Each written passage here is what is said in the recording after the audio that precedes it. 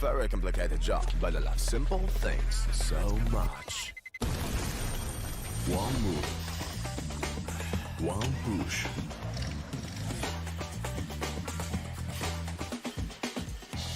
One touch.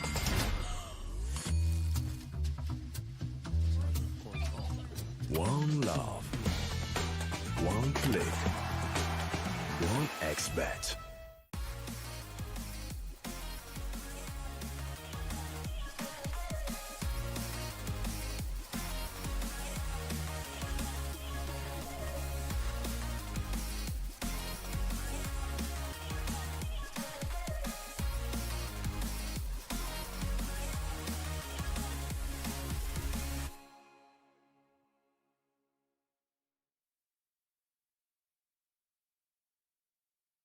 Are you sick of just opening?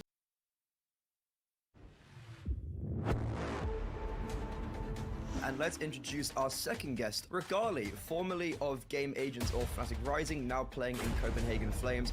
Absolutely tearing up the scene right now. They've been playing super well. They've won some of our tournaments. Hello everybody watching this. You guys are playing an obscene amount of games. Trained a lot, we practiced a lot. Were you a bit worried after you joined? And He was one of the main reasons I really wanted to join Copenhagen Flames. Right now I became strong with rifle as well. the thing is, it sounds like you're continuing to expand your game. We are playing way better in officials. How do you find time to practice? You guys have obviously been placing super highly in these events consistently now.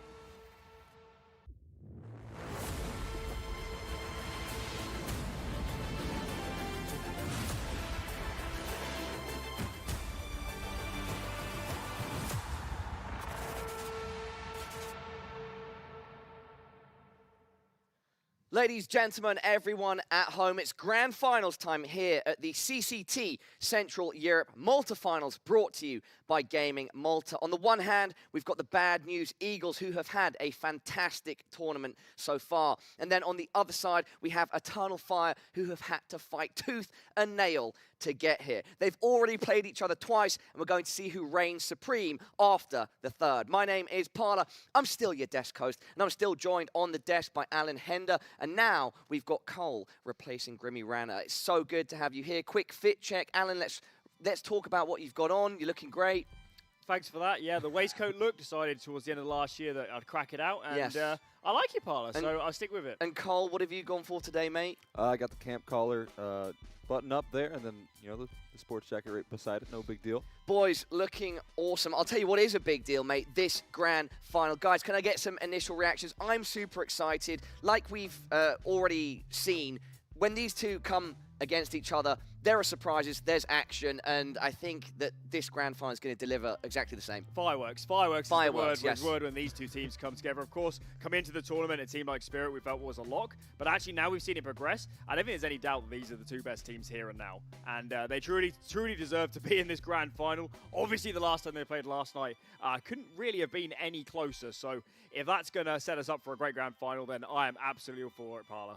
We've got the brackets, the bracket up on screen, the playoff bracket specifically, so anybody at home that's not been tuned in, you can see how we've gotten to this position. But Cole, please, what are your initial reactions to this grand final, mate? Again, I mean, I think we got the best possible grand final we could have gotten here. We already got one of these matchups here in the playoffs, and now we're getting it again.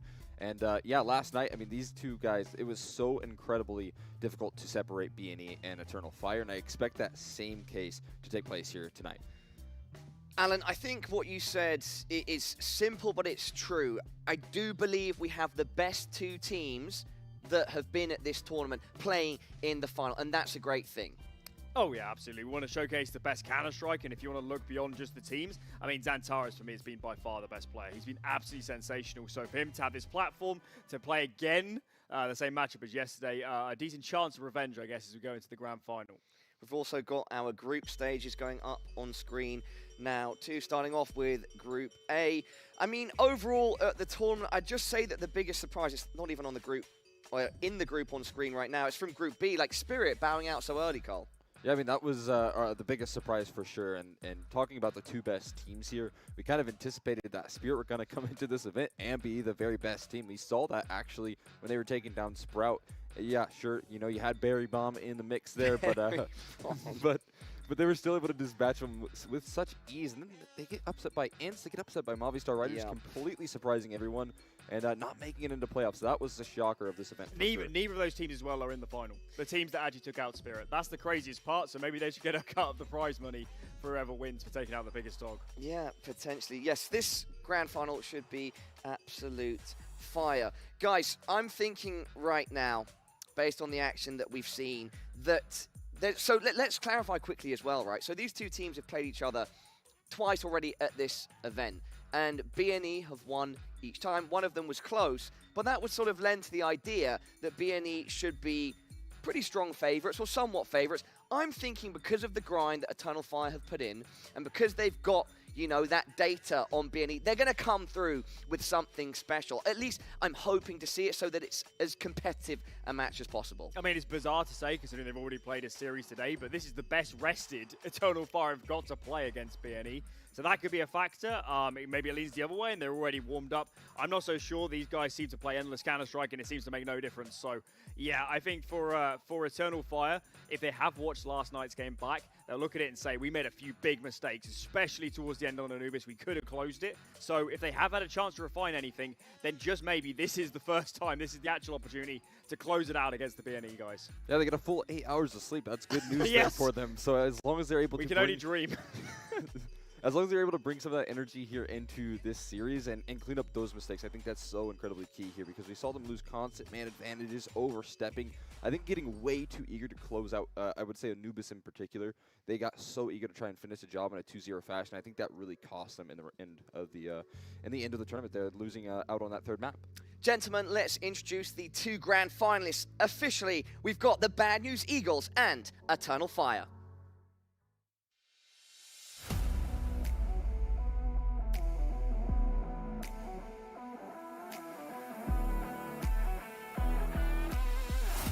Bad News Eagles. My God, Fault Blind goes back. What a round from the AWP! That is immaculately played! Eternal Fire.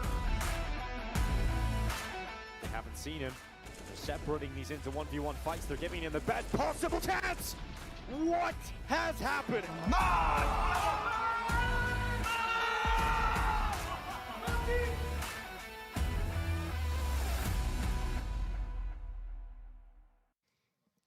Bad News Eagles and Eternal Fire, our grand finalists here at the CCT Central Europe Malta Finals.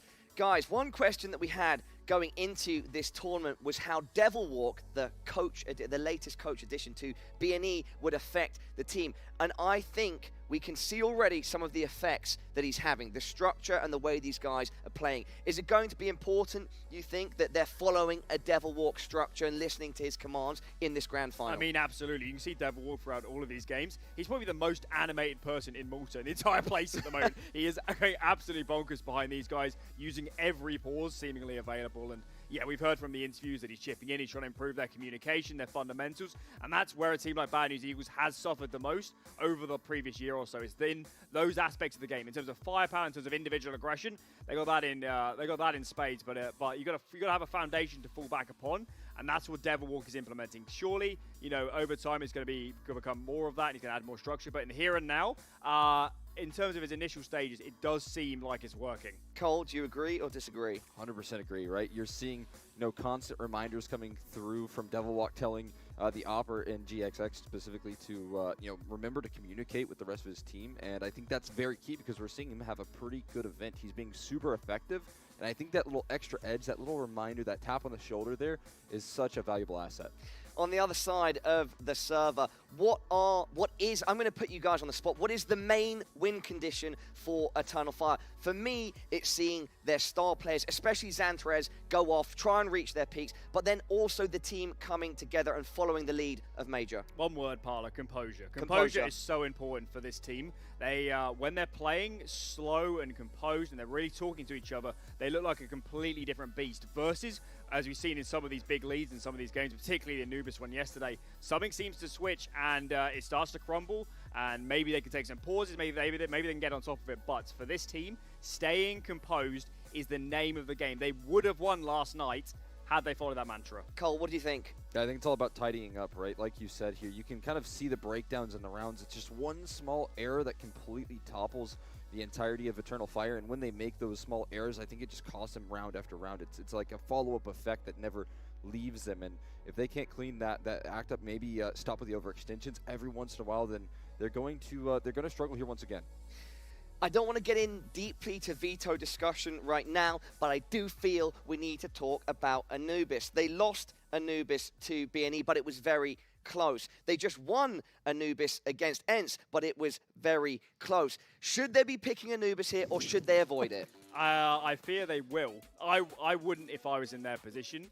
But it's hard one, Parla, because there's a lot of confirmation bias in the mix because they keep winning it somehow in a lot of these matchups. But as we're seeing, yeah, with the tough, they are tough battles on Anubis. Oh, absolutely, but the eye test from our perspective is saying this is not shaky. This is not home territory. You need to be picking into a map where you know surefire. You've got all the options. You know you can play different brands of Counter-Strike. You can fall back on the fundamentals, and that's the fear with Anubis is how long can they keep pulling these games over the line when so many things are going wrong. Yeah, I mean, I think the biggest failure in the eye test for them on Anubis is the constant losses in man advantage situations. You'll actually see him do a great job finding openings with the AWP. You'll see Xanterra's, maybe overstep in middle once or twice, but he does land a couple of nice opening picks for them, and still things come collapsing. All right, guys, up next we have an interview with the coaches of both of our teams. Veracity is down on the floor. Over to you. Thank you very, very much, Parla. We've got BNE taking on Eternal Fire for the grand prize. First place taking home $50,000, as well as qualifying spot to the CCT World Champion in 2024 with a prize pool of $500,000. Guys, I know this is an immense amount of pressure. You've obviously played against each other already twice so far here at CCT Malta, but I feel like we could do this all over again. Not a single overtime has been had thus far. 16-14s across the board.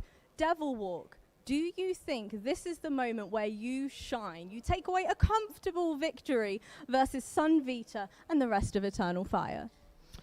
I mean, I hope so, but we won't underestimate them because we know how good they are, how hard they fight, and how they can adapt in the games. So for us, it's just about being mentally ready for everything and, making sure that we're not over-focused and have some relaxed, sense so we can take input from our players. And I think we will do fine.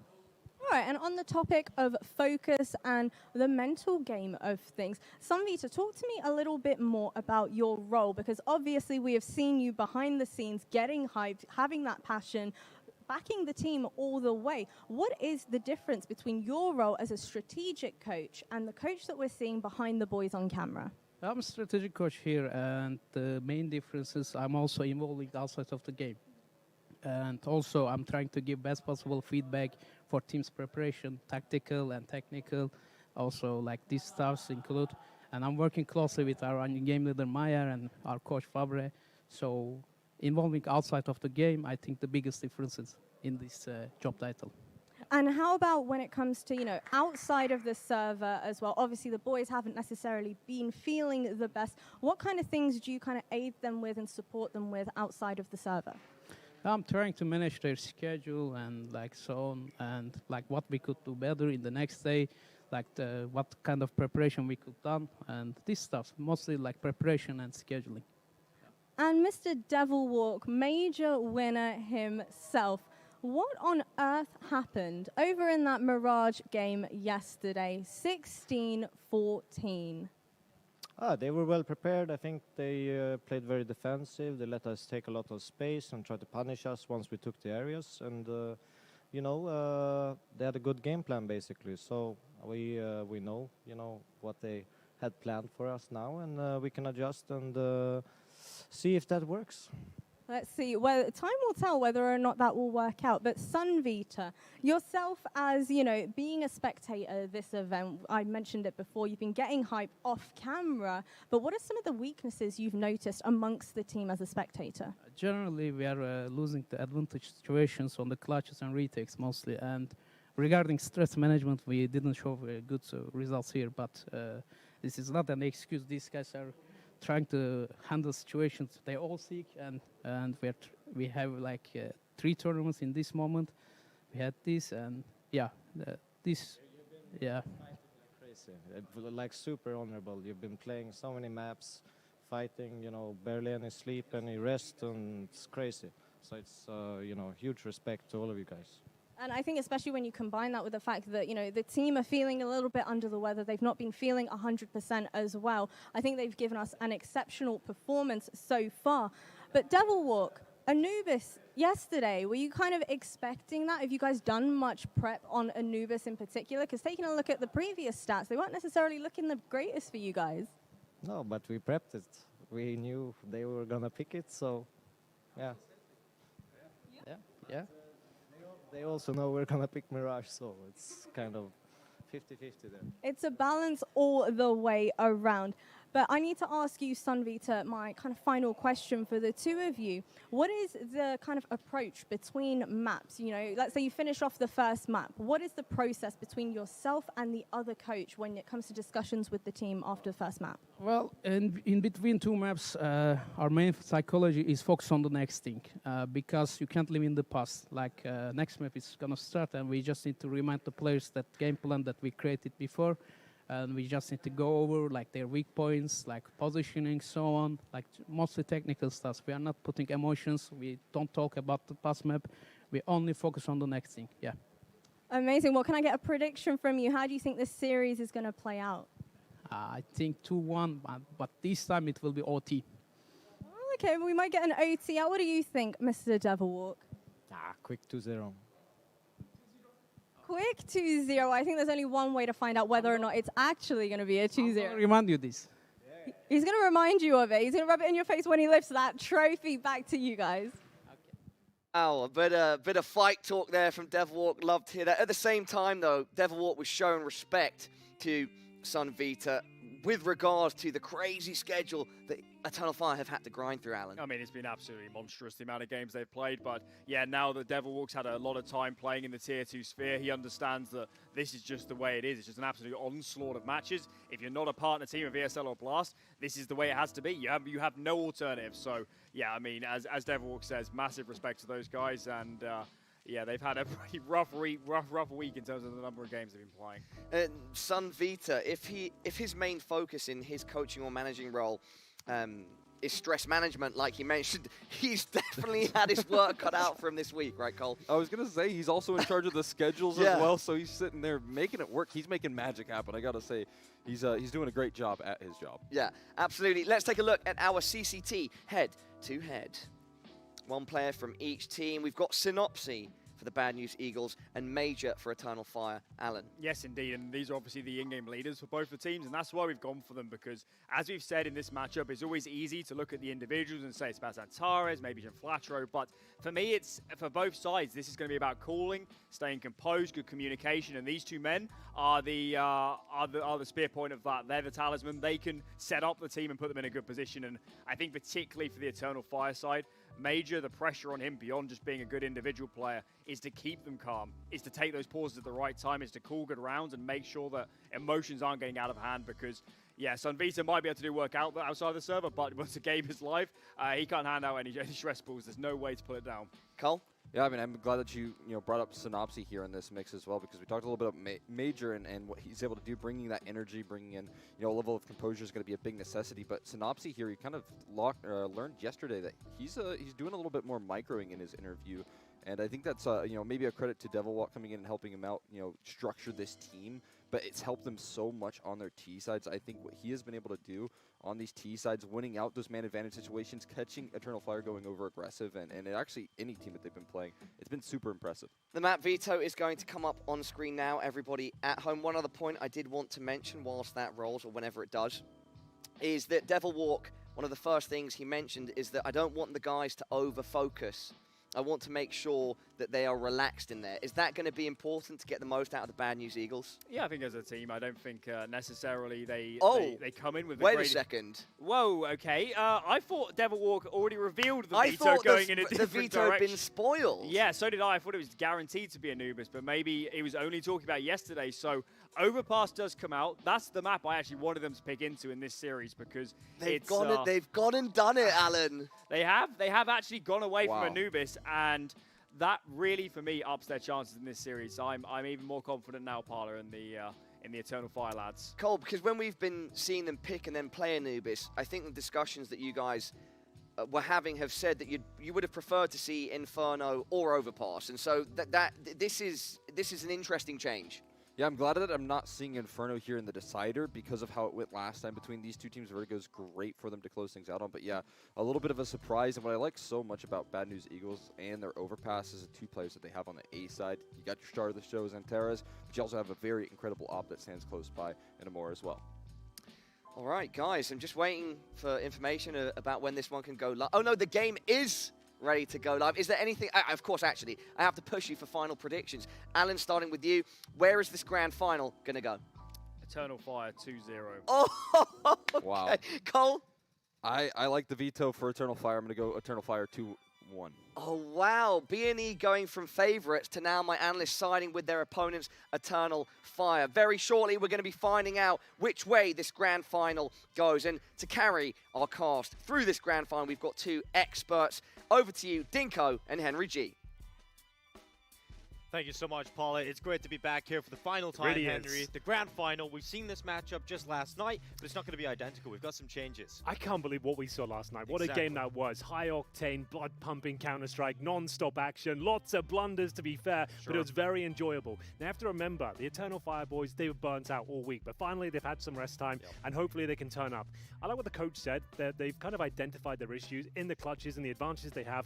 They've thrown away so many rounds, Dinko. Yeah, it was great to see that they're actually aware of some of the problems that are going on. I guess when we were seeing the interview, kind of were nodding in agreement because of the amount of moments that we've seen them lose the retakes or lose the clutches. But in that game just before this, Amor was winning the big clutches. He was finding the big moments, and maybe that's enough now to turn the tides in the grand final and get themselves a championship here in Malta. Bad News Eagles versus Eternal Fire, and we're kicking things off on Overpass. Here we go then.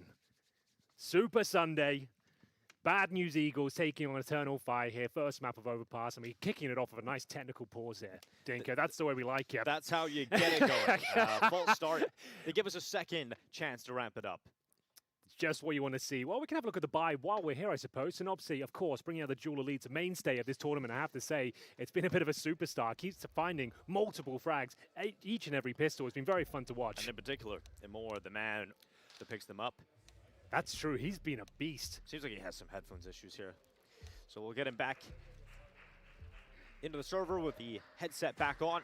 Amor is crucial to this team. I think him and Xantaras, the two players that I really want to see step up in this grand final. Calyx has been playing really well. And so when you have three players stepping up and having big moments, this Eternal Fire side becomes very deadly. And here we go, Henry. Pistol live, B&E on the CT side. And a full B commitment coming through as well. This will be an execution this side of the map. Smokes available, Molotovs for the barrels as well. Flashbangs are plenty, but CT aggression now. Juan Flatro pushing up towards shore. And here comes the first interaction. Absolutely rails Xantaras, and they'll fall back with the frag. We're coming back. There's still two players short right now, but a flash at least gets Rig on away. But look how many players are here for Bad News Eagles. 3 towards short, and that bomb's starting to cross over, but it's stuck behind the pillar. And now Bad News Eagles looking to swarm the site, making it so uncomfortable. There's nowhere to go for Eternal Fire. They are falling like flies, and it's just Major left. A 1v5, absolutely no chance. Bad News Eagles pick up the pistol. A brutal, aggressive strategy there, shutting down all intentions from Eternal Fire. They didn't stand a chance. Xantaras didn't see that one coming, and you could see that quick flank coming as well, stifling as they shut down the B execution here. No plan, no chance of even a frag there. One by one, they get absolutely destroyed, surrounded. A statement performance there in the pistol. We're going to get into the second. Remember, no plans. We're expecting AKs in the third. We are going to see a full eco here. No investment whatsoever. So a bit of a gimme for the Bad News Eagles here. On their opponent's pick, a 2-0 start. You'll take that all day long. Get some grenade damage there. towards Calyx, and we have some playground presence. They get towards long here. Well, of course, in this kind of round, you're looking for just the bomb plant, but that shouldn't really be allowed to happen for BNE. I did love the Devil Walk on the stage. No, quick 2-0. You know, he brings a little bit of fire, he doesn't know I'm commentating it. He doesn't know. He doesn't know at all. And I've never commentated a 2-0, so I don't think that can happen, unfortunately. But especially not quick. Exactly. These two teams love all the rounds. Yeah, these two teams historically, we've cast them a couple of times now. It goes the distance. We had close to 90 rounds last night. This is the third time playing in this competition. Yeah, that's kind of insane, isn't it? So, well, they know each other. There's no Anubis, though, Dinka. What do you think about that? Yeah, no Anubis. I'm kind of happy about that. I don't think it's strong enough right now for Eternal Fire to keep picking. That's the thing. I agree with what the desk said. The fact that, yeah, they're getting results in it. They're winning occasionally, but the eye test, you can see there are real issues on the map. I feel that the position's a little bit off. Zantara seems underutilized on the CT side especially. But, yeah, love to see Overpass here. More tactical affair. And it's a great start from the Bad News Eagles. Remember, the AK's coming out now. Eternal Fire opting for the Galil on xCloud, who, to be fair, he looked very good today against ENCE. Yeah, and he was a bit of a quieter performer in their loss, so absolutely great to see him showing up. Eternal Fire missing the Molotov, so Regan is able to cross out over the side, no issues. Tara is left solo towards water. He's pushing through that tunnel. In the meantime, xCloud and Synopsy might have a bit of a duel going here. Tilde being sent towards Synopsy's position. Can he win this first fight? And he won't. xCloud comes out on top, and Eternal Fire have the first. Galil on famous action there. T-side coming out on top, 5-on-4. Reaction play towards Shaw, and they are dropping like flies here. 5-on-3, still plenty of time in the round as well. Can the CTs push? Can they recover some territory here? They're going to actually have two players towards the A side. That's GX and Juan Flatro, but pumping the brakes now. Eternal Fire waiting for any more reactions. Well, a full minute left, and we've seen Eternal Fire maybe throw a couple of 5 versus 3s, make some overzealous plays. So it's about staying composed in the grand final. And more connects on the GXX. It's a 5 versus 2 now. It should be converted. They wouldn't give this one away. They wouldn't dare. 40 seconds should be absolutely fine as they converge around the A bomb side right now. We have got one last player. And what a player he is. Going for the double kill here. Surely goes down now.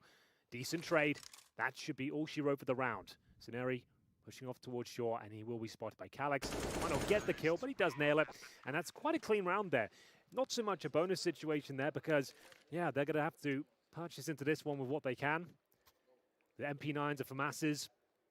No match for the AK-47s, unfortunately. This is the first frag. Very important one as well. No trade potential. Great job from xCloud, continuing that good form we saw earlier. And more, first kill of the game as well. Looking tidy. So, what have we got? Do we go for the full eco and buy up in a strong fashion next, or take the force and have a kind of back foot position? That's what the timeout's all about here. I'd assume Devil Walk likes to take these timeouts early. We've seen that in their previous matchup yesterday. Devil Walk chimed in a lot at the beginning of the game, it felt like, and then let Synopsy sort of take control of the calling for the rest of the game. So, keen to see how they set up in this one, the decision taking for the CT side. Can't wait till this one warms up and the emotion starts building in the room. We've seen a lot of it, didn't we? And now we know it's all about winning the tournament now. There's no other place to go, no other matchups. You either lose or you take the trophy. What a slog of a week it's been for Eternal Fire. So many best of threes, not just in this tournament, multiple other tournaments online. It's been a hell of a journey for them, but here they are in the grand final. Shout out to Major as well, by the way, a player that doesn't get enough praise. I'm glad we highlighted him on the desk. He's been playing very well, especially in clutch situations. A player you would have thought his career might be over going into 2023, Definitely. But he is back and he's looked like he's put the hours in, and would love to see him perform well here today. Old school, been playing for a long time, and we'll see what Amor can do towards long here. It's actually a double long setup from the CTs. We've got GX on the opposite. They did buy into this round. You can see the distinct lack of utility here, Dinko.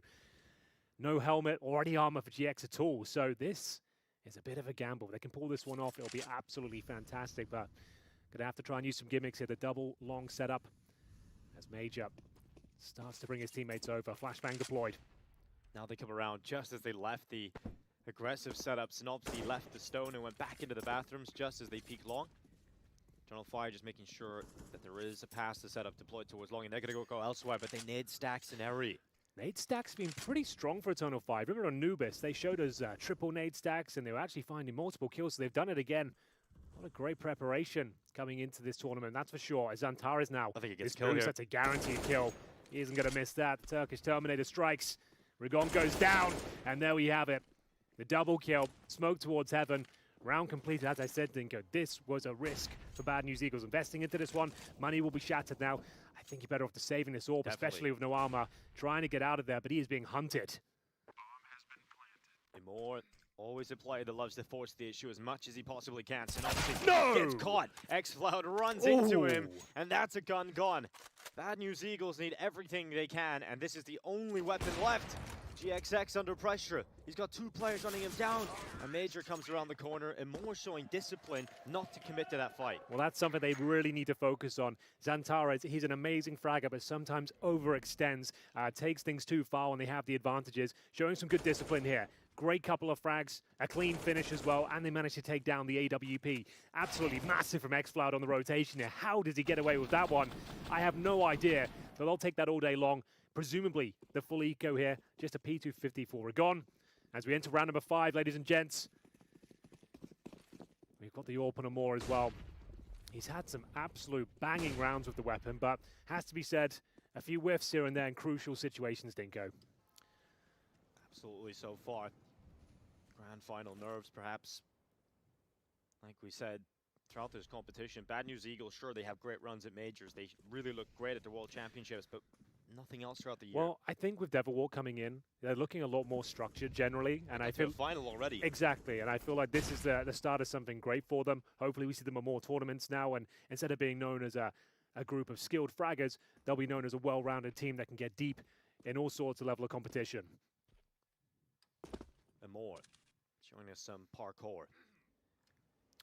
He's got the AWP here, and nearly quick enough to react to that, but doesn't want to get swung on. He's going to allow xCloud to make the play forward with the rifle and try and get rid of the pistol stack. Now, this is the only way BNE get anything done is if they commit into A here. It's still unlikely, but it's the best chance. They've got an AK for Synopsy. This one's looking a little bit awkward, I have to say. They've lost Xantara as they fumbled a couple of grenades here, but they have gained access towards the A side.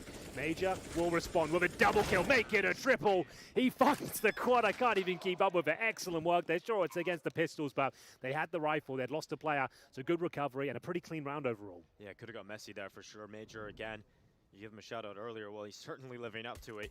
Recovers what could have been a little bit of chaos. Here it is from Major's perspective. Up the dice box, and really solid mechanics there to control that. Yeah, he must have been putting in the hours on DM because this is one of the better performances we've seen. Double offset T side here, Henry. You don't see that very often. For good reason. Yeah. This is not something you'd really run in practice too often, so you're going to have to be calling on the fly. Major, please be careful in those flames. And they've gone for the boost as well. A little bit slower than you might expect, but they're up there. Seeing if anyone will walk into the cross app. I think Major was so adamant about getting out mid because he knew that they were going for this boost, and you can't give up that map control. So he had to get into the playground, and they get nothing from the boost, unfortunately. A little bit too late, as you mentioned. It took some time getting up there. Yeah, you need to be super drilled to get up there in record time to catch the CTs jumping off. They have in position, but looks like there's contact play here, Dinko. I think Xantara is happy to walk in. This is where he really thrives. Yeah. Let off the leash and see if he can open things up. The smoke's not committing time. Xantara's has already made his way through. Perfect flash. They did push short here on the CT side, and now they've been spotted. Xantara's can throw the Molotov in, force Rigon out. They'll have to either use the smoke or he'll just die. And Xantara's another kill. Nearly gets up to heaven in time. The one Flatro and Synopsy battling back. A team nade lands at the feet of xCloud. He's still got hefty health. 40 seconds, and 3 versus 3. Xantara has done the heavy lifting here. Gained access towards his B bomb site. 3-on-3, the retake is possible, but kits not available to them. GX will give them the man advantage here, but in more, that was a prime opportunity. xCloud has had some amazing clutches today. Can he find yet another? Well, he's looking for one clutch. Rob turns around and unfortunately not able to mount it. A good round coming in for the Bad News Eagles, and I do think it spawns off of the fact that they go for that boost in Eternal Fire for so long. They conceded map control towards short, and we've seen Bad News Eagles move in, and that was the way they could retake. A grand final was no place to experiment. The fact we had a double AWP set up on the T side, a failed boost, and then, sure, you did really well to get this double kill here, but the round, it was definitely very dynamic. I'm sure that's not something they really ran before. It almost worked out, but a very strong retake here from the Bad News Eagles. This one is going to go the distance again. This is what it was like last night. Teams can't seem to string together a couple of rounds here. It's very back and forth. A lot of skill players on the server right now, as we'll see. Another buy available for EF. Look at those odds, 1x bet. That says it all, doesn't it? They cannot separate them. Scoreline even, odds even. This could go anywhere. Synopsy looking to draw blood first in round 7. Committed towards Party. Nade's coming in and bombarding him, but he's not going to fall away. Oh, spam is close there from Juan Flatro. Just settling into this round. Slow burner. Yeah, Mage has been given the AWP after taking considerable damage at the start, and Xantares trying the same boost once more. The point man is trying to open things up, and he's got an opportunity there. Oh, he spots one. Can't quite find it. He'll have to drop off now and reset. Yep. Lets it rip a little bit prematurely. And I think you can only get away using that boost a few times, but Scenari, that is so dangerous. Starting a spam war through the wood, and he ends up going down. xCloud just rattles a few bullets through, and that's a way to get a kill for Eternal Fire. So 40 seconds remaining. Bomb still down in spawn. Time has been an issue for Eternal Fire. Things can get quite chaotic towards the latter stages of each round.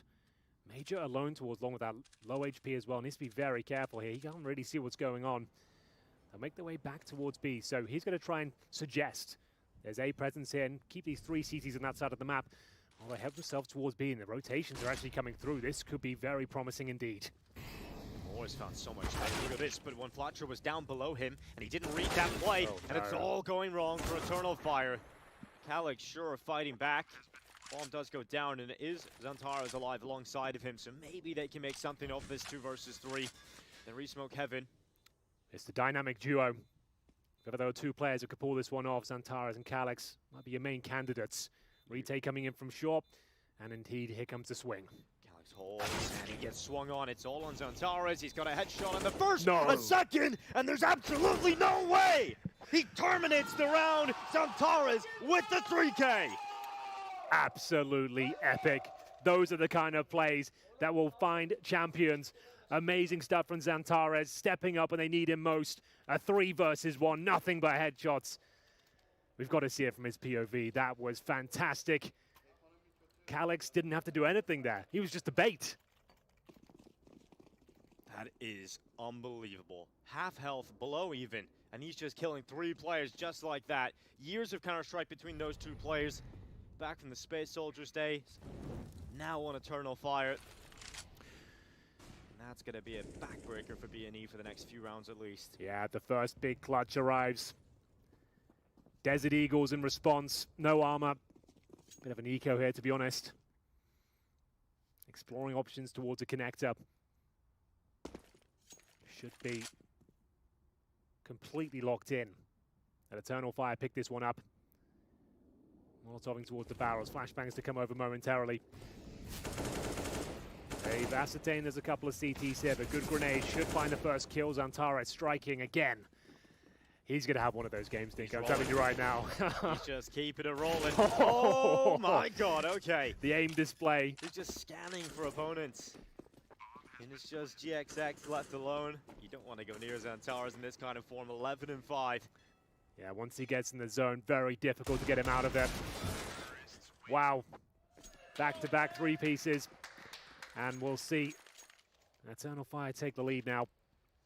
Another gun round available. Some concessions to be made. We know in these games, though, that there's never a one-sided affair, right? So you're going to see these patches of form. You're not going to get to see the Xantares show for all of these rounds. It's not going to be a one-sided scoreline. We're going to see maybe 4 or 5 of these come through for Eternal Fire. They'll hit a good patch. B&E will come up, and they'll get back into the game. That's just how these matches have been going. But Eternal Fire right now, they're in control of it. Let's see how long they can stay in control. Strange smoke there. Thrown in towards T-spawn. Right there. That hasn't gone where it's supposed to go. No, don't think so. Making mistakes like that in the grand final, kind of wasting utility. Been a few fumbled nades from EF, but no harm, no foul. We like to say. Oh, Snopsy Getting moved out of his position, burned out from the divider. Can go back now. And has lost some health. As Antares loves to walk a smoke, doesn't he? He's in towards this front bathroom smoke. They're not going to go through it. They'll just stand outside of it until it fades away. Now they move through as a pack. This could get pretty deadly for them on the other side. A rifle lies in wait at the divider. Eternal Fire around the corner, and it's an off-line goal from Synopsy. Oh. Maybe should have got away with two there. Yeah, it looked like he absolutely should have done, but crisis averted. xCloud strikes back, and speaking of striking, here comes Antares. They pounce on the A-bomb side, find 2 more kills, and it looks like they fancy the retake here. Snary and Ragon coming in from CT spawn, and might just have to push through the smoke here, have the element of surprise. These two players haven't been having the best game either. 1 kill between the two of them so far in this match. I don't think they're going to get an opening back into this retake attempt. Looks like they're setting up a boost just to see if they can get something here, but Calyx is a little bit too wide and they're watching for it. That should be it now. Call it off. It looked like that one was going to be a disastrous situation there for Eternal Fire. Synopsy, great position, and as you said, I feel like he needed to there. He was caught in a reload xCloud and somehow pulls out the weapon, finds the headshot. Yeah, GXX also misses a crucial shot. True, yeah. They could have kept his teammate alive. Just unfortunate stuff there for BNE. And now they're not really getting to save anything at all. Calyx is coming in, Zantares is helping him. Scenari goes 0-7. Not the start you want to have here in a grand final. Zantares off to an absolute flyer in the grand final. Running away with his T side and overpass the pick. Now Eternal Fire here. Overwhelming the remaining CTs. No one will be saving anything here today. All right, well, family show, Devil. Right now they're playing a little scared. And maybe they should take a few more confident fights and play for the win. I love it though. Yeah, translating the Swedish there. I feel like, yeah, he's probably right. They look like they're giving them a bit too much respect. And Zantares is taking that all day long, coming through smokes, pushing choke points. They're not ready for him. They need to shut him down. Playing a little scared. He might be onto something there. They don't save anything though. Loss bonus will be racking up, but it might be partial by territory once again. We might be in a position where losing the game yesterday has actually favored the Eternal Fire side. They've warmed up on the setup. They've just had a game. Yeah. Well, they made a lot of mistakes yesterday. It has to be said. A lot to learn from. We heard from the coach. He's very aware of their glaring issues they've had in closing out rounds where they've got massive advantages. It was a real problem. Heartbreaking to watch sometimes. Like, just overstepping the mark time and time again, throwing rounds away. If they can avoid that and maintain this sort of form, they'll run away with this. But one disastrous round seems to lead to a complete collapse for this team. So we'll keep our eye on that. Just to note, we've got 3 players here on the CT side, stacked in towards the bathrooms. It is a partial investment. Upgraded pistols and armor here. 1 smoke and a flash remaining. Do they dare creep into the stack here? Time will tell. To Major and Zantares to open things up here. They're just going to cross. Really having to fight long bathrooms. Finally, Calyx does have to duel with him. Comes out on top of one. Be careful. You don't want to go down here, and that's an overcommitment from Zantares. And Synopsy's going to start to punish them. Another kill comes in. A 2 versus 2 and a recovered AK-47 here for the Bad News Eagles. This could be one of those rounds. It could be. We're primed and ready for it, Henry. Would you want? Yeah, we certainly are. Caught with his pants down, Zantares pulls out the AG. Oh, it's a big kill. Fight. It's not the cleanest, but we'll take it all day long. And it's going to be Synopsy now. Low HP himself. That's the AK-47, but just a couple of bullets would take down both of these players. It's possible. I'm not sure whether he'll actually go for it. We've actually got far away. xCloud in towards the rotation position, so he's got all that utility. The AK-47 and armor might just be worth the save. By the time you get there, you're going to have no time. Exactly. He's going around anyway. He's going to have a little bit of a look. Feeling like maybe that call from Devilwalk is forcing him to go for a move here and start playing for the round wins. Well, he's found xCloud. He'll send the Molotov to Graffiti. Smoke onto the bomb, but the time it's already limited. He's got to stick it. 10 seconds inside of the smoke. Major goes around. He should have this, and he will. Through the smoke, takes him out. A little bit scary there. The double kill with the P250. The bathroom stack works out very nicely. Comes down to a 1v1 in the end, but ultimately Eternal Fire do take the round. Major winning out in the 1v1. This is when it got a little bit awkward. It's a 5-7, I beg your pardon. But great work there from Synopsy. This was the kill that pretty much secured the round. Would have been done very well to get that 10-second defuse off with 10 HP there. So round 11, much faster rounds than we saw yesterday. I have to say, now that's much quicker, this boost. So they're up there in time, but no one dropping down. Before they were up there about 35 seconds. So yeah, this they time did hold 45. that for a while, didn't they? Yeah. Can't really afford to do that. But we'll see where Amor's movement takes him. See, they're worried about how much map control they've conceded, but BNE aren't playing with this playstyle. Use up some utility. They're really worried about a player being in the playground. They'll soon realize no one's there. But it's good to see Eternal Fire being methodical. Absolutely. It's a tactical map, and so far so good. Oh, you do favor Xantares in those kind of positions. Wasn't too far off getting that reactionary headshot, but it is Xantares that goes down first. Exfloud looking to try and snap that trade up, but he hasn't got away with it. And now comes the movement. BNE going into the fight. Exfloud at least gets one. And now Calyx sees the gap. Maybe he can seize this opportunity. He's gone through monster. Scenario peeks out from the pillar, sees him, and now Calyx feels he has to drop back. Yeah, smart decision. Allow Major to probe towards A. If he can find the gap, which he often does, to be honest, he'll take down GX and his AWP. He's got incredibly close. It should be a freebie. Oh, no! How has he hit that one? GX recovers. Down to the 4-on-2. They'll make their way in towards the B bomb site. Waiting for the rotations, trying to stay alive. A cheeky kill through the smoke. Secures the round, and Moore can do nothing about it. 20 seconds remaining, saving the AWP. If Major gets that kill, it's a completely different story. The A bomb site's wide open. They can fall back. But no, we've got to see the replay there. How does he react so quickly? That's incredible. And find the head. BNE needed that one. They needed that round to be picked up. Now they've got a chance to start getting into this first half. They just really haven't been in the grand final yet. Getting close into the retake, the 1v1 in the previous. Now they pick up the round win. Could this be something brewing for the Bad News Eagles? Rigon's movement, I like this call. Instead of just sitting back, they actually take a bit of an aggressive fight, and that shot, that was incredible. Major did so well on the timing as well. Real gut punch of an outcome there. Regardless, they have a full buy. And all still on the AWP, yet to really arrive in the grand final so far. One of the absolute headline players of the squad. Replacing Woksik with the AWP, was a rifler before. To great effect, most of the time. A little bit inconsistent, a little bit streaky, but when he's on, he really is on. Booster on the slide, looking towards the playground.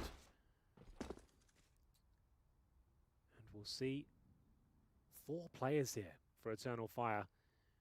Maybe going for the contact play towards long. Major, suggesting the Orbs playing so passively they can get close again and try their luck. Smoking off the banana. Molotov down as well. And Amor leading the charge here. Knows there is a possibility of the AWP facing from the flower bed. We've actually got Synopsy baited in by the Orb back at APC. This could be a great setup for them. It's going to go around to the side of the lantern. Oh! What a shot. What a shot from Major. So ready for it. Now the Orb has to step up. GX repositions. He actually gets in the bathrooms of the AWP. He sacrifices the bomb site. He gets about to get smoked off, so he is really alone here. Perhaps the fortress of the bathrooms is the correct call, but there's even a late player coming up. Xantares could activate into the late round here, and he will. Rigon gets caught inside of the connector. 25 seconds left. Now GX has to worry about Xantares coming behind him, and the attack is coming out long. The rotation is up. They've got in front of the smoke. Finally, Scenario gets on the board, but it doesn't matter. Eternal Fire get another round win. Exquisite execution there. Really enjoyed that from Eternal Fire. No panic, no chaos. Even when challenged towards long, Major delivers the goods there. Great shot by him. It's actually crazy he gets away with this. I can't stress enough how good his form has been this event. Big shout out to him. Xantares as well. You expect him to be mean on the server, but right now he looks brutal. Difficult, frustrating to play against. He just doesn't miss. He's so aggressive. There's no weak link right now yeah, on this right Eternal now. Fire side. Xfloud's over 10 kills already. Xantares 15. Everybody's had their moments. Aggressive peek here up party. GXX gets forced away. He's lucky he only gets away with a few bruises because he could have lost his life. Well, well, well. A difficult buy here. Another glass cannon. AWP for GX. Looking a little bit desperate in some of these buys. Need to pull one of these off. This could be a very difficult half to recover. This is the map pick of Eternal Fire. They're on the T side of Overpass right now, playing almost a perfect game. X-Flout down the connector. And bear in mind, they lost the pistol in a very convincing manner as well. They got blown out the water. Well, it's been a different look to the Eternal Fire team. We haven't seen this one, Henry. Perhaps the rest has helped. Yeah, to a they massive just needed extent. a good night's sleep. Yeah, that's all it. they needed. It's wonderful what sleep does to you. All right, then. They need a reaction, though. They're a man down, and they're pushing towards Monster. I like it. Here comes this reaction, but Xantares, he was reading it, but he's just looked away, and he's just gone They're coming away. behind him, look. They're coming, they keep flanking. Oh, this could be huge. Rigon, how's the trigger discipline? No, He fumbles bro. it. He fumbles the bag. He doesn't get a single kill, but at least he stays alive. I don't know if that's even a silver lining at this point. There was at least 2 kills there. He barely does any damage. Look at Major as well. Look how much ground he's got. They have no idea. Don't jump. What's going on? He jumped, but luckily, GXX still goes down. Major doesn't fumble the bag, and we got ourselves 20 seconds left. Was that a scroll wheel? Oh, that had to be, right? Xantares has gone after Rigon. He's got him. Execution from behind. Turns around and gets one flat throw. Ooh, this round has everything. You have been terminated. Xantares, the sophisticated killing machine. Scenario remains. And this is getting out of hand now. A clean sweep for Eternal Fire. And you can see they're not yelling, they're not getting too excited. These guys are composed right now. You can see that in and out the server. They know it's the grand final. There's no more fallbacks. Yeah. This is the last opportunity. This scared the hell out of me. I'm not going to lie. He heard it as well. He turned around the moment he landed. Xantares, amazing spray transfer there, Major. Another great round for him. And we go 9-4. Surely an eco. That was a force by the glass cannon was out. And another tactical timeout. They've only got 1 remaining, Dinko. This is getting rough. Look at the body language as well. There's nothing to get happy about at all here at the moment. And MOUZ Eagles in a tough spot. And I like it to change up in the Veto. I think if you bring it back to the maps you've played before, V and E have had the upper hand every single time. Yesterday, I thought Eternal Fire should have won that series 2-0, Henry. Like, they were in a way better position on map 2. Anubis especially. Like, the one round that really sticks out of my mind is when Xantares pushes middle, gets 2 amazing headshots. He's done it. Like, the game is secure. If they win that round, it's full eco. The game is closed out. He continues to push. He goes down, and there was just no need for it. I feel like we haven't seen any of those issues today, but there's still plenty of time. But so far, so good. We are going to see that partial investment here, down to about $1,000 each as the last bonus racks up. We've got Synopsy trying to crack things open here towards the playground. He's up against him more AWP. Hasn't missed that one. Great shot. Confirms it's a scout. That's what he's zooming in and wants to see if it's the AWP or the scout. Understand where they're at with their finances. GX flanking from the connector will be taken down by Calyx. Oh, this just feels like B&E were deflated. There's nothing going their way. They would win a lot of these kind of rounds in the previous times they've played. Not happening right now. Eternal Fire look much more put together. They're not dropping the ball here. 10 rounds should be coming up. One Flatro. This is the last hope. Can he do anything with the MP9? His teammates have come through, but he needs to deliver, and he will. A double kill from One Flatro's MP9. Rigon comes in, and Moore even gets a collateral in the midst of it all, but it's still a 1v1, and there's still a chance for One Flatro to win this one. Look where the bomb is. He's got the bomb, and he knows that Calyx has to come to him, but which side? And he's got it right! He's got the right read! One flat throw pops off, and that's the magic for the bad news Eagles. They are back on their feet now. The partial by 5-on-4 goes in their favor. This is the opening frag. You think, well, that's the end of it. But the MP9, the double spray down. Juan Flatro stepping up just when they need it most. He gets a collateral, Henry, in the midst of it all. You think Emo's done it. Here's the collateral kill, but Juan Flatro just steps up. Wow. That could get them back into this. Absolutely. Oh, that's one of those rounds Eternal Fire had avoided for so long now. They almost got through the whole half. At that moment, it was a second away from happening, and I said, well, it doesn't look like they're dropping the ball this time. Well, they dropped it. Almost made it through the whole half. But epic work there. Juan Flatro decimates him with the MP9. The sewing machine going to town. And we will see round 15 here. Money, of course, available for Eternal Fire after their strong T-side campaign. Nice little Molotov there. Fates out a smoke for Snary. Double nade. Talked about how good their utility usage has been. I'd love to see the stats for Eternal Fire and see if it correlates with what we've seen from the eye test at least. Oh, look at that. Boing. Look at that! They've just had so many good nade rounds, haven't they? Love this. Eternal Fire have had some of the best nade stacks I've seen in a long time. So they completely... Oh, hold on. Hold that thought. He's blind. He just went through blind and nearly gets away with a kill there. Kind of unlucky one, Flatro, not to get that pick. What's the reaction here from Eternal Fire? It looks like they want to continue through this B-bomb site. When Flatro, he's ready for it. He's looking at Calyx, but Calyx still reacts faster. Looking for double digits here. A 5 versus 3 Synopsy elsewhere on the map. Rigon will step up in the barrels. If they can take him down now, it should be absolutely locked in the round. GX is very low, but he is present. Look where the bomb is. So it's finally coming back over. Doesn't look like Synopsy's going to have the read to cut it off, because if he did go to the tunnel, he would be able to stop that bomb from getting to the site. There's not enough time, but luckily the bomb does get across. Calyx catches GX in the open, and it is all on Synopsy. A 1 versus 4. His only chance was to take the bomb down before it got to the B-bomb site, and he hasn't done that. Well, I don't think he'll be doing much with this. I won't build it up too much. Only a flash. 4 kills to find. Mollied out from short. A bomb down. It would take the play of the year to pull this one off, and more will take care of him.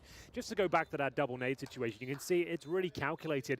The nades are designed to discombobulate the defense there, ruffle some feathers, and then they go straight into the boost after they get the kill as well. It's so overwhelming.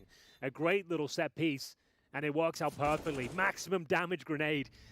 Finding that open and kill, and Rigon, he pulls one back, but Calyx is starting to come online now, hitting some crispy shots time and time again, takes down the orb, and they've got double digits on their T side of overpass. That is a strong performance, even with 1 round falling apart. Devil Walk having to say here at the halftime mark. That first half performance will leave them pretty disappointed. He didn't play a great half of Counter-Strike. One of the most important rounds they picked up was when Flatro overperforming with an MP9 at long, one that Eternal Fire let slip. You can tell that Eternal Fire, the only way those nade stacks work is if you've done your scouting report and you figured out the kind of setups they like to run. And it's just working out so well. I've commentated a lot of Space Soldiers games. I've seen this group of players many times before, and I've never commended them for amazing grenade usage. So the coaching staff here have done some great work. They're looking like a much more well-rounded team. And this isn't just a one-off. We've been seeing this throughout the tournament. These little nade tricks they've got. It's something they've kind of weaving into their game, and it's actually looking very, very promising indeed. And we have the second half coming up here. Let's have a quick look at the buy. We've got a more, of course, in his Julies. A smoke as well. So he's going to be the raid boss here. And HE available as Antares will be challenging towards middle here. Spots a couple. Just to note, Rigon with the P250, Juan Flatcher as well. So focusing on firepower rather than grenades here. They don't have any utility, which is an interesting approach, especially on a map like Overpass, considered one of the slower, more tactical maps. And face full of lead, nothing tactical about that. So it's quiet right now, but you can see Bad News Eagles making their way up towards long. As mentioned, no utility. They're going to have to get as close as they can, pull the trigger, and hope to find a chain of frags here. Antares lying in wait. And I think he just spotted one. Yeah, he's ready. Wants a slice of the action here. Goes swinging out long. On Flatro will happily take his life away. Now back to an even numbers game. Calyx, oh, he's fumbling this one, and he will not be able to commit to a kill. Scenari eventually gets onto the board. That's 2 extra kills on top. He's up to 3 now. Good start to the second half for Scenari. He's hoping that turns the tides completely for the rest of this. And Moore's come through with the Joe Berettas. Maybe he gets another one here, and he does. And now we're back to a 1v1. xCloud has a kid as well. He's looking for that final player. GXX back at the bathrooms. The bomb is planted for him. He can take a little bit of a peek out. Remember, there is a kit here for xCloud. 5 seconds on the defuse. Trying to pull the fight away. GXX shadow spotted, so xCloud knows where he is. He's waiting for the beat, and he's got the headshot. What? He swings, and he's got the kit. That's a round you cannot let slip. I can't believe it. How's he hit that? He's got the kit, the only play that would win the round, and he pulls it off. 1 bullet to the dome. That is such an epic round. It looked like they didn't stand a chance there. They had swarmed the bomb site here. The Duel Elites come back in. It looks like, sure, they've got a few kills, but surely won't be winning the round. But he clutches out again with an absolute beauty of a shot. Another clutch for xCloud on Overpass. He's often the quietest player on this team. He's often the player that gets overlooked. But he's having some of the biggest impact at the most important times here for Eternal Fire. and they're taking a timeout. They're going to let Bad News Eagles settle into that one, let it sink in, and just let yourselves know you're throwing away the pistol. Yeah, let them stew on that. Well, well, well. xFloud stepping up in the grand final. Had a difficult day in the office yesterday, has to be said. And that says it all. They don't look fired up at all on the Bad News Eagles side, a team that's normally so full of energy. Even Devilwalk taking a seat, which you don't see very often. I don't think he has many opportunities to speak anymore, Henry, unfortunately. They used them all up in the first half, it feels. I think they have one more chance. Well, he said it was going to be a quick 2-0. I didn't think he meant like this. Bloody hell. What a round that was. Well, they did say they would remind him of that. They're going to force Dinko. So, with the bomb down, they do manage to get out. Pretty decent little setup here with the Galils. They get more utility than you might expect. If they don't win this, they're going to be in free fall. And they're going to be pack mentality towards this long area. And Amor is here with the M4. He's got the first. Now, be careful, Amor. Throws the smoke down, plays disciplined, still goes down. Yeah, it's unfortunate. Not the end of the world. Interesting boost here from Calyx up on top. Yeah, it's a strong position. He's got the organ as well early. Snobs gets caught. Centaurus takes the kill. Now they're going to start thinking about Connector, but if they come this way, Calyx is here waiting for them. That's a really interesting position. You don't see it too often these days. Looks like they'll avoid him and go instead towards A. But there's still one player that needs to cross, and that's GXX. Calyx should have this kill. Yeah, he should do. Oh, be careful, GX. It's about patience. They're coming back. They're coming right back, and Calyx has got the pick. Takes the first. Good play. Fall back. Take that advantage. Something they've been struggling with this tournament. But now he understands what he has to do. Falls back. Defensive line. Looking for the spray down and delivers on all fronts. Calyx now really arriving in the grand final. And with the augable weapons, finds the hat trick. Everyone's here for Eternal Fire. There is absolutely no one that is underperforming. Immoy gets the first kill here. Brilliant. Even decides to play discipline, just unlucky to get caught through the smoke.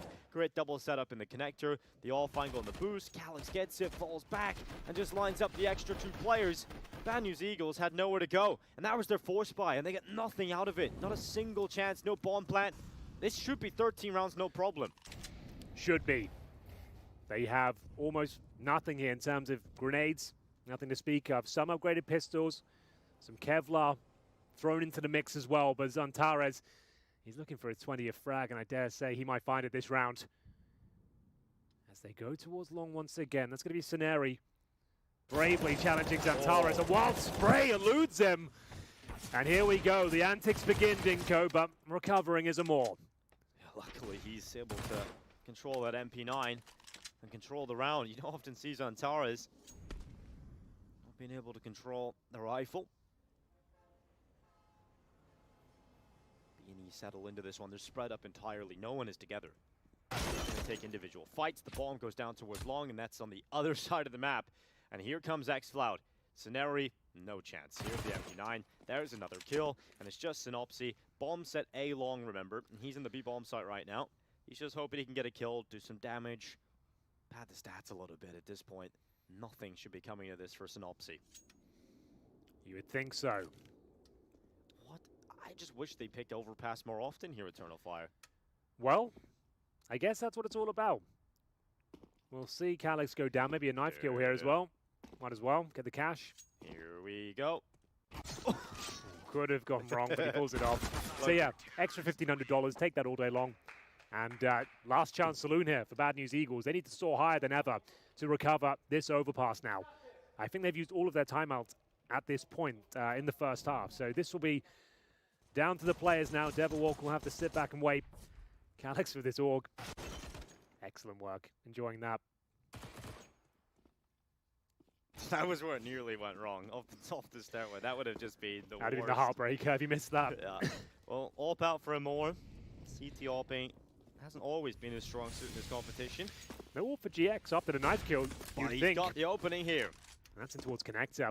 Yeah, you'd think the AWP would come out here, but it's not there right now for B&E. Maybe wanting to play a bit faster, but the round looks like it's going to end pretty quickly because they've lost 2 players now, right from the get-go. Eternal Fire. You've got a 5-on-3. No one needs to be doing any more pushes. Here before. No pushes.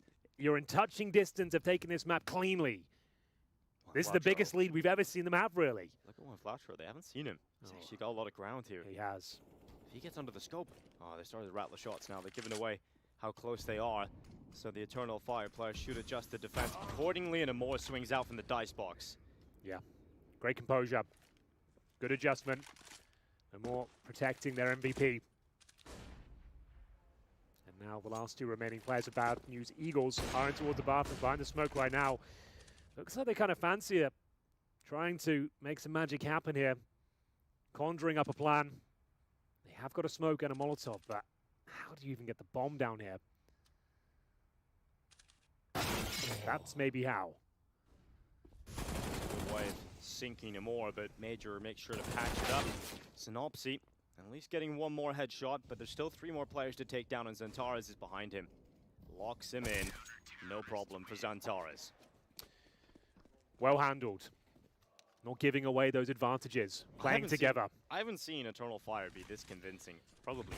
This is the best looking Eternal Fire, yeah, we've probably ever seen. This is their best performance I've ever commentated. This is fantastic. And everyone's turning up. No huge mistakes, no overextending. And it's not like Bad News Eagles are playing a bad game or making huge mistakes themselves. They're just getting absolutely wrecked by the individuals. Yeah, they're just not winning the fights. They're not just getting kills at the most basic part of Counter-Strike, and that's what Bad News Eagles are most known for, right? That's why these games are always so close. The amount of skill on the Eagles server. with fire. Exactly. As the saying goes. As the old saying goes. Well then, I am enjoying this one. It is the map pick of Eternal Fire. Bear that in mind. Devil Walk desperate to see something a little bit more convincing here. They haven't really had a round where you think they can do this. They'll buy up. Again, no AWP available. AKs and a Galil. Looking like a B play here with 4 members leading towards this side of the map quickly. Going through the smoke here, and they'll have to challenge Xantares. They do find the opening kill. That's towards Calyx. Yeah, it's a massive opening. Let's see if they can get any more. xCloud somehow is able to recuperate and get himself a kill in the MP9. Not only that, but drops back to the safety of the site.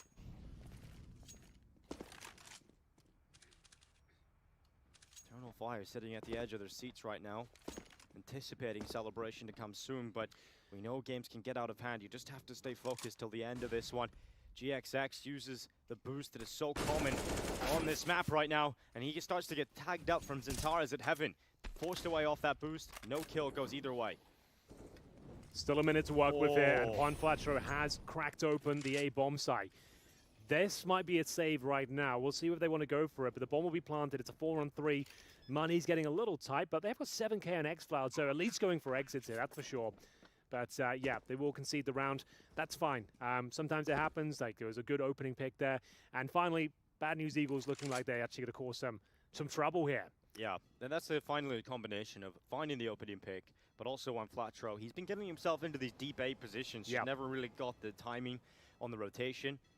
And finally, he's managed to make it work. So, Bad News Eagles, after the timeout, they get a round win. That's ideal for them. But the problem is, sure, they've had these timeouts and then they win the round after, but they just drop the ball. They don't string them together. So Eternal Fire, with the save call, with the amount of cash they've got, they can just get a buy right back in, and it doesn't get any easier for the Bad News Eagles. Ooh, that was a cheeky kill there. Sounded like an Eternal Fire frag, I'm not sure. But they don't look too calm over there. A little bit agitated, it seems.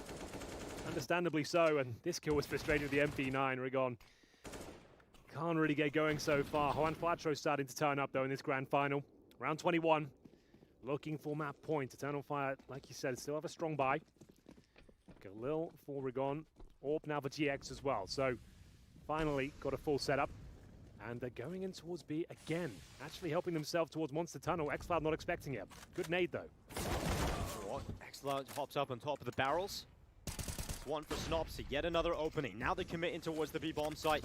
Calyx is trying to slow them down, predicts the Molotov and sends out the smoke, and now gives himself a bit more cover to play with. He's taken down the Swissman. Rigon gone, and Calyx is using the smoke to great avail. He's got himself 2 kills out of it, and maybe sets his team up with a chance, because Xantares is still alive, and it is now only Xantares. He's on some big clutches already. Now 1 versus 2 could be added to his collection, but he's decided to get the AWP and get the hell out of there. Which is probably the correct move here. they'll have a fighting chance into the next round. There will be a buy there, especially with the AWP. Might just take the partial and see what they can do with it. But well done to Bad News Eagles. More assertive play here. Instead of running the defaults, using the fragging pack mentality, getting in there as a death ball, and it seems to be working out for them. This is more convincing Counter-Strike. The defaults, the executions aren't seeming to be working today, and gone to their B game perhaps. So that's looking much better for them. And even if they don't win this map, just winning these sort of rounds, getting warmed up into the grand final is exactly what they need.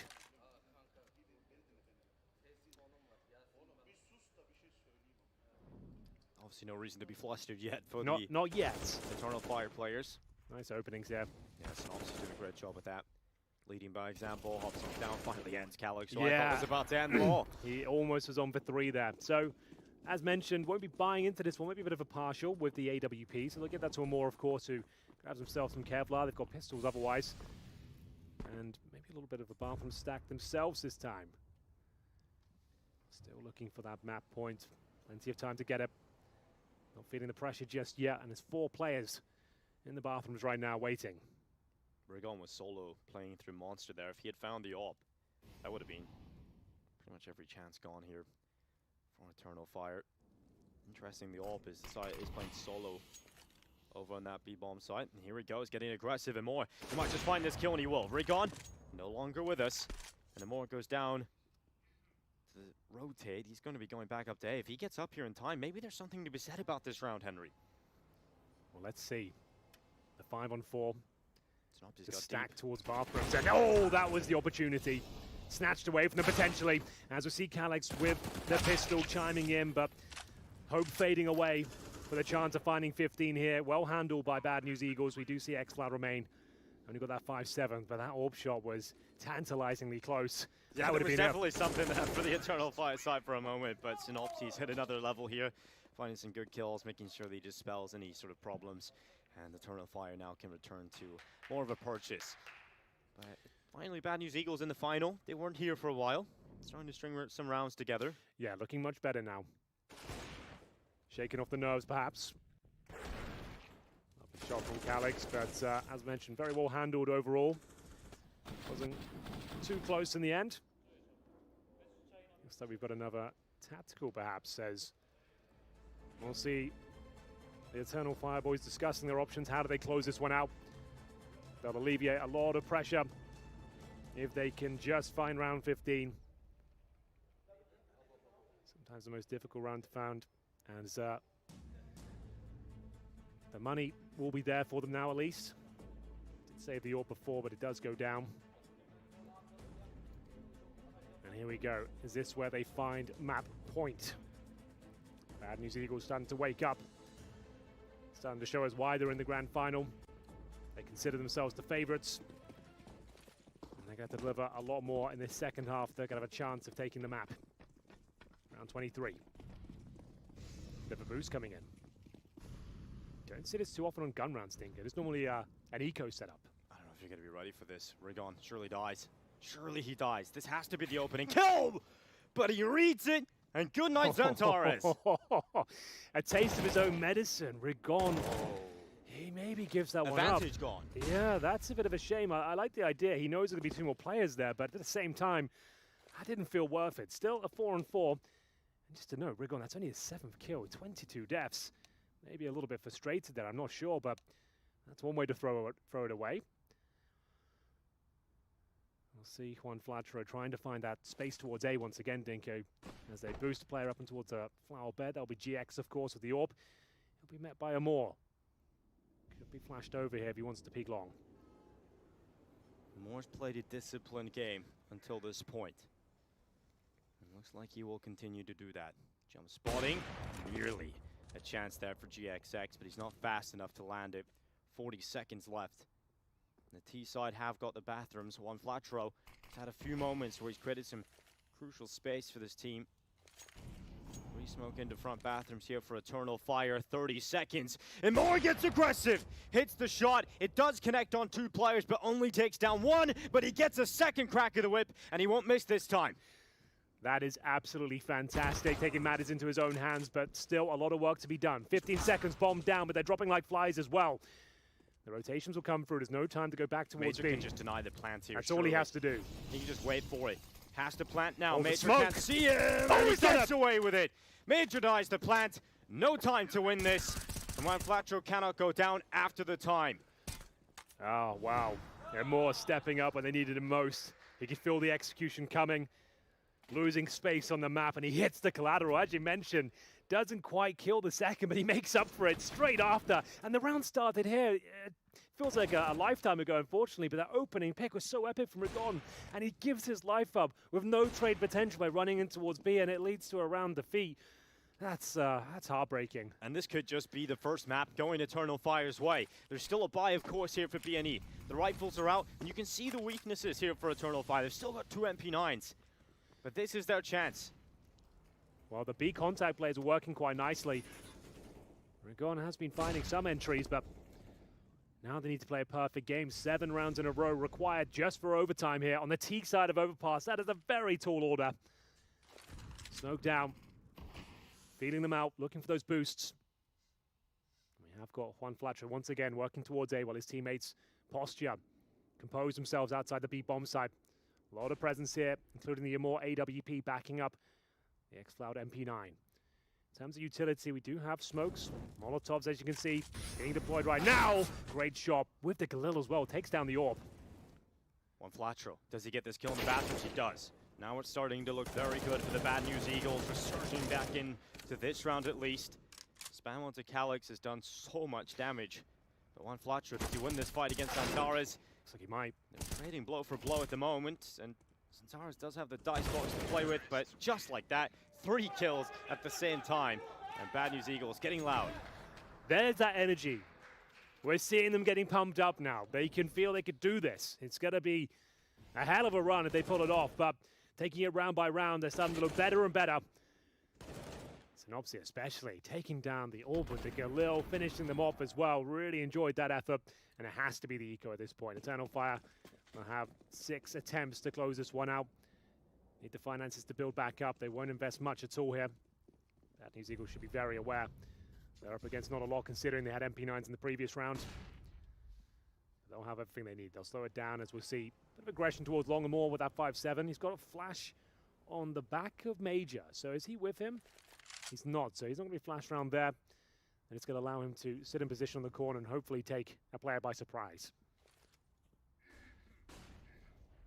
Antares has got the first kill. That's There's the that first flash. movement here in round 25. Remember, there is still a more who can get around the backside too. They're accelerating towards A here, the Bad News Eagles, but the bomb has to come back into Amor. If Amor hears the steps, he can turn and fight, but Amor has been caught by Synopsy. Back to the 4-on-4. Should be a convincing round now for BNE. 1 minute left, and rotations over towards There's a B. replay, that's Antares' kill. Yeah, well, as the flashbang works out very nicely for them. And they've got the AK-47 in the hands of the danger man himself. It's Antares. That is a scary prospect. Even though he has no Kevlar, he doesn't give you many opportunities to actually fire bullets back sometimes. Just don't think the gamble's on the right side, so... True. I just saved that AK. The rest can go for it. Sure, try and take down as many players as you want, but wouldn't mind seeing Antares have an AK on a CT round when everybody else is well equipped. One goes down, and they're actually just going to go bodyguard this AK-47. Protect the president. President Antares. I can see it. One day. Perhaps if he wins in Malta, that's the first step to rally all of the troops. Well, it's looking very good. I like the fact the analysts as well had Eternal Fire. They did. They did. They saw this one coming. When the map video came through and they seen some changes, that swayed them. To be fair to Alan, he did have Eternal Fire the whole time. So. Yeah. He did call it. He knows his stuff. Well, Here comes the money. We certainly do have some cash now, Dinko. That was a full eco. The AK-47 was recovered. But now, can they close the game? 5 opportunities now. But the temperament over there on the BNE side is looking pretty good. They were looking like they were mentally out of it at some stages in this one, but now building themselves back up. Antares with that AK-47 on the CT side is a very deadly prospect indeed. X-Cloud. Not towards B. We've seen a lot of opening gambits towards this side of the map from B&E, but this one looks more default to kick things off. Just want to get Rig on. Get the water through the tunnel here. He's often been here, not always winning the fights. And he's had a bit of a rough one at 8 and 23. A lot of deaths there, noticeably more than his teammates. Is he about to go and try and fight B already up through short? Smells in towards Monster. Rig on trying to force the issue. Here come the Bad News Eagles. An attempt into the B bomb site. X-Flout is here, hiding inside of the smokes as his teammates come over to help. It's Major alongside of him, but he goes too wide, exposes himself to short, and Rigon's gonna take that kill. X-Flout swings, but it's just one. And B&E starting to find some form here. They're into the B site.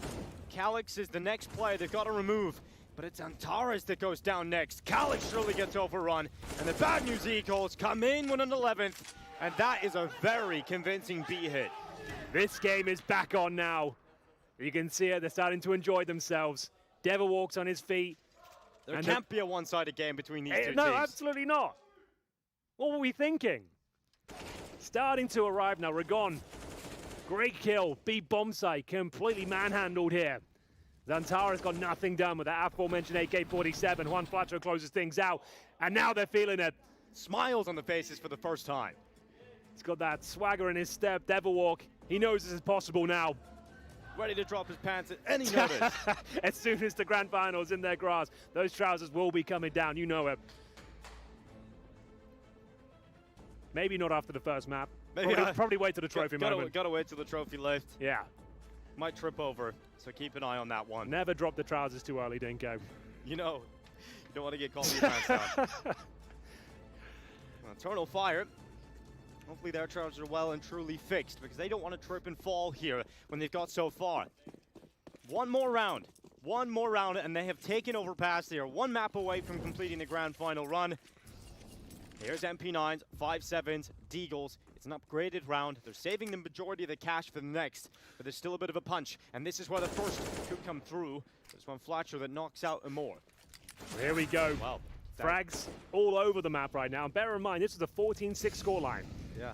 And now it looks like they're right back into this. This is almost certainly going to be 15-12. 3 more after that. Starting to believe. And this was the partial buy, just to note. They've got the MP9s, and they're starting to cause a bit of trouble here. Short at the 4-on-2, but some damage inflicted. Good grenade. Deagle shot not quite connecting. The nade tickles them slightly. Xantaras, they don't check this. They are. Okay, there was a chance for a double kill, but the no-scope prevails. And they're getting closer and closer now. One mistake would end their run on overpass, but what a recovery. Devilwalk was doing his absolute best to pick the boys up, keep their heads in the game, and he might just have done it. We'll see whether they can continue here. So, the more AWP. That partial buy, you'd assume there are some concessions. No helmet for a more, won't be a big deal. There's no Mac 10s out. Lack of utility for himself, but he has got the big green. GX also with the AWP. Rigon taking early damage. He fancies it again. But look at this. Calix reads it. He knows. You've done that too many times. Calix ain't going to fall for it this one. Early advantage now for Eternal Fire. Is this where they close it out? Their map pick. Been a great showing so far. They can't afford to give this one up, not after a 14-6 lead. It's been a lot of B hits recently for B&E, but they're going over towards A at the moment. The bomb not fully committed. Scenario further away from the main pack of attack, but here he comes alongside them now. Smoke deployed towards long, so they can't be picked off. There's a gap there. Xantaras is like, oh, thank you very much. That's a little bit of a gap to there it is through, and it's worked for Xantaras. That mistake might just cost them this map. Eternal Fire, 3 kills away at 5v3, Henry. That was a lineup as well. It looked like he was going to utilize the gap himself. I'm not sure whether it was by design, but either way, Xantaras spotted it and capitalizes. 5-on-3. This has been a problem for EF throughout this tournament. 5-on-3 seem to elude them. Need to reel it in, enable the crossfires, and keep landing shots. Surely this is the moment now.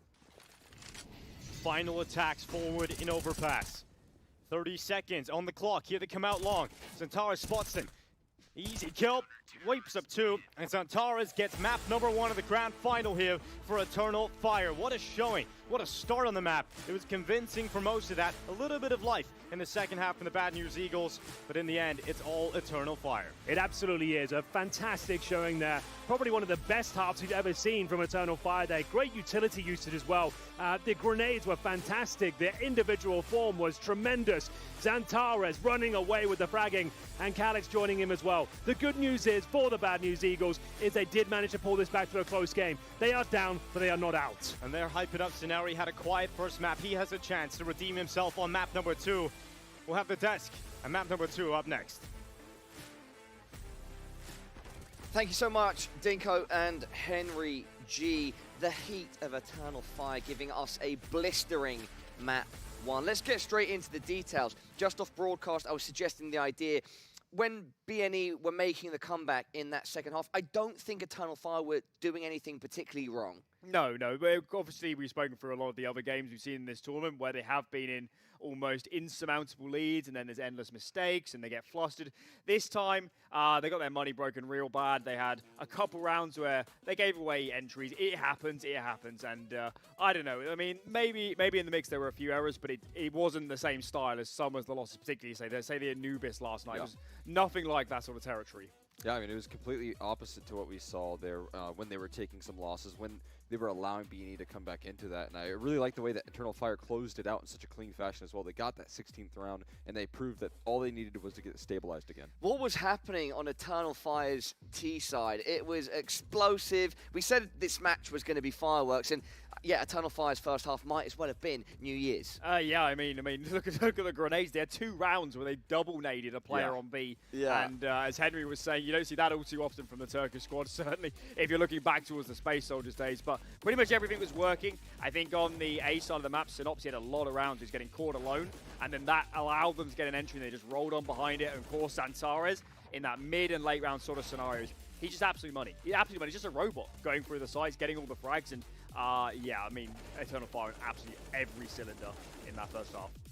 Yeah, he looked so much more comfortable on this map. He seemed like he was ready to fire on all cylinders. He was able to deliver that big 1v3 that I completely think shattered the what a momentum of 1v3. BNE. What an absolute 1v3. Sorry, Carl, I wasn't trying to interrupt there. No, you're good. Okay. Yeah, that was a brilliant 1v3 by Xanta. And yeah, overall, I think that's a really good performance by Eternal Fire.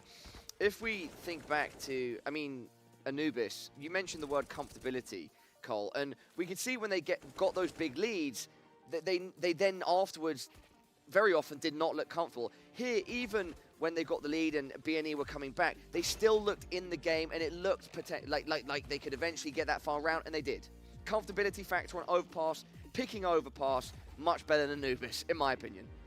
Yeah, absolutely. I mean, when we looked at this game, the places you really see the difference is kind of late round scenarios and the after plans. It just looks, the eye test says it's so much more on the same pace. That's the problem with Anubis. There's just too many errors. People aren't playing together. The crossfire's unestablished. When they were trying to stick the bomb, someone's not on it, and maybe someone's wide. It's so different on a map where you're more comfortable, and particularly for a player like Xantares, it's so obvious that on the C side of Anubis, he's lost. He's lost. He doesn't know where to play. Doesn't know how to take good fights. Get him on a map like this, and he runs riot. And he was absolutely formidable in this game. Cole, I think psychologically this is going to feel pretty good for Eternal Fire.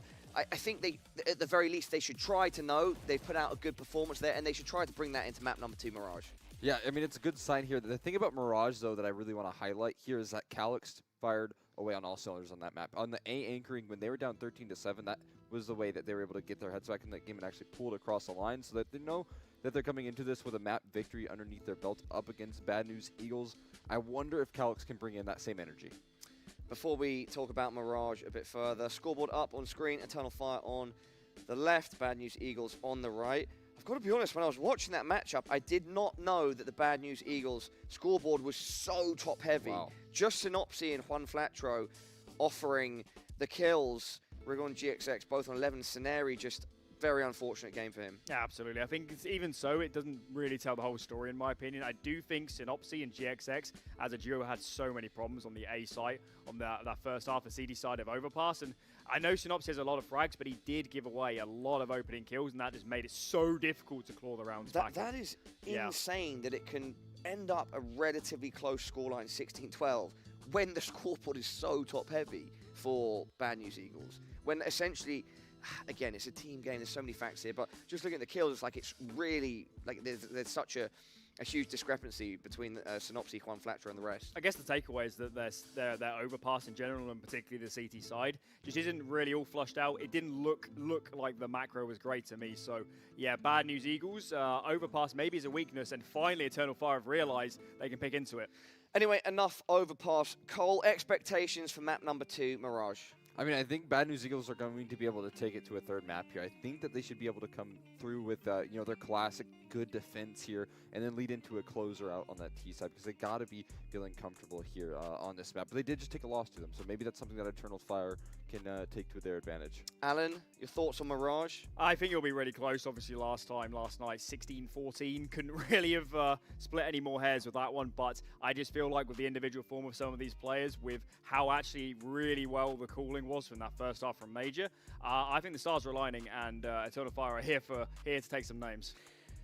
Alan and Cole, thank you so much for your thoughts as always. Look, everybody at home, we said that this one was going to be an exciting grand final. An overpass certainly delivered. Map number 2 up next between Bad News Eagles and Eternal Fire. It is Mirage. A very complicated job, but I love simple things so much. One move, one push.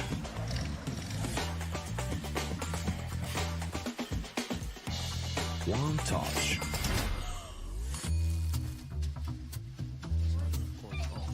One love. One click. One XBet.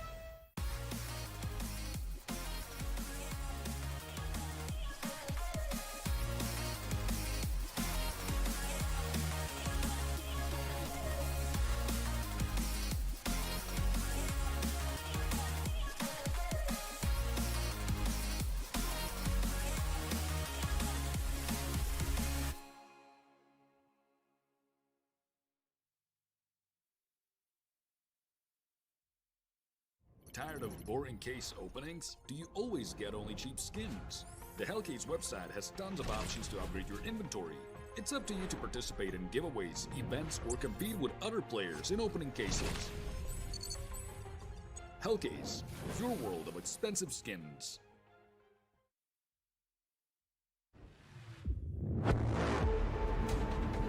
And let's introduce our second guest, Regali, formerly of Game Agents or Fnatic Rising, now playing in Copenhagen Flames, absolutely tearing up the scene right now. They've been playing super well. They've won some of our tournaments.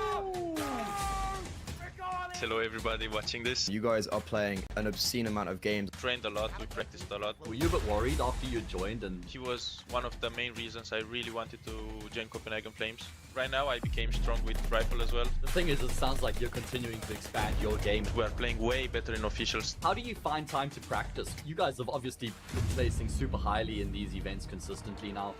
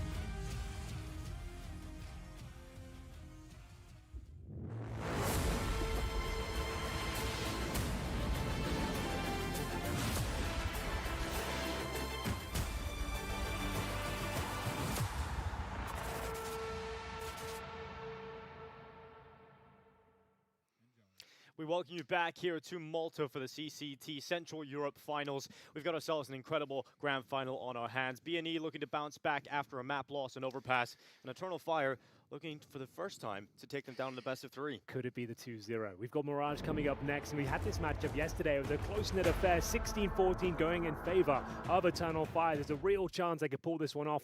They'll be starting here on the T side.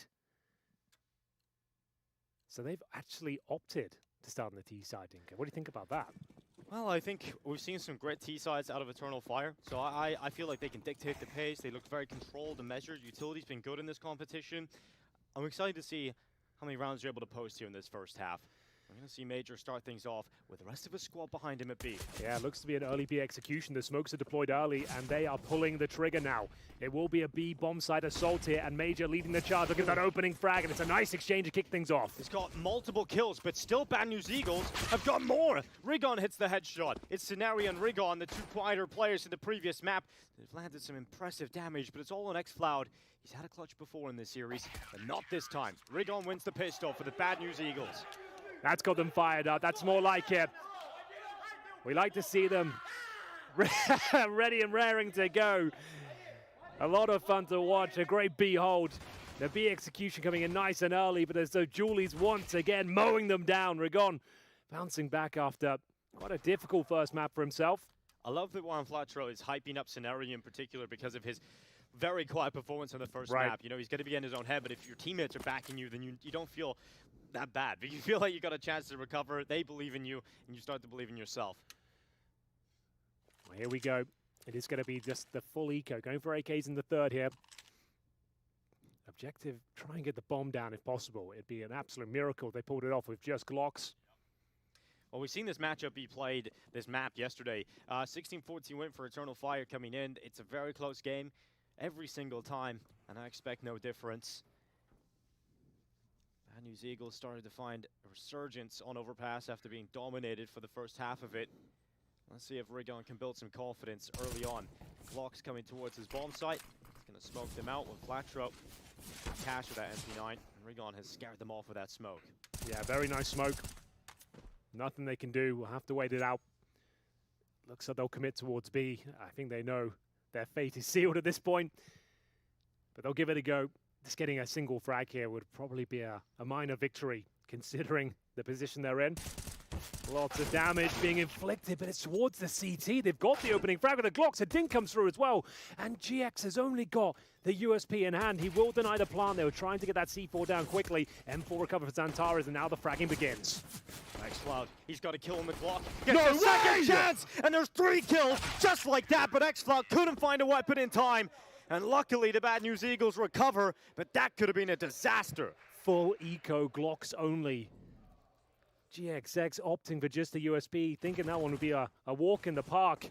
Anything but here. The early frag, he thought he'd get a 4-man spray down in that position, but no. If they hadn't focused on the plant straight away, they might even run away with that round. But still, 4 kills found. An epic result, all things considered. That's put BNE on the back foot here. A lot of concessions to be made. A distinct lack of utility. But they have got 5 rifles. They know what they're up against here. Focusing on the firepower rather than the utility. Going to try and get themselves in towards ladder room. Successfully do so. Once again, leaning towards B Dinka. They know they've done significant damage on that side of the map.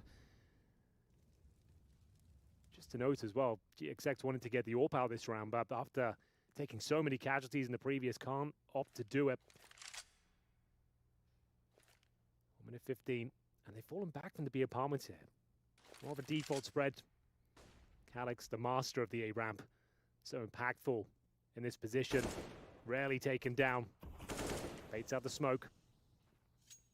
I'll buy them 15 seconds here to go set up their execution.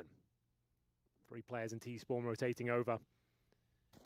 A couple towards the connector as well, so looking to pincer towards the A bomb set. They successfully garnered connector control. M4 towards the window. Gets the first frag. Xantares could pull a backseat for Shadow and does win that fight versus Juan Flatro. 30 seconds left.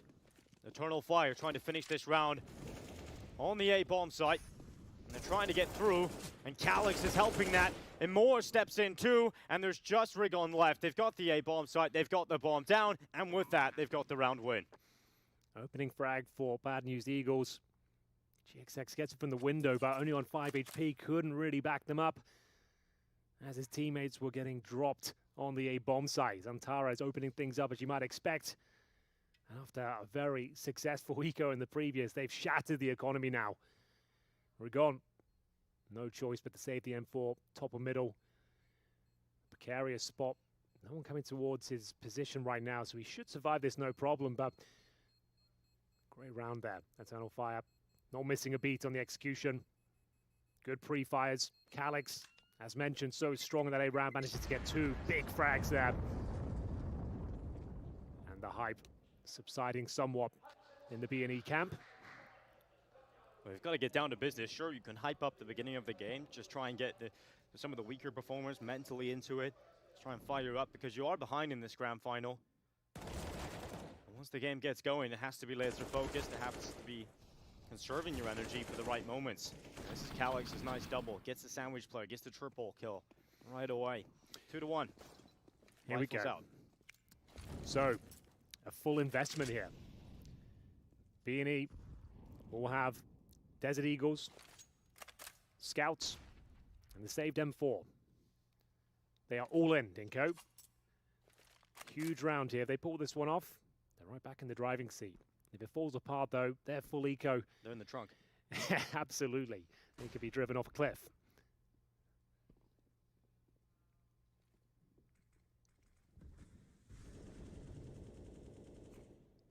Smoke out to the window. Eternal Fire taking their time. Smoke goes in towards top con.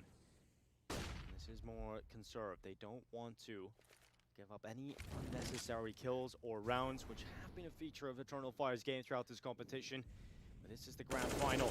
Zantares opens things up. Rigon able to pull back with the rifle on the other side of things. The only rifle for Bad News Eagles, so he might feel almost obligated to go ahead and get another one, which is exactly what he does. Excellent work. Rigon with a double there. The saved M4 doing tremendous work. Can he step up and find the third? He certainly can. Still alive, but now taken down by Calix. 2-on-2. Oh! Here comes the AK-47. Looking to close things out. He doesn't know. No. Calix is beneath him. 25 seconds. Synopsy in towards CT spawn. Up against a red-hot Calix here.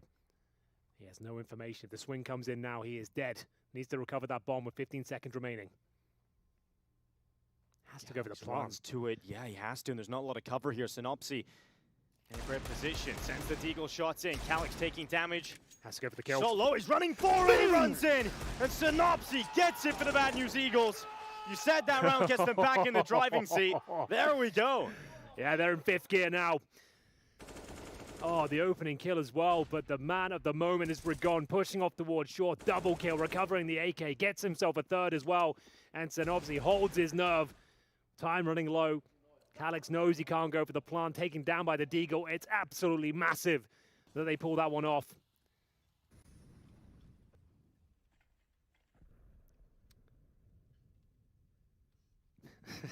That's a replay.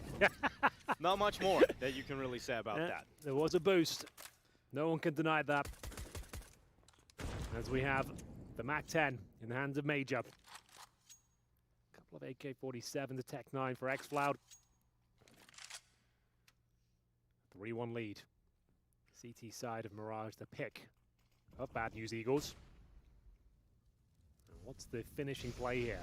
Eternal Fire posturing towards B once again. Major trying to cause a dent with the MAC-10, seeing if he can get that gap. He's actually managed to thread the needle. First kill comes through, but Calix will be dropped. Blow for blow right away. There's the kill. Hello. This is the moment for Rigon. 2 players right in front of him. They line up and nearly gets away with 3. But it's still a 2v2 after that. Not anymore. Not anymore. Major upgrades his MAC-10 to an AK-47. A disaster there in the fan position. He can get the plant down, but not feeling comfortable right now. Assuming they'll be too open here. Yeah. But they're not going for the swing, so he actually might get away with getting into a post plant. He doesn't read the right spot. They come up short. He doesn't look the right way. Bad News Eagles can celebrate yet another round win. Huge performance there. The trigger discipline at the Van spot yields a double kill. Almost got the third as well. 2 players survived. Major gets the plan, but with that force by there, I think the partial is up next. Great opening kills there, but once again, Rigon stepping up, recovering from a pretty shaky performance on overpass. And now looking like they're in full control. As mentioned, should just be a partial investment here. First signs of trouble for Eternal Fire in this grand final so far. Nothing but success on overpass. They were actually up 14-6 on one stage. Closer game towards the end, but a convincing finish. First tactical pause as well as they discussed their options. Bad News Eagles know they'll be financially burdened, so you'd assume quite a passive setup on the CT side. No one has to go exploring for frags at the start.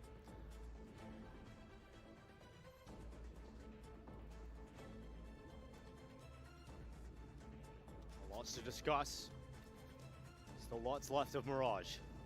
It's great to see the Bad News Eagles coming back into the game with some fight in them, not going down early, not being in an uncomfortable position, because it's very easy to just lose your head here, but they're a team with a strong mentality and almost sort of a family are the Bad News Eagles.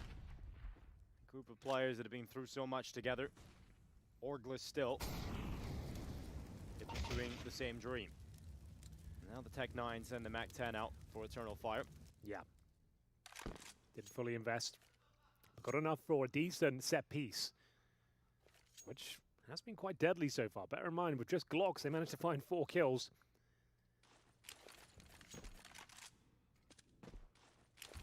Nice little smoke there towards Connector from CT Spawn. Very cool lineup.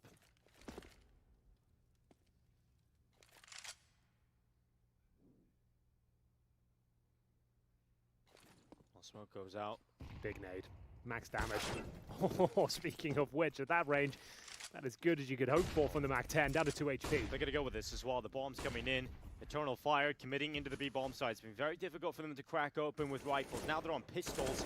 It's not going so well for them. Synopsy, who was integral to their mini comeback on overpass. He's got himself quite a few kills in this one. Just Centaur's left. Usually you give him a shot in these, but he's only got a Mac 10. Get a rifle there, maybe he wins another fight, but they take him down and Bad News Eagles continue on their path. Yeah, very convincing hold. Synopsy stepping up, delivering the goods there with the AK-47. Never a doubt that they were going to be winning that round after that huge spray. Look at him go. Ragon's having a great showing on this B-bomb side as well. Only round they've picked up so far was the A finish, so maybe they'll explore their options back at that bomb site. Eternal Fire, T-side start, not really too well for them here. Smoke has a bit of a gap for GXX to play with here. Bit of a massive one. Hasn't really made it work just yet. This is the fight that means a lot. Synopsy versus Antares, and he's so quick. You didn't even get a chance to see him come around the corner, and you're just dead. Thanks for playing. Thanks for trying to play, at least. Thanks for coming. But this is nice. Good reaction here. Assertive play. He can get around the backside and look. It's Calyx with the bomb. Yeah. He's watching it though, Dinko. He doesn't have any health. And it doesn't matter because now he doesn't even have a head. That's the bomb down. Oh, they're going to smoke it out as well. Nice oh, play. No. Panic stations now for Eternal Fire. This is mission get back to the bomb, and I think it's mission impossible. Yeah, it's crumbling right before their eyes. An amazing first kill towards the underpass, but what a reaction that is. Pushing in towards T-Spawn, they had no idea. And they're rewarded with this huge kill and the bomb going down. Great nade. Does a lot of damage, but doesn't get them out of the round. 40 seconds, they're letting the mid player make his move, and it's Amor that's gone ahead and done it. Rigano! Amor turns and finds him as well. How? And now suddenly there's a chance. Scenario in the corner gets only one. Centaur is now with 30 seconds left. A 2 versus 1. Where do they go? Do they go back to B? Oh, well, if they do, GXX is here. He's ready to take them down. Oh. It's 1 for him already, and now he retreats back. 19 seconds, no other option. You either sprint through connector or you go to B, and he's gone for the mid call. I don't think there's time. There might just be just slightly enough, but he's taking his time here. He's got no time. You've got to run here, Amor. You've got to get onto the bomb site. pulling out the AWP. He's just got enough, surely here to lock it in, and he does. Imor gets away from the site. Now he crosses over and gets a bit more cover. The AWP has found 2 unthinkable kills, and now he can pull off the full-blown miracle. A flashbang remains. If he had the smoke, he'd have a real shot at this one, but he has no information. Where has Amor gone? There is a kid available. Time is of the essence, though. Over halfway tick now. How much is the plant position telling him about the post-plant spot? It's not a lot. And Amor, what a round! What a recovery! That's a huge round for Eternal Fire to win. Absolutely massive. What a roller coaster of a round that was. The strap book thrown out the window. It all started here in the underpass. You think it's a convincing round for Eternal Fire. The backstab comes in T-Sport, and Amor has to step up, and he goes above and beyond. And then the B apartments as well. He thought there was no time. He gets the bomb down with milliseconds to spare, repositions, and manages to pick up the round. A tactical pause to lick their wounds at this point. When he pulled the AWP on the run to the bomb site, yeah, I thought that was it. Exactly. I thought you just had to knife out the whole time. And to be fair, he had literally just the amount of time needed to get that bomb down. Yeah, perfectly calculated. Respect. I didn't think he stood a chance getting that bomb down, but what do I know? Less than a more. Apparently so. Bad news, Eagles. That'll rattle your cage a little bit. Huge. And absolutely. Now, where does that leave their finances? Managing to string a few rounds together, it's led them here. The AWP is out, but once again, glass cannon, no armor, no utility for him either. Beagle for Synopsy, and Amor after that powerful performance. Looking to open things up again, this time towards the B-bomb site.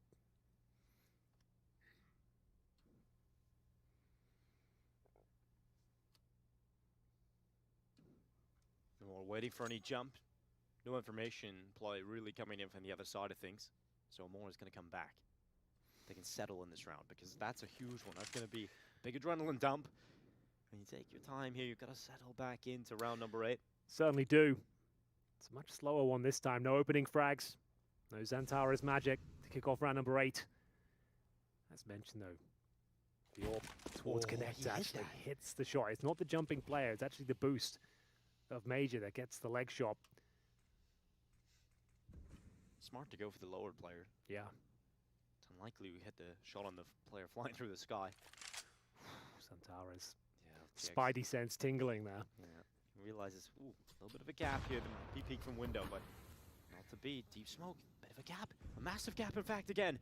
Xantara's could play with this, but Juan Flatro somehow is staying below the smoke. Major scoped in over the top.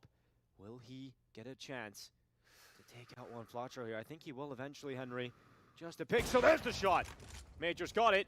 Now it's an opening kill. 20 seconds. That's all the time they've got. They've just got to run again. Scenario's in the midst of this. You can't really deny from his position. Scenario does get found by X-Floud. Xantara's is holding jungle, which is currently smoked. Nice shot from Synopsy. Xantara's back is turned, and that's going to set up Rigon for a kill. And now we've got a 2 versus 3 on our hands.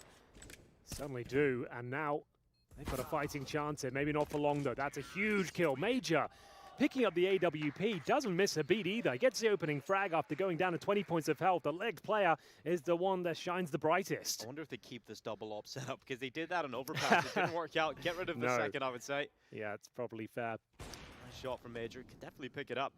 X-Cloud, that's an important kill to find. Scenario could have caused a few problems for them. And Amor, what a beast. What an absolute monster. And he did switch out at the end there. So still the 1 AWP. Full eco. Bad news Eagles with their backs to the wall now. Looks likely to be 5-4 on the T side. We will see a bit of a stack towards the connector. Have they got a flash or anything? Nothing at all there, so not going to be striking towards middle. We did hear at the start of this game, Jasmine was on the stage and having a conversation with Eternal Fire, and they were saying, you know, we've had some problems. We're not really great in the retakes, but also we haven't been coming up in the clutches. Well, that's all they've been winning today. Feels like all the clutches have gone into Eternal Fire. Got them back in the Mirage. Major was just looking so clean. That was filthy. How is he? I told you, he has been grinding. He's been running up the steps in Philadelphia, having a workout montage. This is ridiculous, this turnaround. Oh, that was brutal. I appreciate it just against the pistols, but look at the aim. So sick. Well then, You'll take that all day long. Well, the buy is back in for Bad News Eagles, but this is it. This is a turning It's point. not the strongest buy. You can see a real lack of utility. They don't have any incendiaries. That's no a kits, no helmets, no AWP. Bare bone buy. And we'll see Synopsy active towards short. Got the AWP to deal with. Thinks better of it. Does well to fall back. Early stages of the round here. B bomb site. Vulnerable. Just one player there. As we see, Rigon now.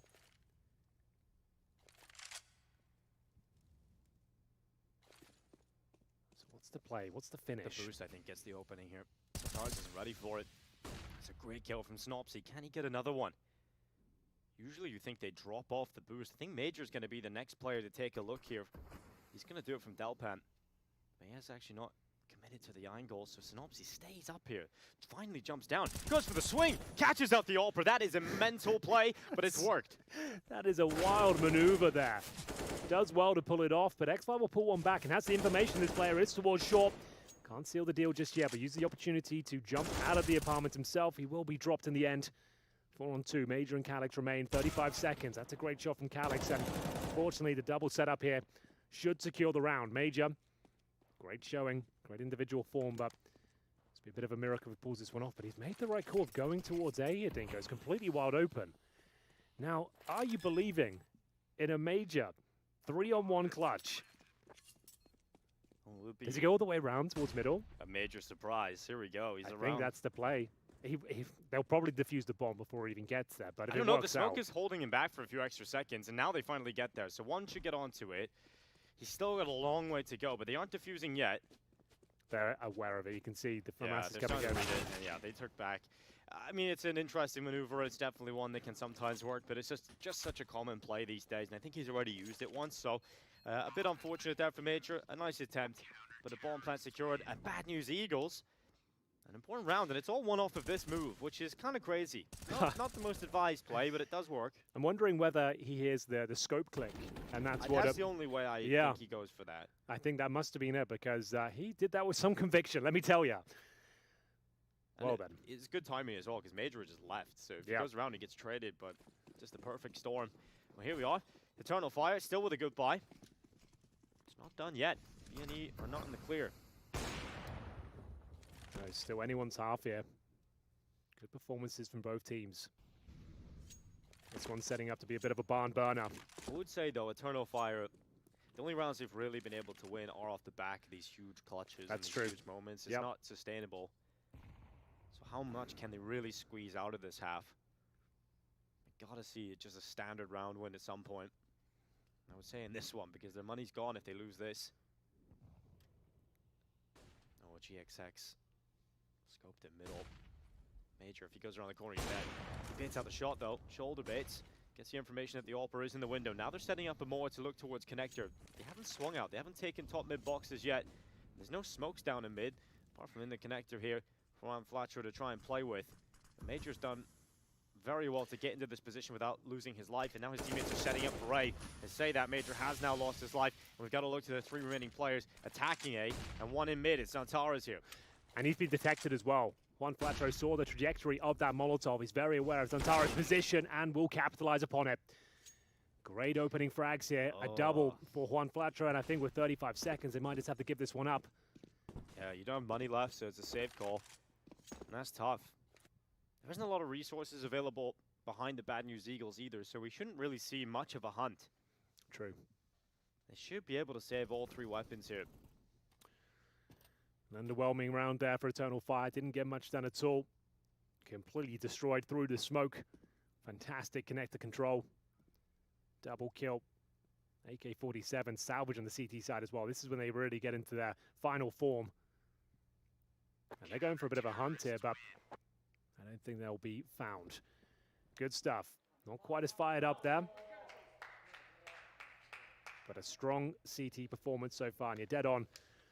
The rounds they've been winning are down to huge individual performances. They haven't had many convincing team efforts so far. Wouldn't mind just straight up execute out of spawn. I feel like this team have the power to just win those kind of rounds. Like an AXX late lurk mid, sure. Well, remember in the ENCE game, that's they were getting simplistic CS. They were getting blown out of the water with the defaults. They started running set pieces off the bat, and that's how they picked up 3 rounds in a row. So, can be a nice idea to kick things off in that manner. Like on B, quite heavily actually. How did GXX get taken down to 17 points of health? I think him and Amor went toe for toe. There we go.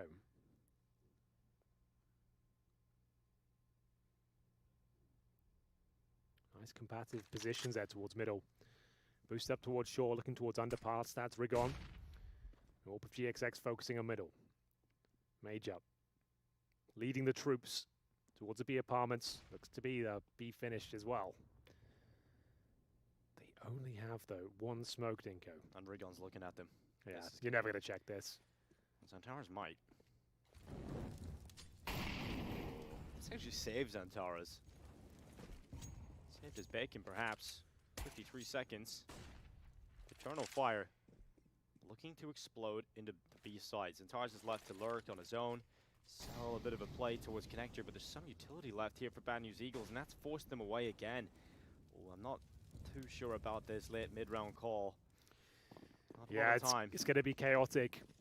And bear in mind, 1 smoke as well, a single flashbang. They've got to run real fast here. And another one in spawn, so there's a couple now. Can smoke off CT spawn, maybe Connector or jungle, see what they opt for. Here they come, they just got to run now. 18 seconds, and Tars can come into play too. He's in Connector, remember, but no longer. Rigon's come through swiftly, taking him out, and now it's about getting onto the site, but they're just losing players. It's a shooting gallery with Bad News Eagles and Eternal Fire. Need to capitulate on this T side. There's no real conviction. No, some strange comms there as well. All of them were looking at A ramp. No one was there. But very convincing finish, you have to say, for Bad News Eagles. They are running away with this one on Mirage. They're finding the rounds that, yeah, look at them. Everyone's looking at A ramp. Well, they did select the only position without a player in it. Yeah. Well, yeah, I'd say a timeout's definitely needed here just to compose yourself. Like, where's the confidence gone? It feels like Xantaras they're kind of letting him have his own space. Maybe they're trusting his information that maybe I've got Connector, I've got mid, so we'll try and split it back into this A bomb site. But Xantaras isn't making anything happen at the moment. Not really. Can't sink his teeth in just yet. A few more rounds to be played in this first half, and they need a couple more, I would say, considering what we've seen so far. A lot more composed now for Bad News Eagles. And it has to be the full eco, I'm afraid. Yeah, it's tough, isn't it, to swallow that one. It should be 9 rounds here. Yeah, around 13. This doesn't feel good. Yet to break double digits in the fragging department on the EF side as well. Desert Eagle, it looked like that could connect there. Nice try from Major. And even better from X-Flower. That's towards B. Rigon goes down. GXX with the AWP, nails the shot. Had to deliver there. And that should be enough to confirm the round at this stage. Juan Flatro, excellent work from the connector so far. Fancies another go. Delivers once again. Hungry for more. Pushing up towards top of middle here. Looking to shut down the round nice and early. Bomb all the way in T-spawn. Not really much you can do now. I think that Desert Eagle headshot's about all they'll find.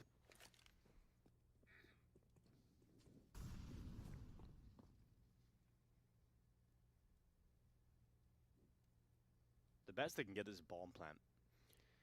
Well, the position they've chosen going towards B, there's just that single sniper there. You can overrun it pretty quickly. Yeah, if he misses a shot, which is unlikely considering his position now. Boom.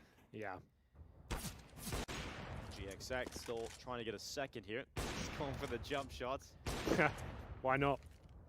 Get your own graffiti someday.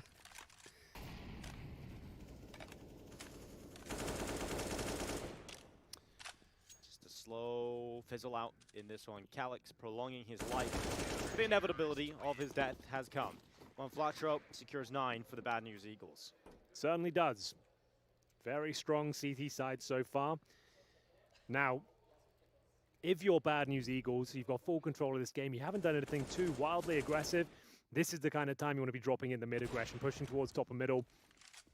Change up the pace, just you feel like EF will be adjusting after that full eco. Whatever they have in mind, shut it down, get stuck in. We'll see if they're that way inclined. Default, yet again, selected for Eternal Fire. Pretty default setup too from BNE. Although Eternal Fire haven't really been going and taking the control in these defaults. This is very passive. You're waiting for that aggression, perhaps predicting what you were suggesting. And nothing to speak of in that department. They're actually running their pretty standard CT hold here. This time the AWP, though, not in the B-bomb side, it's actually in the connector. So the AK's been there throughout, so maybe he's hoping they'll try and challenge this rifle, but there's a bit of a surprise on the other side. Oh, missed shot. Yeah. That gives Eternal Fire the top mid boxes. But they don't lose anybody, so GXX can just reposition that AWP. Double setup under the wood here as well for BNE. They're banking on an A play, and looks like that's coming. We haven't really seen them present a set piece. They haven't had the opportunity. Could be another kill here for one Flatro. It looks good for him, doesn't it?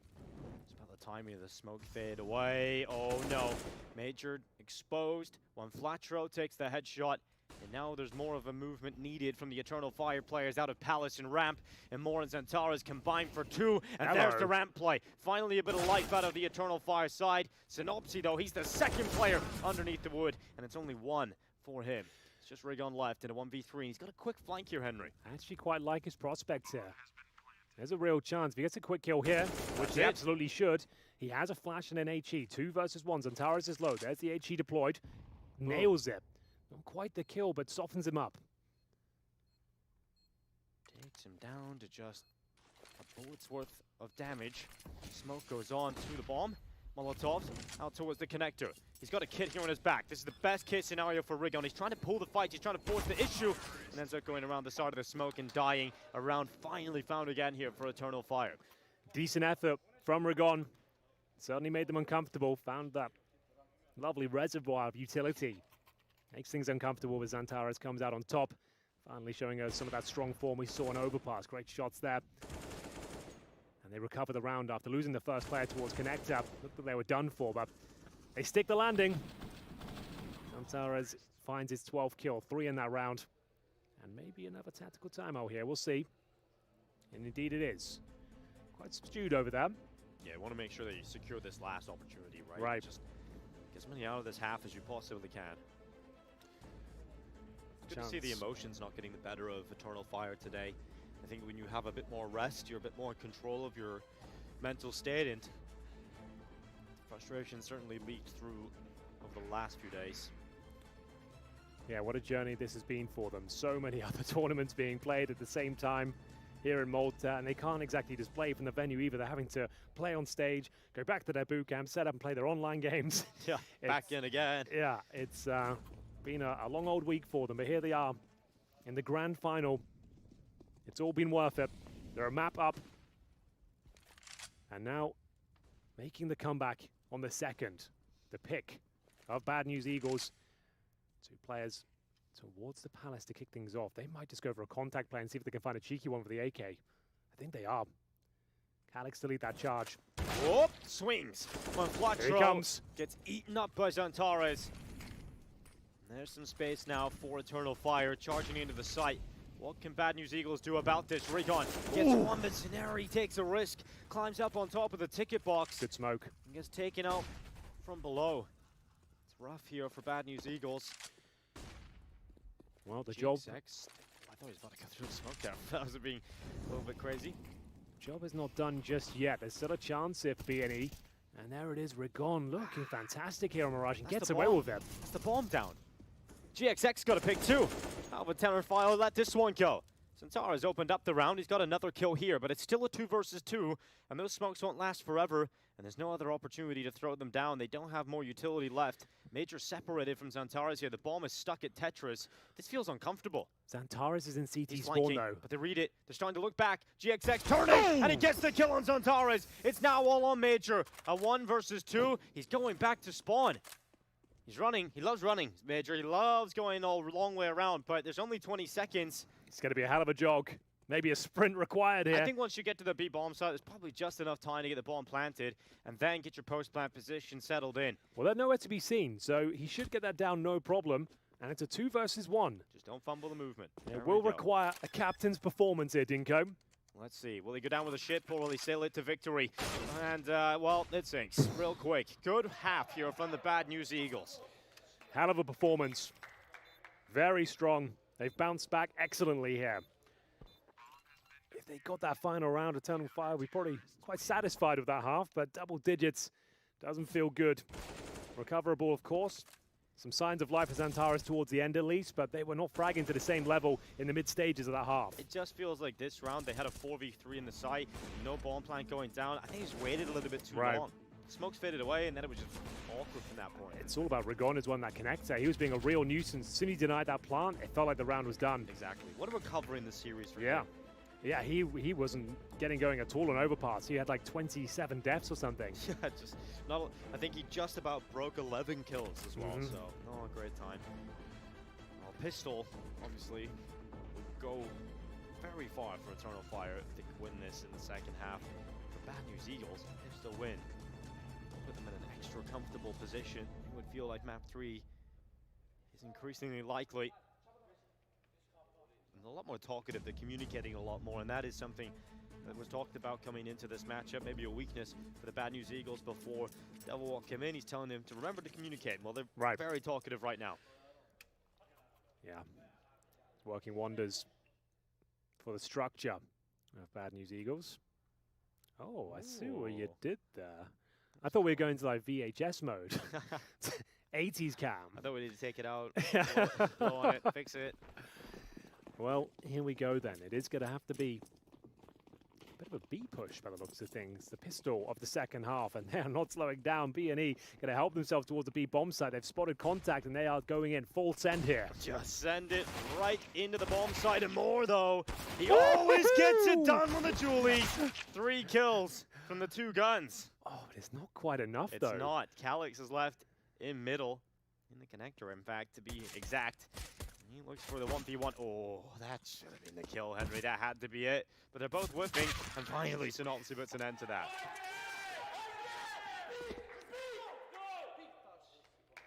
Well, that says it all, doesn't it? It means a lot to them, and even the gunslinger.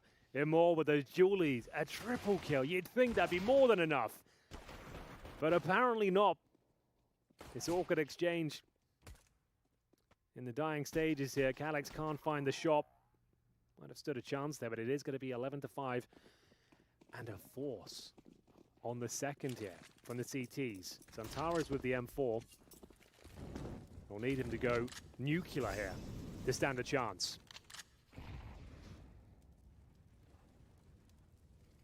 So, looking for that connector play there. Making their way towards him. Decent smoke, though.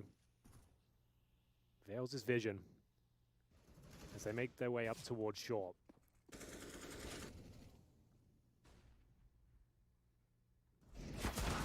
Lots of damage being deployed from the Deagle, but not enough. GXX should be catching a more here. The rotation cuts that off. Reinforcements not to be had. Yeah, pretty textbook stuff here from B&E. Haven't given much away at all. That bomb down in B, which is looking very likely. Here's 2 kills now. Should be theirs, but as I say that, you're right. 2 kills come through. That might be the cue for them to go for this one. Too. Okay, this one's on. 3 versus 3, plenty of time. Synopsy's got a good position, though. Yeah. This is a really difficult angle. They jump over, Synopsy gets the double and just saves the day. It's getting a little bit tense there in the 3-on-3, but a fantastic spot. You're dead on there. You'll never see that one coming. They try and jump through and get the information, but a double kill comes through, shuts them down. That was the force buy as well. That's going to grant them 2 rounds. GXX shutting down that rotation as well. Synopsy's been great in this final so far. He was bursting towards 30 kills so far on overpass, even in the loss, right? And that's just crazy.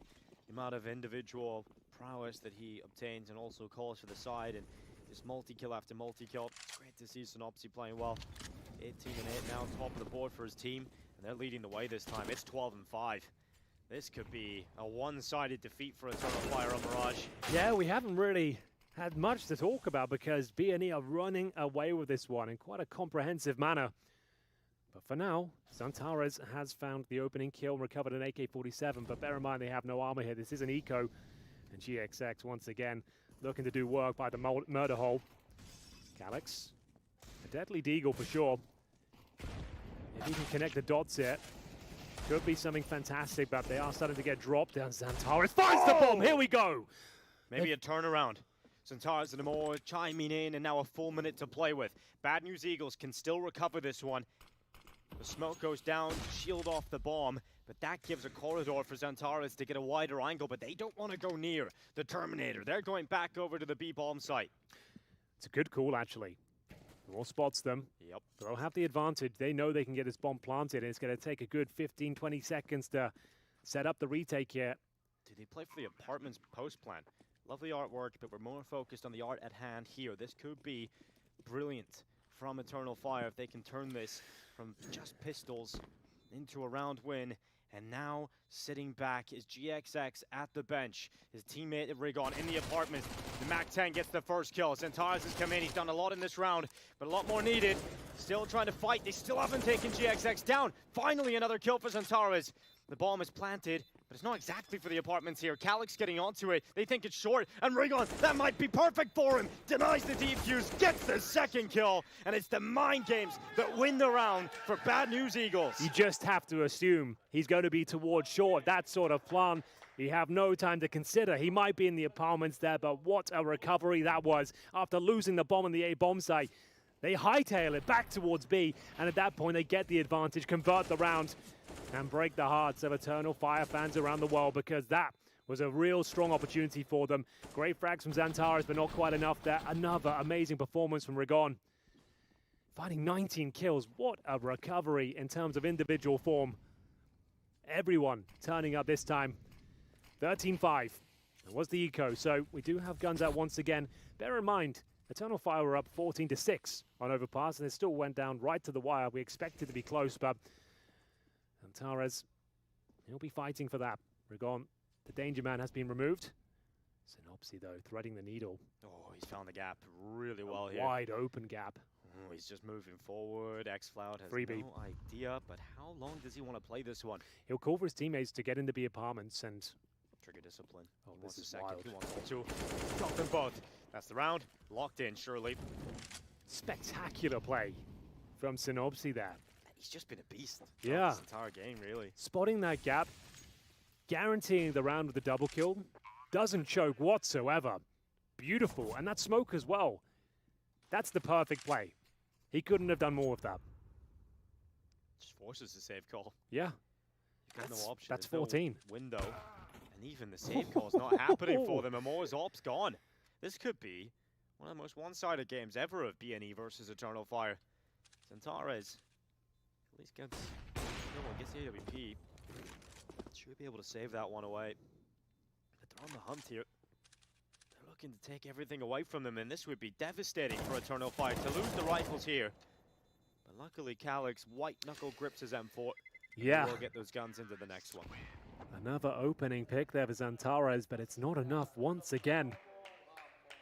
The backstab comes through. The murder hole exploited and brings certain death to the Eternal Fire B players. What a maneuver that was, Dinko. He had a 5-second window to make that play a reality. Just look how perfect it is as well. They have no idea. It's just a great round to watch. Bad News Eagles are playing some fantastic Counter-Strike at the Yeah. moment. And that's what we said, right? Even though they were 14-6 down, those rounds they got towards the end, they shook the nerves off. They started to look like themselves towards the end of it. That's exactly what they needed. They've turned up all guns blazing, literally. And they're having way too much fun right Yeah. now. Look at this. This is a team that can lift the trophy still. They know it. That's the energy we love to see. Just think, just about an hour ago, Juan Flatro's lying dejected in his chair, staring at the screen, wondering Devil how has it all gone was so telling wrong? them they were scared, I believe. Yes, in a couple of different ways you could say that. But yeah, now they've come back in. They've grown, shall we say, and they're ready to go. 14-5, 2 rounds away from securing this and sending us to map 3 in this grand final. I dare say this is the last legs that Eternal Fire have to stand on in this bye.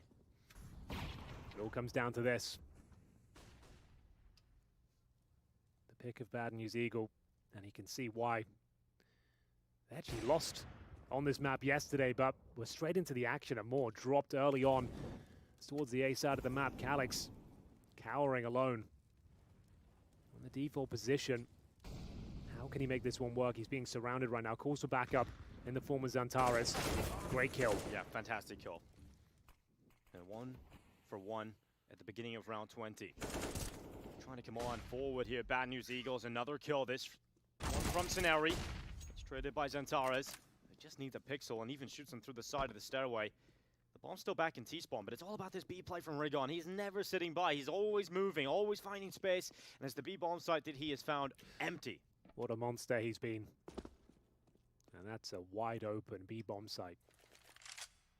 Coming from the underpass. The bomb, though. The bomb. Oh! Xantares goes through the underpass. GXX faces for some reason and has lost his life. Now Synopsy goes into the connector and they just throw it away. Here we go. That's the moment. That's the moment. That's the round they needed. A convincing one as well. A frustrating finish there. That was their round. The open B bomb site. Had he just knifed out and gone towards B, they probably win it. He checks the underpass, loses the bomb, and indeed the round. That shuts it all down. And Calyx, it all started here. Isolated on the A site, a man down as well. And he takes matters into his own hands, survives, gets the frag, funnels him in towards B. Major picking up the pieces and the rotations as well. And they're down to an eco, which is absolutely fine. They've got plenty of buffer room here as they try and find its opening pick. What is that? I love that from OneFletcher, just flying through the sky. I suppose that is the power of the Eagle. And Moore sits towards the window. Luckily pulling a couple of kills back here, but OneFletcher won't be stopped. He still wants more. He's hungry for it. Good shot. And this shouldn't really get out of hand now. You say that, but there is armor and an AK-47. GXX can be the bait. Going back to B. It's wide open. The penny should drop in the next 10 seconds. You'll see a rotation coming from Amor. He has to go back to the window at least. If he gets there in time, he can potentially get them on the cross, but he hasn't moved yet. They'll play retake. And this gives a real fighting chance now to B&E to find map point. Here it comes. The rotation's coming through. The bomb will be planted cleanly. Bomb down, extra cash. But is there more to collect here? I think there might be. It looks like it, but that shot, that could change it all. It's all on Synopsin. Yes, he's been fantastic. But this would be another step. Just another level. He's considering all the different positions, but they're all coming from the same place. All through the market. You'll hear the steps. He knows they're moving in. They come marching in. And Synopsy fighting them single-handedly. Holding them off at the gate. He's got another one! No way! Synopsy with 3! It's a miracle on Mirage! A back-breaking play finds map point, another 3 versus 1, this time going in favor of Bad News Eagles. It all started with a Tech 9 kill. We said this could be problematic with the AK-47 recover, but I didn't see a world where he pulls it off in this fashion. Spectacular from Synopsy. 15-6. Surely we're done here, as they'll limp into round number 22. 3 and 4 is a couple of flashes, but wow, what a play that was. That is just unbelievable. That shakes you so much. And we are now looking at round 22 pan out. Can Eternal Fire stay up? But Synopsy's not stopping. Another kill from him. Finally, Immortal Silence. The Synopsy monster for the time being. Another kill from Amor. Major swings and Eternal Fire are lighting up the scoreboard. It's looking great for them. What an answer back. A really exciting series so far. Could we have a clutch again here from Rigon? Not looking the right way for the answers, though. But we've seen this game happen 3 times in this tournament alone. Right. 3 times. Yeah, it's a hell of a matchup. In terms of individual skill, it doesn't get much better than this, I have to say. Seeing some fantastic individual moments. It's so fun to watch. But this time, Eternal Fire managed to hold on. Clean finish from Amor. And they'll take an eco here, which is a wise and informed decision, if you ask me. No need to force the issue here. Oh, actually, they are. They are fully invested. I take it back. They've gone all in. So it's going to be the B rush. We'll see whether this one works out. They're going for the knockout blow right here, right now. Rushing in. Major's got the first. They're trying to come into the site. GXX is the only player getting kills here for Bad News Eagles. They attempt the bomb plant, but it's just not comfortable. Xantares just easily collects multi-kills. And that's great from the Eternal 5. Well, there we have it then. That force buy doesn't do much for them. Not sure that was the correct call, but plenty of time remaining. Yeah, plenty of opportunities. Yeah. to close this one out. But a strong behold. Yeah, no issues there.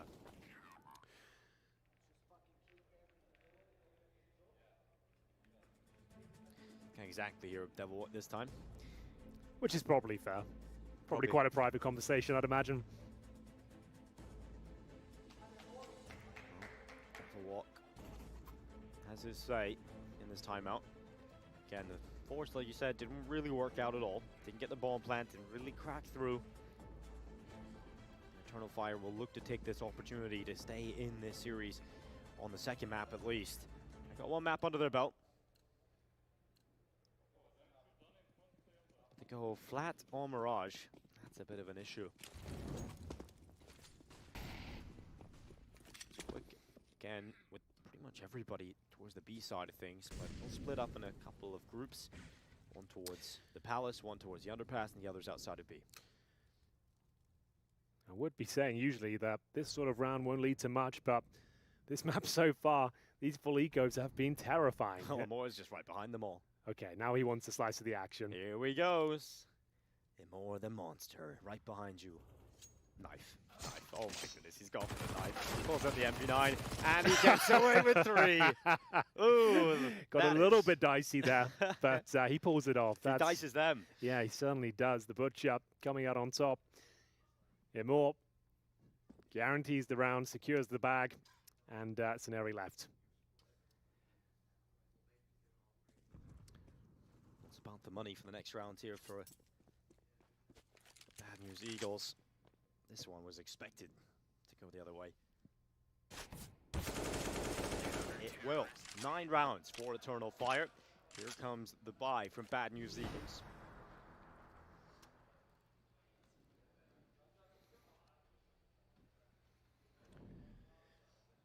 Well, there we have it.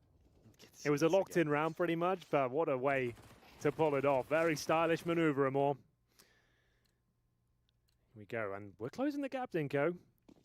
Double digits next, and they're on the CT side. It's a pretty weak buy. This is what I was suggesting before, that force buy previously. You're kind of setting yourself up for some difficult rounds in the future. Yeah, you would have had a few extra pieces to play with in terms of utility, better guns available. But we've seen them do a lot with a lot less. And they got smokes ready for A. Stair smoke goes out for Rigon. Flashes deployed into the side too. They're going to pop with this. They want to use the two-pronged approach. They want to try and get players up through connectors too. They're just fighting, but they're not getting a lot of space yet. And there are 3 players in this side of the map for Eternal Fire, and Zentaris is even looking mid. Major had 3 incendiaries there at CT Spawn. Fire spreading. I thought that was going to cause a problem. Well, Zentaris will find that first frag. 2 players here beneath the balcony. Calyx to strike first. So strong in this position, but taken down. But there is a second Dinko, and he does pull it back. He does pull it back, but it's not enough. The Bad News Eagles up in the 3 versus 2. Imor and Zentaris look to try and keep Eternal Fire alive here on Mirage. And they are the 2 players you would want in this position. Oh, what a shot from Synopsy. There's no stopping him on this map. Clutches and headshots all over the show.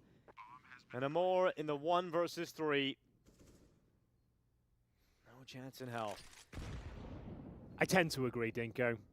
This would be unspeakable if he managed to pull this one off. Upgrades to a rifle. Unfortunately, it's the little first kill found, and there we have it. The second map going in favor of the Bad News Eagles. What a bounce back that was. A fantastic performance on their map pick. Was never in doubt, really. They run away with Mirage. They absolutely do. This trilogy needs a 3rd map to finish. This competition is heading to all the maps.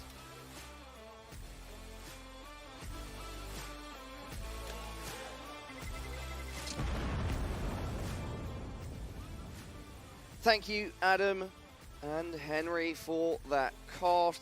I tell you what, right now, Synopsy is having an incredible series. He had 28 frags on Overpass, the map that BNE lost, and he just dropped 27 in 25 rounds on Mirage. We are now 1-1, and we'll be going to a 3rd, Alan and Cole. Yeah, well, he was an absolute monster. Absolute monster. He was pretty good as well on the first map, and then thrown that he's cooling, and then we're hearing from Devilwalk that he does a lot of work to micro the players around him.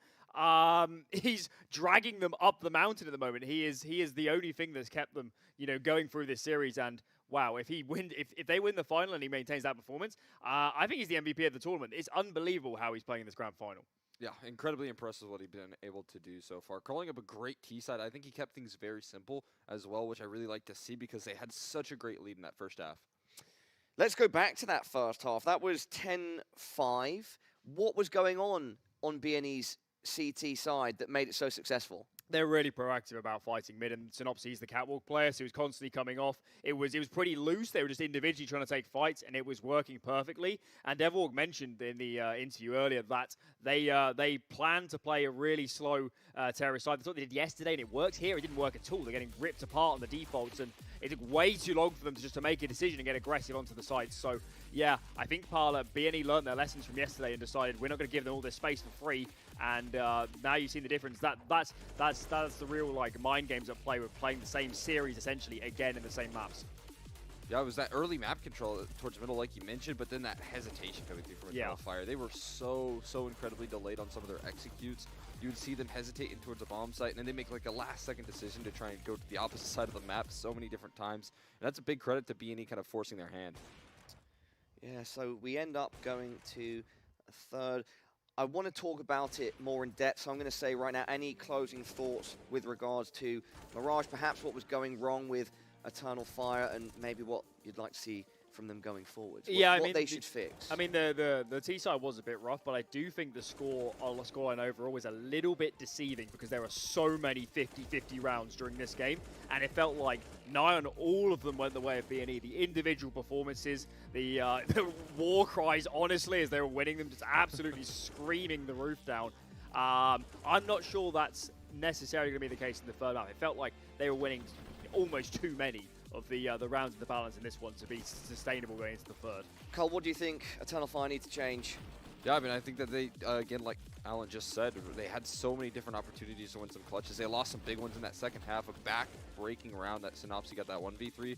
I think that was a big X factor and probably just stomping down the momentum that Eternal Fire had there. So I think I need to see Eternal Fire come in with some fresh mindsets into Vertigo, and again, think that we can start to win these clutches, we can start to win these X Factor rounds and really close the series out.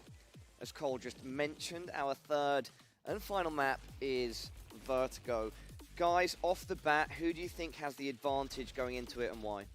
So hard to say, Parla. I mean, you've got to remember, by virtue of Bad News Eagles winning the upper bracket final last night, they played one fewer series today. So we're going into it'll be the fifth map of the day, won't it, for Eternal Fire? And I know they played a lot of Counter-Strike recently, but they're still a disadvantage to their opponents. And yeah, I think for both these teams, what a massive map to follow. Neither of these teams in their current iterations have won an international offline tournament. And to have that sort of title under their belt would be absolutely astronomical moving into the major cycle especially.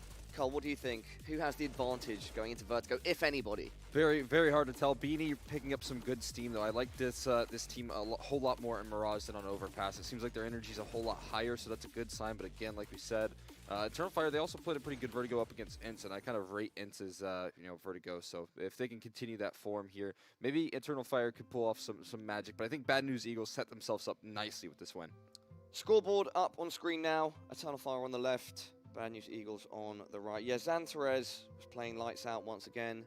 Emor was stepping up with him.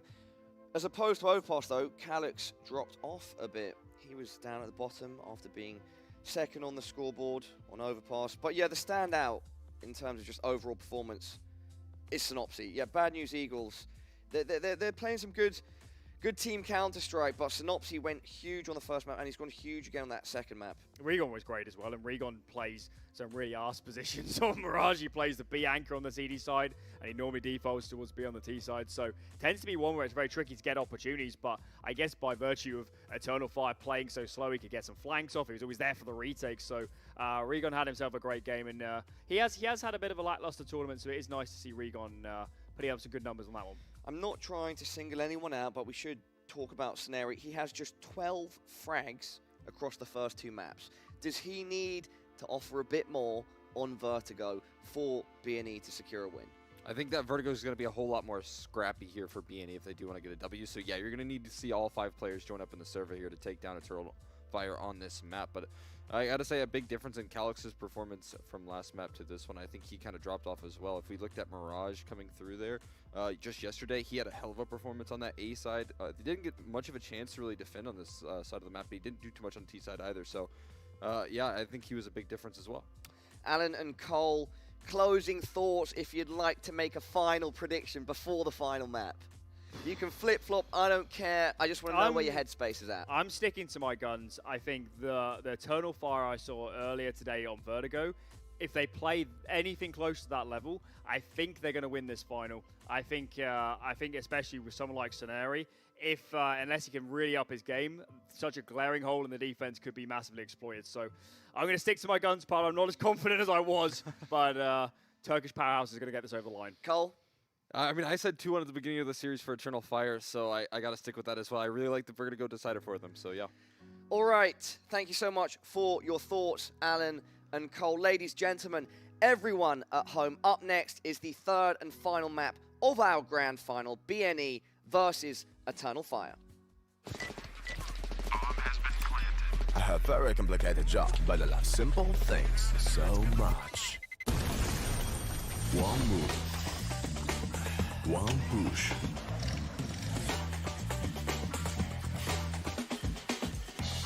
One touch.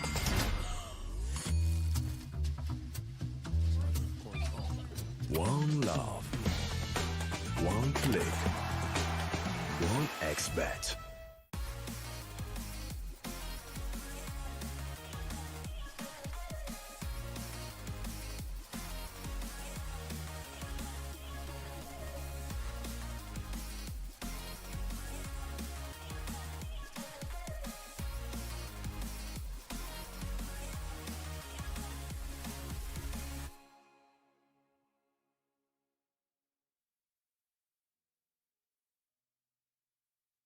You look into your inventory and there's only... It's time to forget about this garbage. Here you will find everything to play with really cool skins. Open top cases. Upgrade dropped skins and turn your junk into a cool gun using the contract system. Every day, thousands of people upgrade their inventory with us. Hellcase.com. Look at yourself in a new way.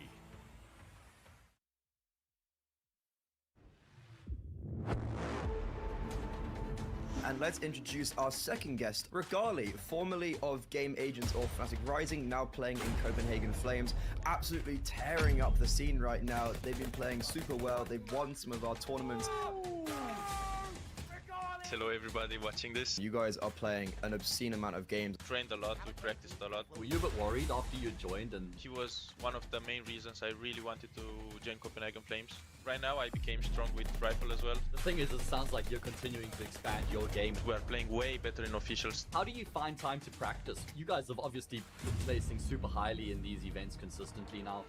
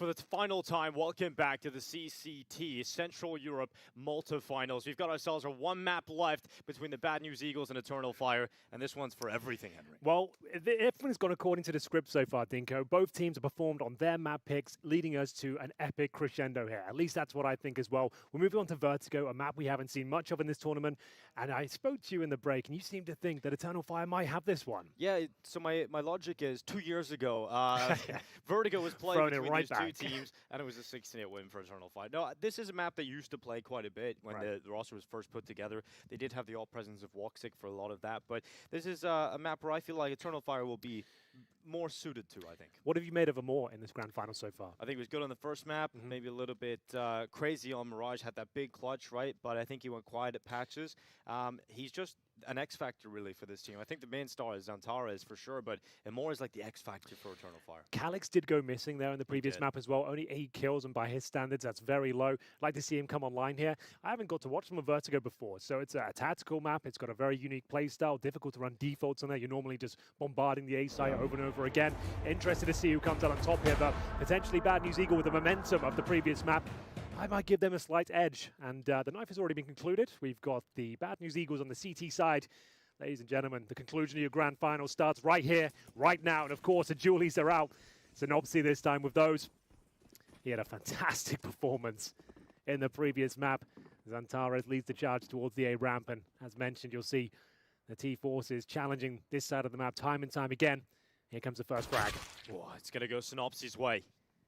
What a beast, as you mentioned. Let's see if he can get more here in the pistol. He slips out, spots out Major, starts to rattle shots and does a lot of damage, but no kill. And that's the 4v4 re-established, the equilibrium once more present, and Amor makes the difference here, puts them in front. They've pumped the brakes here as well, not fully committing. No chaos just yet. One flat row, holds towards short. GXX joins him as well. Still have 2 smokes, 2 flashbangs on the T side with the man advantage, but they've taken a lot of damage en route. What's the finishing play here? Posturing. Outside A for now. Making their way up the ramp, and they'll smoke left and right, flash over. Try to get that plant that have made footsteps here as well, so GXX knows it's coming, calls for the rotations. GXX hops up on top. Sees a little bit, but not taking much here. Oh, no. And onto the side, Calyx has got a headshot. The bomb plant does come in. No. GXX descends, nearly gets away with a low HP player on the X-Floud, and he will do it. GXX with a hero pistol, and that's bad news Eagles with Vertigo's first round. Absolutely massive there. GXX even with a few missed shots there, going for the reload, recovers, absolutely obliterates him there. The leaping shot off the boosted boxes, but it all started here with the dual elites. The man advantage, though, went in favor of Eternal Fire. Major goes down and just didn't have the resources to pull that one off. Saneri joins in as well. GXX MVP performance there in the pistol as he actually pulls out the AWP in the second round, Inco. The second round. Here we go. Let's see what GXX has got in store for us. We've seen Bad News Eagles win so many pistols, but none that have led to a second round alt purchase. Yeah, this is wild. Whenever I've seen this in the history of commentary, like this always falls apart. Whenever the second round AWP comes out, you think, wow, that's amazing. Yeah, and it just seems to fall apart. But I think I'm quietly confident for him. Towards B we go this time. Xantares, the danger man. Boosted over. B main and going to slowly snake his way in. Looking for this opening frag, and his one bullet accuracy is absolutely brutal. Flashbang deployed. You know he's going to be converting this one. Apparently not substantial damage, but he goes down. That's unfortunate, and that's double op. Well, double op kill, rather. Xantares and Major taken out. The second round AWP, certainly a surprise, I'm sure, to Eternal Fire, but has done a lot of the heavy lifting. Okay. But X-Floud's found a kill on Rigon and picked up a rifle. They are back in the round here, Dinko. If Amor can get out with the rifle, this goes either way. Oh, big frag, Synopsy, well positioned. Now just leaving Amor, but damage has been done. He's got time to work with and a helmet. Yep. On his back. AK-47 in his hands. 100 HP. He'll climb up the stairway. 35 seconds. Has some time to be methodical about this. Clearing all of the angles in front of him. Now they can let him plant here. They don't have to give too much away. The retake with the 3-on-1 should be a lock-in. Good Molotov will grant the plant at the very least. Oh, he's going for it all here. He's faked and swung, tried to pull it into the 1v1, and here's Synopsy coming down into the stairway. And not going to be working out for him there. More hands on the head. Yeah. Interesting, didn't go for the spread of plant there, Dinka. That's quite a substantial fact, actually, considering like now they'll be pretty much full eco. Not going to have the injection of cash from the plant. Nice flank coming in from Synopsy to deny it all. 2-0 should be the full eco as well. We'll see if they invest anything here. It's going to be Tech-9 Deagles. No armor, just one flashbanger to try and get a plant down here if possible. Trying to explode on towards a bomb site potentially. We'll see which way they're inclined. Rigon gets nice and close down at the bottom of the scaffolding here. One flat throw just looking to cause nade damage towards middle. And they might claim full control of the bottom of the A ramp here. That's a strong smoke, the Molotov to flush them out, and it almost funnels them in towards the B bomb site. Knowing there's an AK on the other side here, an incredibly powerful maneuver. Overwhelming, you're pretty much done for if you try and go through that now. So yeah, have to go B. Yeah, you gotta look for your chances elsewhere, and perhaps it's on the B bomb site. Saneri just tapping through the wood, and somewhat close to a couple of chances here. The pistols do climb over the top. Amor, the first victim of round 3. And Saneri might be set up to get a bit more here. He's pushing closer and closer to them. Flash goes over the top, and that's what you love to see. Nice and clean for the Bad News Eagles, always together. You know, we look at how they react and how they communicate with each other, even when Scenario was having a bad first map. It's a very family-oriented unit, it feels like. And you look at this team, they pretty much have become a family over the last few years. You look back at over 2 years ago, at the last time we were talking about Vertigo being played between these two teams, same team that Bad News Eagles are rocking. It's very rare these days, isn't it? Yeah, and think about how much they've done since then, right. since 2021. Yeah, that's actually a very good point. So, first real gun round here. We'll have everything we need. AK-47s across the board. AWP for GXX, he's at 5-0, the Immortal right now. And probing towards B. Baiting out utility. Major happy with what they've done. Forced out a couple of smokes. They'll start to coordinate themselves back towards the A ramp, but Rigon had such an epic performance on Mirage.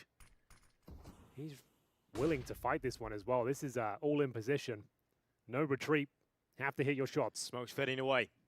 It reveals Xantares soon, surely. There's another one down just for the time being, but he's phasing the smoke. The head comes up. Rigon reacts faster, and he's got the first kill, but he fumbles. Luckily, Synopsy's there to back him up. Doesn't leave him in the open, and the kills keep coming here for Bad News Eagles. It's just xCloud left. Missed shot on the swing, but Synopsy should be getting this one, and they will clean it up. Didn't even have to break a sweat there, Dinko. That was way too easy for them. Rigon with that combative position, waiting for the smokes to fade, and what a scalp he takes to open things up. Xantares didn't know what hit him. The double up from Synopsy as well, so much damage output. And GXX to seal the deal, yet to die, as they have a very convincing start here on Vertigo, 4-0. The question is, when does that mentality game that we heard be a weakness for Eternal Fire come into play? Because sure, yeah, you start strong, you're feeling good, even Mirage, you pick yourself up, but if you're going down and you look out of this final at the beginning of Vertigo, when does the emotion start to take the better of you? When do cracks start to show in this team? Well, some silver lining here. That's maximum loss bonus now, at least, for Eternal Fire. So there'll be at least a partial buy here. That's $3,400 per player into this round, but not much more than maybe Tech9 armor, maybe Galil too. But they'll take the tactical time out for now. This isn't the start they were looking for, but they are on the T side. It's a map we haven't seen them play this tournament so far. It's looked a little stale up until this point. What have they got up their sleeve here for round number 5? So as mentioned, just a few upgraded pistols, certainly a partial buy, really focusing on the utility here. So expect a set piece. If you can get that bomb down, with the Tech9s you have the ability to push the smokes, the run and gun. Now if that weapon can be enabled, it can be very powerful and overwhelming. That's a lovely little smoke. Keeps on falling. I think you see it on the mini-map too. Oh yeah, you can. It's a good lineup for you all to learn that one. It just bloomed. Yeah, there we go. I've never seen that one before. No. Scenario, a strong position to quad, and given the range, he should be pretty good to take out a couple of these pistols if he's not affected by utility. And well, Molotov does get sent towards him, but he's got the smoke down, but he's out of ammo, and the reload is ill-advised. Imor runs through him with the Tech-9. There is no ammo in that M4, so he continues to take ground with the Tech-9, and now that he's got the generator, he can start to reload. xCloud on the stairway catches Rigon, unsuspecting, and Eternal Fire, they should have found their way through into this bomb site, maybe even their first round, Henry. Spotting the window of opportunity there, the run and gun method with the Tech-9 yields a couple of frags, but there's no save here. Bad News Eagles fancy it, and they're going to find at least one frag in return, but Xantares, he won't let them get anywhere near the C4. The bomb ticking at some pace now, but finally he is silenced. Defuse. 2 versus 3, and the defuse is coming in. It. They've got to run through. The Tech-9 denies. Is that going to be enough? One player remaining. One flat throw brings it down to the 1 versus 1. The defuse will come through. And there we go. Get back in the game. And indeed, it will be the round in favor of Eternal Fire. A very decent effort, though, I have to say, on the retake there. Could have gone either way. The full defuse in the smoke. Woo! There was a couple of chances there, but absolutely. In the end, Eternal Fire do see it through for their first round. They breached the B-bomb site, but the Bad News Eagles kept going for it. But they finally fended off. This is the kill that really gets it going, and Moore just kept running. Yeah. And then this is just focused on the site here. Rigon doesn't read the stair player at all. Well, that's the sort of round that gets the blood pumping, Dinko. Certainly does. They're going to be right back into it now. Money's actually questionable on the CT side. Just a Deagle before we're gone here. Looking to maintain control here if possible. Aggressive, of course, toward that A ramp. Bit of damage inflicted. And more with the sniper as well now. Zantares. He's got one of the most powerful AK-47s on the planet. Works his way towards middle. Going to be boosted up by the looks of things here. As he explores construction. There is an AWP waiting for him. If he gets on this box, guaranteed frag. There it is. Fantastic work. Just to rip open that first kill. They can start to settle into this one, Eternal Fire. They throw some utility in mid, not committing with it. They're going back down the ladder. Once you get that open, it gives you a lot more options, especially with the better weapons. It's a nice smoke from Zantares towards middle as well. Takes vision away from the elevator room as they go back towards A here, hoping to keep those rotations at bay. Synopsy won't have the information. They're crawling up to the left. This could be challenging. He'll get nothing. Amor takes him down. 5 on 3. Needs to get some damage. All remaining CTs are here, though. The flashbang is effective, and the trade comes through. Should be a guaranteed round at this stage. Yeah, just a lot of solo fights. Not going the way of B&E. 15 seconds, though. If they can delay, if they can run this clock down, if they can deny the plant, Henry, this could be the round. The rifle, they're doubled up together. They could stop it. There's one Fletcher. There's the kill. They have to get on the plant right now, and they can. It's all about this fight. Zantares runs around the corner, and there's not enough time, and he goes down after the time. Oh, wow. That is a ridiculous round to lose. That's exactly what we are talking about in the pregame. The amount of advantages they've had in this tournament that they've fumbled due to time, due to spacing. The chaos comes through. Excellent work by Bad News Eagles. But still, that was a 5 on 3. Again, the same scenario that happened yesterday. And they're doing it in the third and final map of the grand final. You saw the frustration of Major there. That is an absolute gut punch. That one stings. It was a locked-in round. They fumble the plant, can't find the kill. Timer expires, and it's all gone wrong.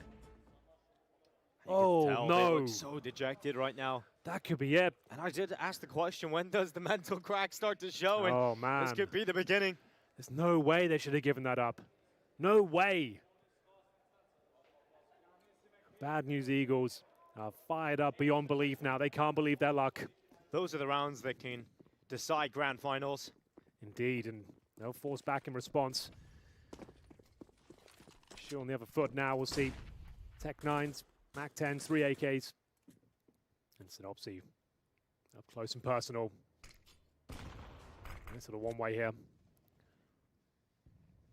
Big round on either side. Whoever takes this one will break the finances of their opposition.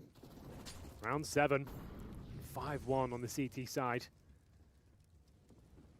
As we slow things right down, probing towards B once again. We saw Zantares not have the crispy shot we've come to expect from him upon entry before. Can he find it this time? It's exactly the same Dinko. Oh, he's just charging up. Look how much space he's got. He sees Scenery. That's Get more the like second it. he will. And when things go wrong, you can sometimes rely on the Turkish talisman of Zantares to get you right back into it. Immortus dives down to the bottom of the stairs. It's actually Calyx that gets that kill, but it doesn't matter. No difference. Eternal Fire have done it. They bounce back from that. Yeah, they're right back in this game now. That was a much-needed round, and they'll take the AWP as well. Remember, the finances were limited on both sides. They keep 4 players alive. An amazing resurgence there from Zantares. The initial spray, I thought he missed his opportunity, but as you mentioned, he just bullies his way in towards the bomb set. The second kill was a thing of beauty there. Xcloud watching the rotations. Calyx to close things out here. And Amor, he does find the AWP as well. They save nothing. Maybe another pause here as well. You might as well. Do or die time now. Third and final map. So much Counter-Strike for Eternal Fire this week. They can't afford to make more mistakes. Like losing 5 on 3s, locked in rounds. But bouncing back admirably. Now they just need to remain focused and composed.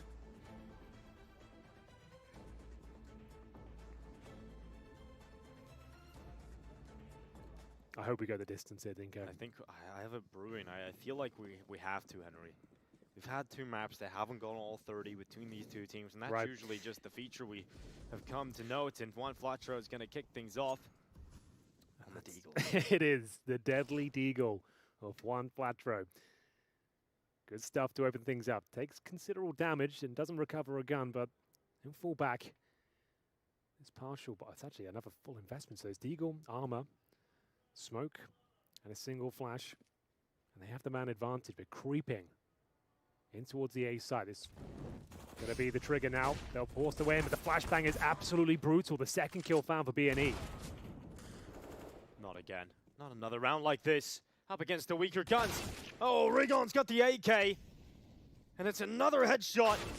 He doesn't close yet, but Amora has to pull them out of the hole, and he's certainly digging. Trying to help them out. And he's run down. He's taken a lot of damage. He's sustained so much. He's down to 3 HP. The rotation's already come through as well. The Deagle will be ready and waiting. Just needs to land one single shot here. A flashbang to be delivered, but there's almost no... Oh, the flash is perfect! It gives him an opportunity here. If he can find this shot! No way! This round is back on! Imor just needs one more, and he sees exactly where his next target is. Imor goes for it, but so close! Yet so far for Imor! This is the map that keeps you on the edge of your seat. The Desert Eagles prevail, but Amor with a fantastic effort there. So close, yet so far. One more bullet would have done it. He gets the bomb. He has the advantage. It's this interaction right here. The 5-7 comes out on top. AKs are available as we go 6-2 now. The UMP is out. The FAMAS is there, so you can understand why EF buying straight back into this. Want to steal the momentum back away. They're going towards B once again. This has worked out well for them. Zantares, a powerful unit, leads the charge at the B stairs. Looking to crack things open once again. Here comes the play. Grenades once again. A staple of the Eternal Fire setup these days. They got it in their toolbox, but they no longer have Zantares, and he is usually the sharpest of them. Well, this is delivering on all fronts. Exactly what we want to see. In a grand final, the UMP still in the hands of Synopsy here. Rigon, strong position at the top of the A ramp. Looking for anyone creeping through the smoke here.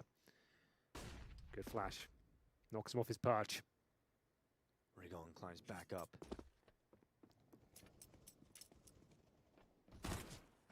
And the UMP trying to get involved in some skirmishes towards the bottom of the ladder. No one comes out, worse for wear. 45 seconds. Imor has made his way through short. Is this the space needed to move forward for Eternal Fire? Calyx loses against Rigon. Imor won't though. He'll make up for it. Trades it quite quickly. Bomb plant secured. Now a 3v3. Post plant for Eternal Fire. Looking to push forward to 3 rounds. Eternal Fire starting to come in on the retake, or rather E and Xcloud's got himself the kill through the spam when Flatro taken out. Low health on the 2 remaining CTs. Call it off. With no utility, there's no shot back in, and they've got to retreat away from this. Back and forth we go. We did say, after everyone going down in the previous round, yes, they won it, but they were fully invested with those pistols. Taking down everyone. They know the money would be very low, so it's a fantastic response from Eternal Fire, but 2 players will survive here for BNE. Not out of the woods just yet, but they do start to close the gap, 6-3.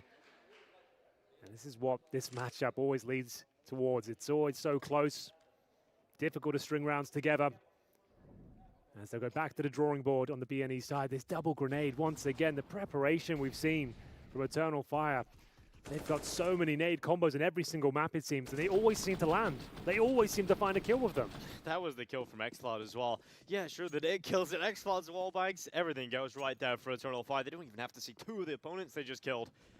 Well, BNE, we've seen them do a lot with these Deagles. They've got 2 premium rifles and a FAMAS here.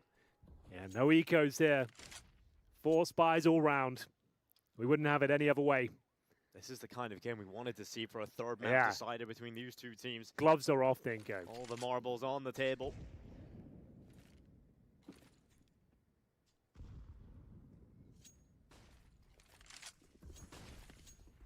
Ramp control being taken here for Eternal Fire. They don't have to go anywhere with it just yet. Consolidate control here. Clear out the sandbags. Make sure no swings are coming through. Make sure you got short control.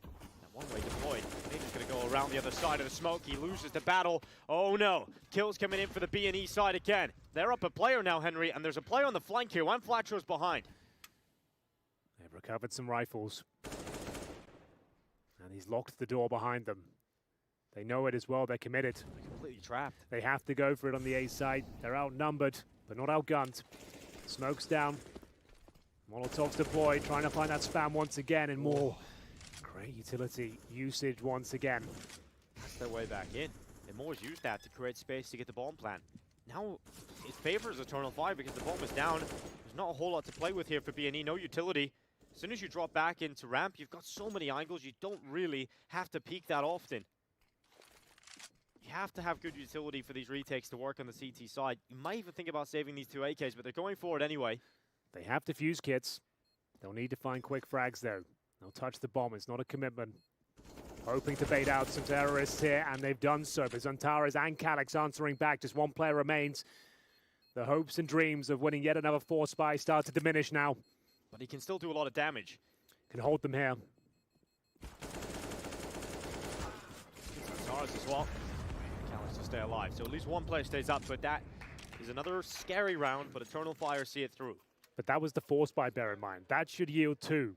Closing the gap further and further here. It's going to be almost a lock-in here. You can't justify really any investment into this next round. Should be the full eco. xCloud watching the rotations like a hawk as he takes down the Eagles. And indeed, just a full eco here. USPs, Deagle, PT50.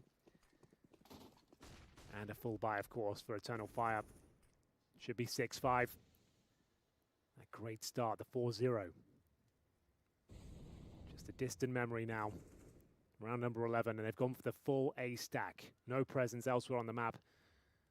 Hoping it's just a walk up in towards the A bomb site, but I can see Zantares helping himself to B already. He's got on the top of the steps and looks like he wants to confirm the site's open. Obviously doesn't have any information what's on the other side, but he'll find out very quickly that they've pretty much won the round already. It's a job done. Not a very hard job. No. Had some more difficult ones. But it does set up the unicorn round, Dinko. It does. Do you believe in unicorns? I don't think so. I don't think so with this sort of retake coming through. It might get a little bit problematic, but well handled so far, only giving up 1 frag. The unicorn is dead. Yep, the now extinct. If you're not familiar with the expression, it just means a round of Counter-Strike where no one dies. We like to have some fun around here sometimes, and it happens every now and then, but not this time. Absolutely mauled as they come through the smoke set. They do find 1 kill, but that's about it. But that was the full eco, 6-5, round 12. No AWP for GXX, and no kits either. Bare bones utility. Zantares picking at the pace. No B-walk this time. He's full send in towards the A-bomb site. Great opening frag once again. Rigon, who's been so strong on this side of the map, removed early. And they'll pump the brakes now. Don't have to fully commit. They've got the man advantage. Eternal Fire are just looking like a completely different team. Like, I thought their cage would have been fully rattled, but they managed to come back. Absolutely. This is great control of the ramp. They haven't really been losing players here at all. So much time to play with, and so much utility. And if they just execute into the site, it forces a retake for B&E, and they once again don't have much utility for this. So if it's just a clean execute, I favor Eternal Fire just converting this. Nice smoke. Flatcher there loses the vision, trying to use the gap. That's the only smoke they had as well here on the CT side, and it's completely neutralized. Yep. Still taking the time though, Eternal Fire. Still got a few extra smokes available. They can re-execute again. You know, the first execute is just the first wave of utility, baits out all the final pieces from the defense, and now you can go in, and there's not going to be much resistance, and you're going to take them down with the rifles. They got to know that GXX is short, and they do clear him out. They've won the round, just on kills. Yeah, fantastic effort there. Opening kill, courtesy of Zantares. And they play it so well. They don't panic. They don't choke. They don't just run into the bomb site. They slow it right down, provoke reactions, and nail the execution towards the site, losing only 1 player en route. The fallen Xantares will be remembered for his contributions at the A ramp. Absolutely. It was a noble battle. And that's going to tie things up. 6-6. What a bounce back this is from being 4-0 down. Scenario in towards T-Spawn, but is Calix on his way? He's actually going to be investigating this position. Does he fancy it? No, not yet. And it looks like Scenario is good to go into the next one. He'll bring his dinosaur gun into the next round. Yes, indeed. Bad news, Eagles. Timeout taken here. Yeah. They had a lot of mental rounds. It really shouldn't have gone their way, Henry, but now they've stopped going their way. Eternal Fire have taken control of this game, even though the scoreline's even. Eternal Fire in the driver's seat. Yeah, alarm bells at this stage, considering on the CT side as well. You've had an amazing start, and now everything's falling apart at the seams. Great team effort there. Overwhelming the A-bomb side time and time again. Devil Walk trying to pick the team up here, get their heads back in the game. Successful in doing so multiple times already in this grand final. Absolutely. Never count them out. Both of these teams equally matched. We've seen it so many times. 3 matches in this competition. This is the third. Best of 3 went to Bad News Eagles. The best of 1 as well. This is the time, and this is the only one that really matters. The grand final. Round 13, 6-6. Tied up as Eternal Fire have the better buy here. Absolutely. They have the saved M4 of Scenario, but pistols otherwise. Back towards B we go. They've had a lot of success here. Usually descending in the danger man Xantares to wreak havoc with his AK-47. You can see that nice reservoir of utility there. Looking to perform a tactical airstrike. They've actually got a B stack here, Dinka. They could be ready for this and then some. Opening kill goes in favor of B&E. Calix just takes down 2 though. Takes out all the enthusiasm. And sure, you have the nades, but you're going to have to start shifting them over the other way now. Here we go. Does he do any damage with them? Oh, actually might be quite beneficial. That's Rigon with a deagle with the nades of 3 damage, just softening them up.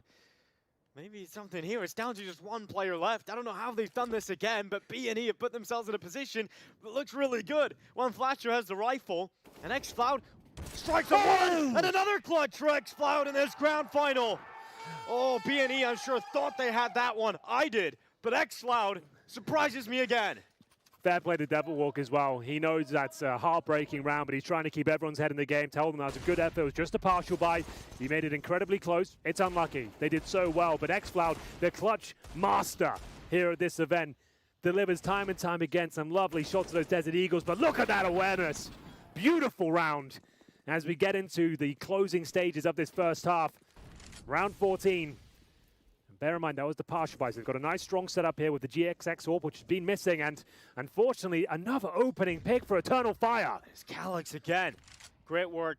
One Flasher can be one of the heaviest lifters for this team, and for him to go out so early in such an important round in this first half, it's another tough pill to swallow, but they're getting used to that now, Bad News Eagles.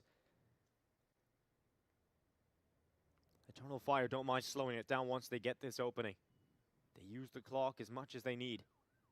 They've got so much utility. The CTs have a bit, but not a lot. Retakes would be difficult, so Rigon's really got to frag out here in this corner. They go through, they check him. Synopsy at least gets 1, but Xantares clears out both of the A players, and that's a 4v2 right away. You want to save this, honestly. You can't win this round. Last round of the half coming up. Get the AWP and the M4 into the next, but GXX has made a difference here, Henry. Yeah, that could be the incision that persuades them to go for this They're one. making the right read too. They're coming back to B, but Calix has got very deep already. Maybe he can cause a few problems here with the rifle. But he's heard some footsteps as well. Does he want to tell his teammates to fall back? They've got time to do so, but it looks like he's guaranteed a frag here. Oh, he's got the kill on Scenario. It's just GXX left.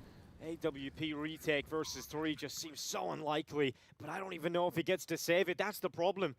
The Hunter is on his way. Xantares tracking, just sees a little bit of his prey, and he's on the hunt, but he can't make much noise about this. Well, they've sent the other player down, and it's not happening. You don't want to swing 1 by 1 here. Wait until Xantares is in position as well. This is an incredibly important kill. You might guarantee the follow-up round here and win the half. Can they do it? Where is he? Where has he gone? Guys, surely you tick off the boxes now. There we go. GXX spotted Xantares. Looking at his teammate. Have you seen him? What about you? Invisibility cloak deployed. Well, there we go. Another fantastic result there for Eternal Fire. They seem to find these opening picks time and time again. We didn't catch it from Calix, but it must have been presented pretty early on, maybe towards B. See if we can have a look at that opening kill. So here it was, yeah, towards B. How he does that? Yeah, just through the smoke. There's balls of steel there. Fair play. Xantares is a double spray down, looking incredibly sharp. Calix contributing after a very difficult second map from only 8 kills on Mirage. Yeah. And final round here, Dinka, not the most convincing setup. SMGs, Famai, and an M4. And more. He's under a lot of pressure here. Flash goes in. That's the perfect move. That's got them the first kill here at Bad News Eagles. They will not be losing the first player this time. Trying to deny the recovery of the AK-47. They throw the Molotov on the gun. They know that's value, but you can throw it down the elevator shaft if you fancy.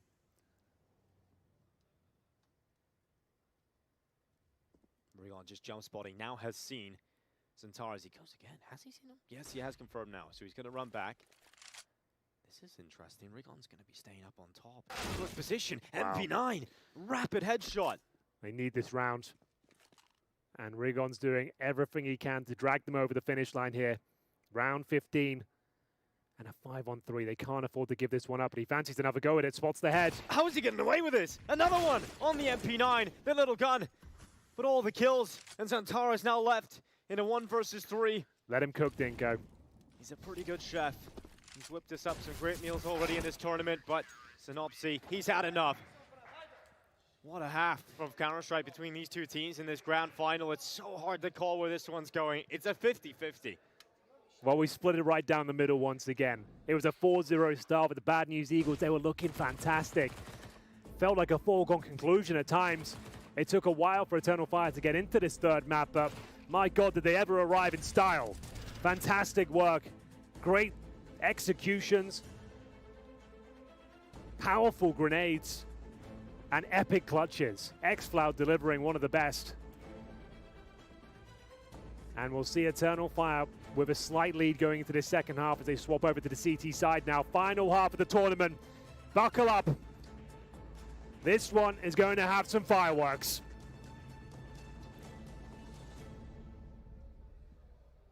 Eternal Fire started slow, but got back into it. Bad News Eagles showed great individual prowess in some ridiculous moments. They've used up a lot of timeouts, remember, in this first half, both of these teams. So if it does get close, which it will, Henry, there's going to be a couple of issues in terms of using those timeouts, allowing the coach to have their say. It's going to be on the players here. The end of the trilogy. Here in Malta, Eternal Fire versus Bad News Eagles, second half of the grand final. The final map kicking off. Here we go then. The pistol rounds are always so exciting between these two teams, especially when the gunslinger Amor is there with Julius. It's straight up B rush. Let's get it on. Right in, one Quattro, looks to quad, but it's Calix and xFloud with the first two. Eternal Fire are finding every single kill, and Synopsy is left just picking up the scraps. But it's a round for the Turkish team, and they start the second half strong. A straight up B rush there. You don't see many of those on Vertigo. And it's completely shut down there. They didn't stand a chance. They didn't get close. Calix and co mowing them down one by one. A simple procedure. And the Julies for good measure. You have to get at least one. So no bomb planted. You would assume a full eco here as Eternal Fire hunt for double digits. They will invest very little. Just rig on with the Desert Eagle. Full eco otherwise. And this time rushing middle. Hoping to find a gap, but they're going to find an MP9 and a face full of bullets now. Major, he gets the call, rotates, and so far so good. Wow. Get it out the way, lads. That's fine. Yeah, keep it clean, keep it quick. And now we get into the real rounds. Double figures, first reach by Eternal Fire. Devil Walk having another say here. And more very vocal in communication with his in-game leader of Major. Another timeout taken for Bad News Eagles, using them early. Temperament shifting over there in the B&E camp. Yeah, there is tension. The body language is completely different now. Very static. Just think about how much it means to a team in a tournament with a prize pool of 100K. You're in a final. This is a team without an organization. This is a team that live off the sticker money and small investments throughout the year. They play with passion. They don't have the same resources as every other team out there. And to make it to a grand final and time again beat these teams of orgs backing them with extra resources. Just think of the teams they've beat through this. You know, there's teams like Spirit and ENCE that are in this competition. They're not there. This is a Bad News Eagle, Eternal Fire final, and the AKs are out for the T side. Very important round, of course. Antares and Major not messing around. An opening kill right at the start of the round, but it will be answered back in kind. Synopsy will find the point man, Antares. Damage inflicted on either side, and they might just help themselves towards the A-bomb site here. Up the ramp already. That is brave as you like. And it will be punished, and more picks up an easy frag there towards Synopsy.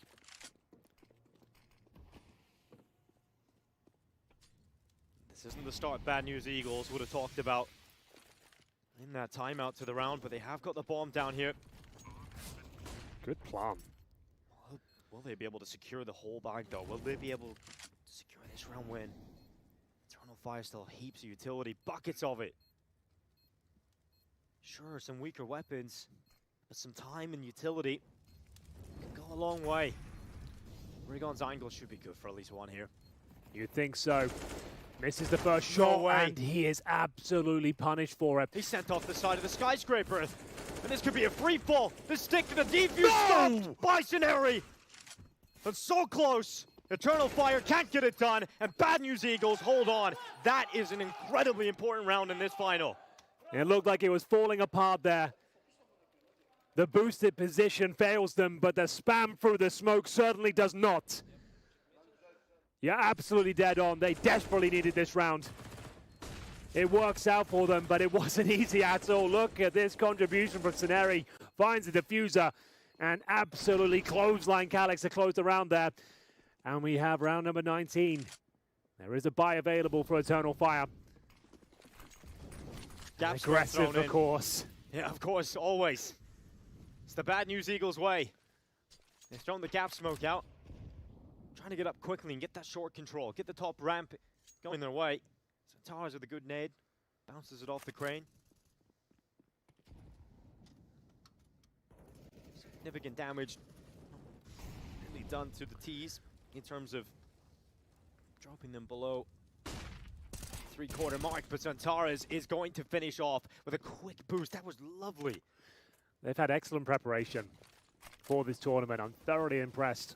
I have not said that about their former rosters and lineups. They've always just been known as heavy fraggers. They don't seem to have this sort of mentality before. But look at all these different moves on different maps. Look at how many times Absolutely. we've seen them on a different map in this tournament, and they've still had nade stacks. They've had little boosts. It's been great from Eternal Fire.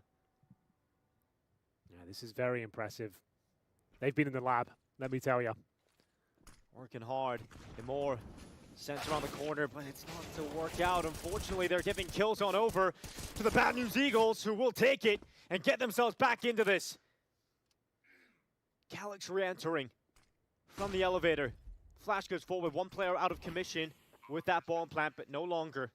And Calyx uses the smoke deployed by the Bad News Eagles to separate this into a 1-versus-1 fight. And does he read it? Right below him. His next victim is right below him. And Juan Flatro is just looking to stay alive, but they've lost each other, and Calyx can't do it. Juan Flatro pulls it through. Headset off for the Bad News Eagles. Some mic problems, surely. We'll get him back into this. We'll get the headset back on the head of Juan Flatro. I think we're going to have a little tech problem here for just a moment. What a round. Juan Flatro thought he had lost it. I thought he had just lost Calyx in the smoke. Calyx had the position. I'm sure Calyx is kicking himself about that one, and look at the faces of these Eternal Fire players. They know how much that round can affect the rest of this game. They were so close. Tension starting to build for both teams. They know the grand final is only coming down to minute moments throughout the rest of this. Micro details, individual plays.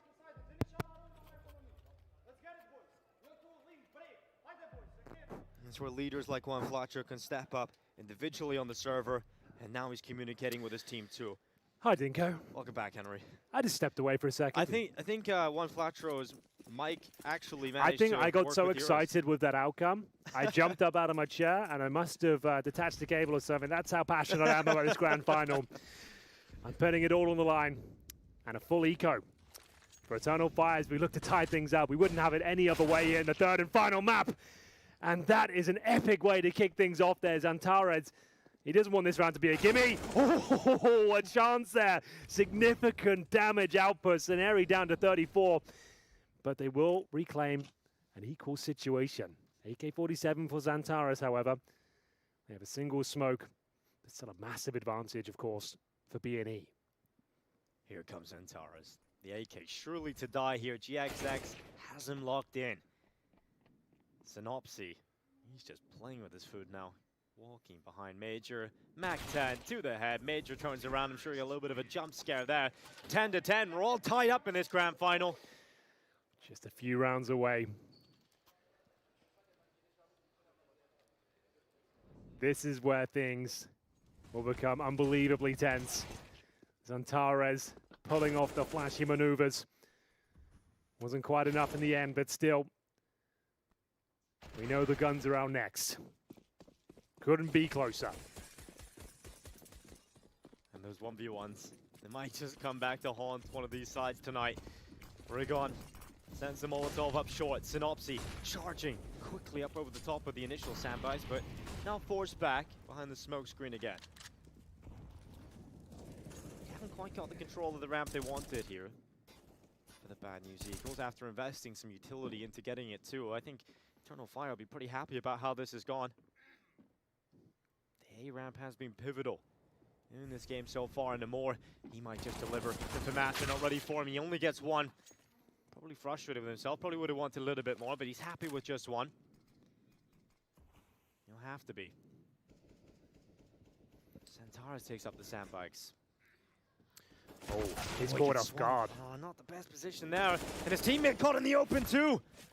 These are the kind of moments that can all come crashing down. It's just Calyx left and he is nowhere near the action. He can't do anything about it. And it's Bad News Eagles heading into the lead. Well, it was Rigon who had that epic start on the CT side here on Vertigo. Then started to drop off a little bit, but wow, what a resurgence that is. Pixel perfect precision with the AK-47. Completely decimates his opposition. And you're right, just Calyx remains now. Not for long, though. Great round to take the lead, 11-10. Momentum on their side. Money shattered for the CTs.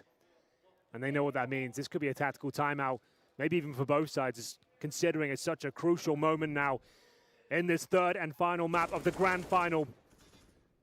Here's the play from Rigon. This was a thing of beauty. Great shots. Very composed and very assertive. Major will invest the MP9. We have ourselves a partial buy here.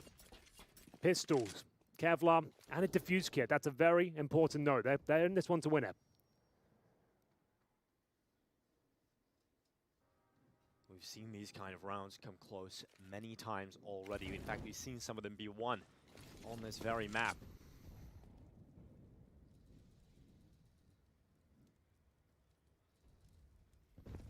News Eagles attack the ramp. Major is the first player to get a kill, and he's going again. Let off the leash. Synopsy gets a double, but Antares is swinging around the corner with a 5-7 is good. It's uncomfortable right now. 3-on-3. Oh, and the patience of GXX.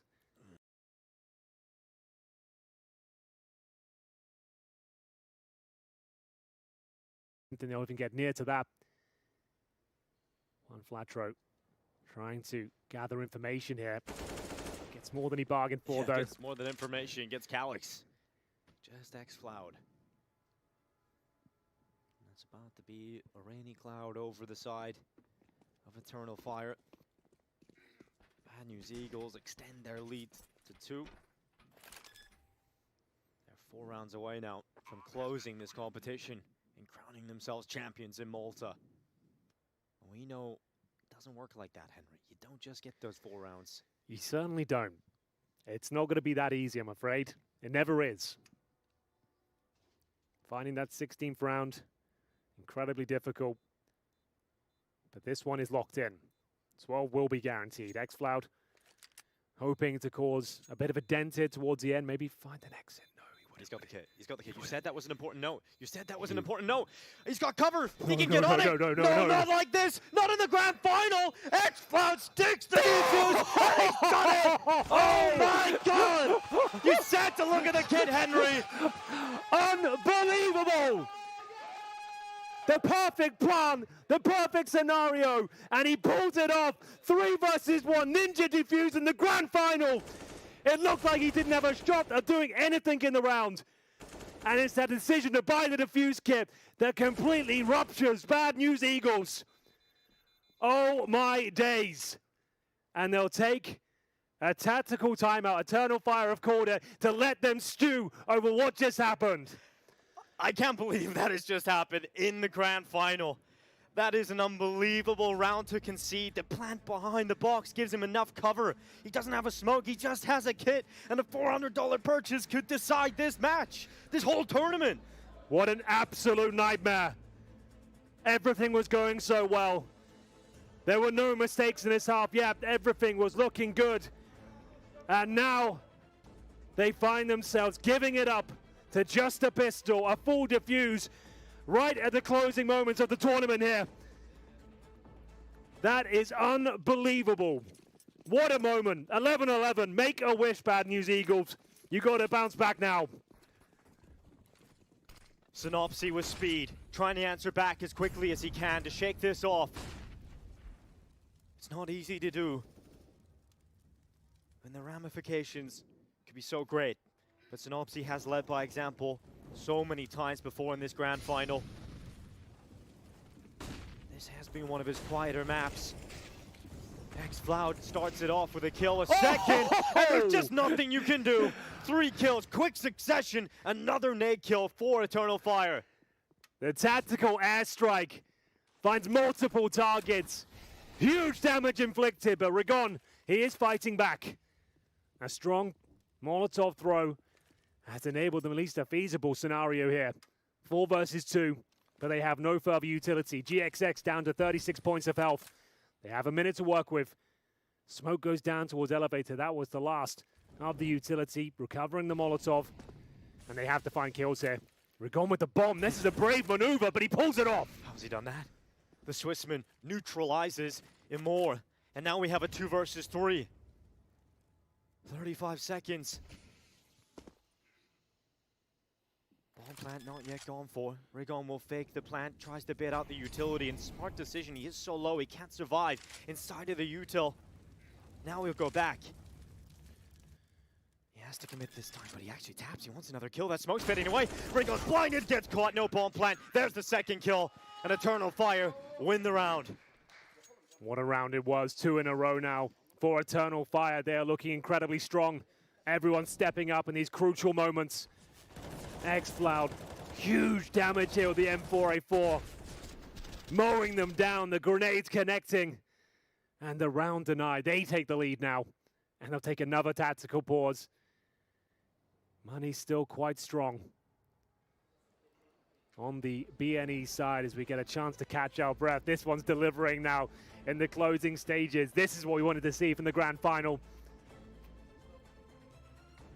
This has everything a grand final needs. Clutches, ninja diffuses, back and forth. I haven't seen one of those in years. Wins. I haven't seen a ninja diffuse in a very, very long time. And it was the perfect plan as well. It was behind the tall boxes, right? Everything So he had perfect cover. They couldn't stop him even they thought about it.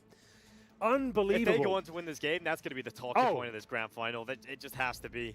Dude, it's already front page already. You can feel it already. Oh my God. Well, still buys for both teams. Still the purchases available. But huge. This is the rounds that just decide this, really. The buy rounds. This led in the game. 12-11, Eternal Fire with a marginal lead.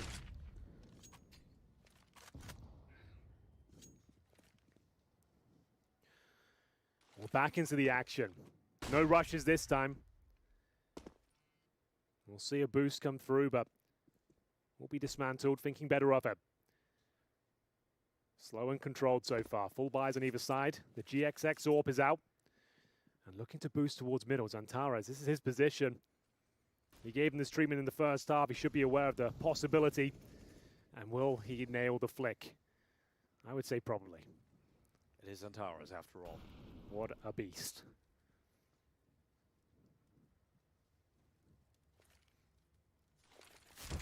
Well, instead of going for the flick, decided to climb up construction and go for the fight.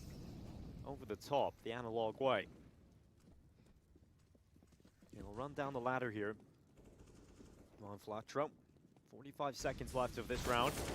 There's a fight going on in this A bomb site. Rigon charging up, and he's going to commit to the top of the boxes and lose his life to Antares. Luckily, GXX comes in with a pick. This is a commitment of all 4 players into the A site. Final 30 seconds for BNE. Ceneri with the headshot on Major. He's taking down the in-game leader on the other side of things, and they're going for the bomb plant. And more, not seeing much. Waiting on his teammates to get close, piecing together what utility they have left, but they might not have any resources left at all, because Juan Flatro is mining them for everything they've got left. And Amor comes through the smoke. There's another kill for him. Could this be nuclear from Amor? Nearly lines up one, but it's Calyx still alive. Ceneri swings, and another massive round for Ceneri in this grand final. Everybody is having their moments. It is a chef kiss moment there for Ceneri, a must-win round. It comes down to the wire once again. Opportunities for both teams to close that round out, but he's delivering on all fronts. The AK-47 connecting time and time again. Holding strong here with the bomb planted. Ceneri had to find Calyx, and he delivers on all fronts. Shut down the finances, as we'll just see USPs and a couple of P250s brought into round number 25 here. Looking to take the lead. Bad News Eagles are back on their feet. So with 3 flashbangs, no defuse kit this time. Eternal Fire, let's wait for their next opportunity. Yeah, it's good to see them going for the conservative approach because we've seen what they're able to do, but I'm surprised they haven't bought a kit, Henry. Surprised they haven't gone for the kit. We've seen what they could do with that small purchase, but just the pistols. We've seen them do a lot with these two. Synopsy, he's just going to hold, lets the CTs come to him. Rigon, always forcing the issue. This is his play style to search for these picks, and he's got so much space in the bomb site. Go through, try and get around the other side of the generator. Here come the players on the CT side just lining up. Easy kills for Bad News Eagles. They dispatch the half-buy. This one has been one of my absolute favorite maps of the tournament so far. It's been my favorite, Henry. It's had everything you want. Oh, it's been so entertaining. Starters, main course. Well, the dessert is up next. Great round from Bad News Eagles. Never a moment you thought they were going to lose that one. Rifles across the board for both teams. No snipers here. Round number 26. Getting to crescendo now. Had a long week for Eternal Fire. Played so well in this grand final. On the CT side, the full buy. We'll see what they can make of it. Amor waits patiently towards shore here. Calyx posted up in B, and he might be tested once again. Currently sat on 19 frags. Very strong performance. And they're going to go towards B. Trying to show presence by throwing windows from the ladder room. Here come Eternal Fire. They're starting to send some reinforcements over towards this B side to help out Calyx. Is he going to be strong enough to be the first pillar of defense? The foundations of this B hold. Calyx will get one. Now it's xCloud's turn, and he's had some massive moments. Yeah, he really has. They're not committing to this, though, just yet. They're starting to draw back with that bomb. They have some options left for 50 seconds. Perhaps A is the correct call. Rigon at the front. The Swissman looking for the holes. And the defense. Oh, no. He looks away. The timing. Oh, no. That's a little detail that could cost him big. Moving forward, and more swings out. Another kill for the CT side. Look how low the HP is. I think that's done. They have to retreat. They can't justify going for this one anymore. And he didn't trust that the sandbags were clear. Turns around for a split second, the worst possible moment, and down he goes, and his teammates just don't have the HP to justify even attempting this one. Round locked in, 5 seconds remaining. Looks like they will survive, but they'll hold on to just AKs. They won't get any further cash, but fortunately their reserves are quite high. But we tie things up once again. Trying to stay composed. Not the end of the world here for Bad News Eagles. Cash is there. But Calyx once again stepping up, funneling them back towards the A site and more, doing everything here. Great movement. Locking down short with this smoke, finds the double kill. And we've got the GXX Orb. They are starting to run low on cash now. Round 27. 13. We've been here before between these two teams. Every round is needed. And every map in the grand final has to be played. Synopsy in the midst of the smokes and the ramp, as he often is. It's either him or Rigon. Multiple players can make these moves.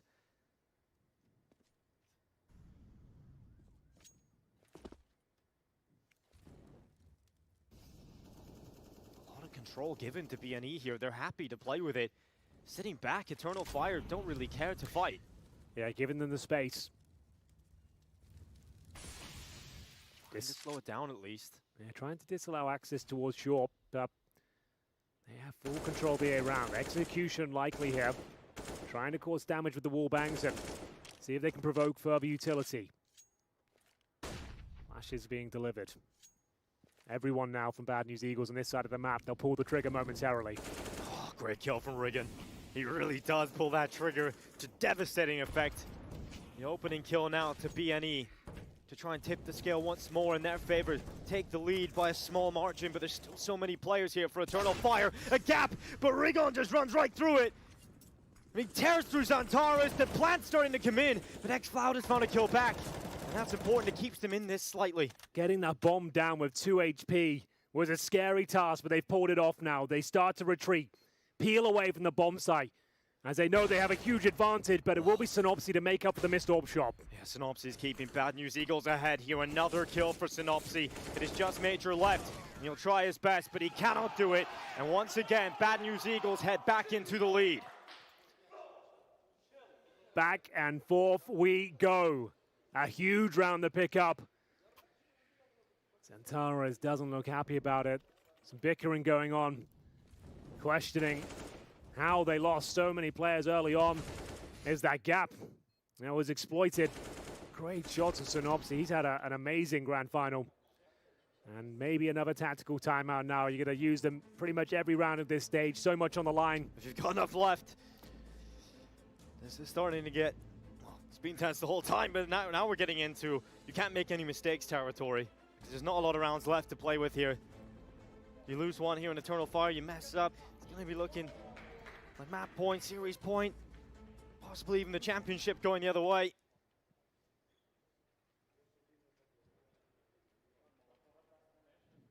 And both teams in this tournament have been known to get loud, but this isn't the kind of round for that. Oh, it has to be the partial They're buy. conceding, they're playing for overtime. That's what they've decided here, Henry. Is there a kit, though? There's not.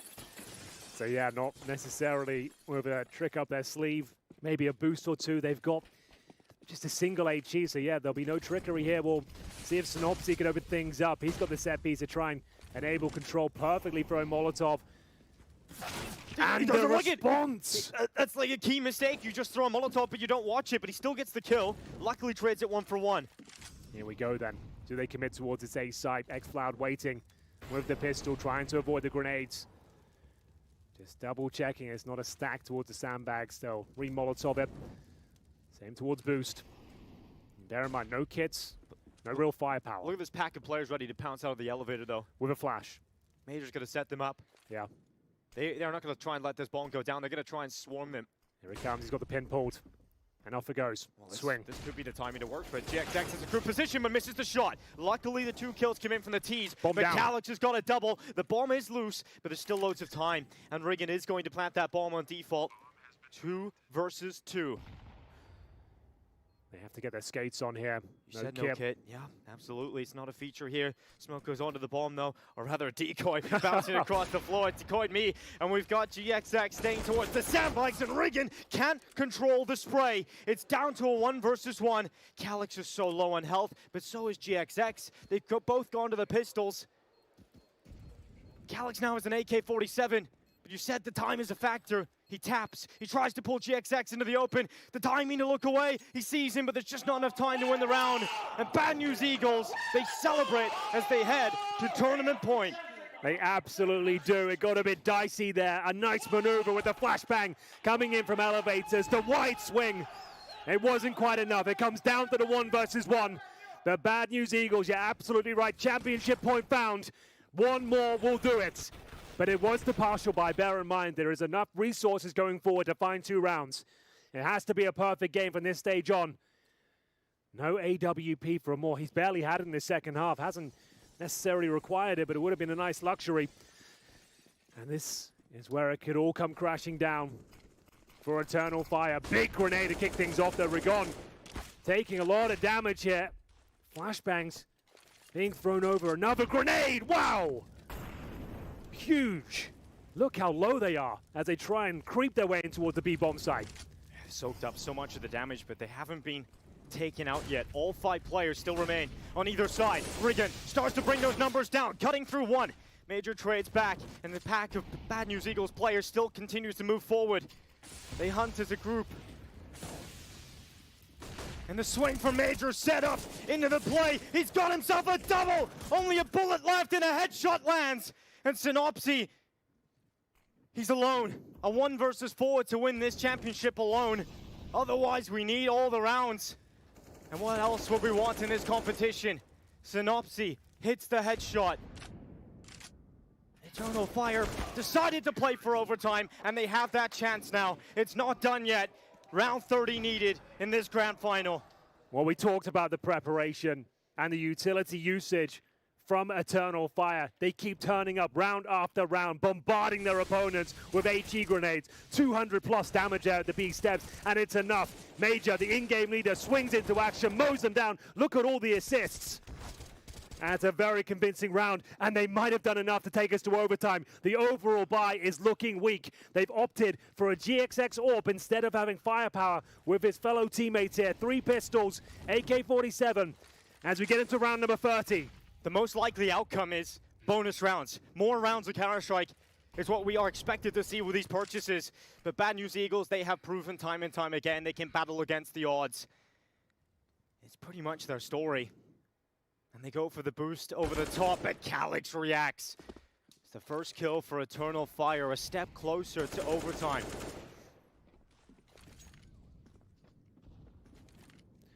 So what is the next move? It's not looking good. The overall complexion of the round is quite grim for Bad News Eagles. They've got a smoke, a single smoke, and a couple of flashbangs. The AWP is out and about, but time ticking away now. Sub 1 minute. Difficult to really get that bomb down.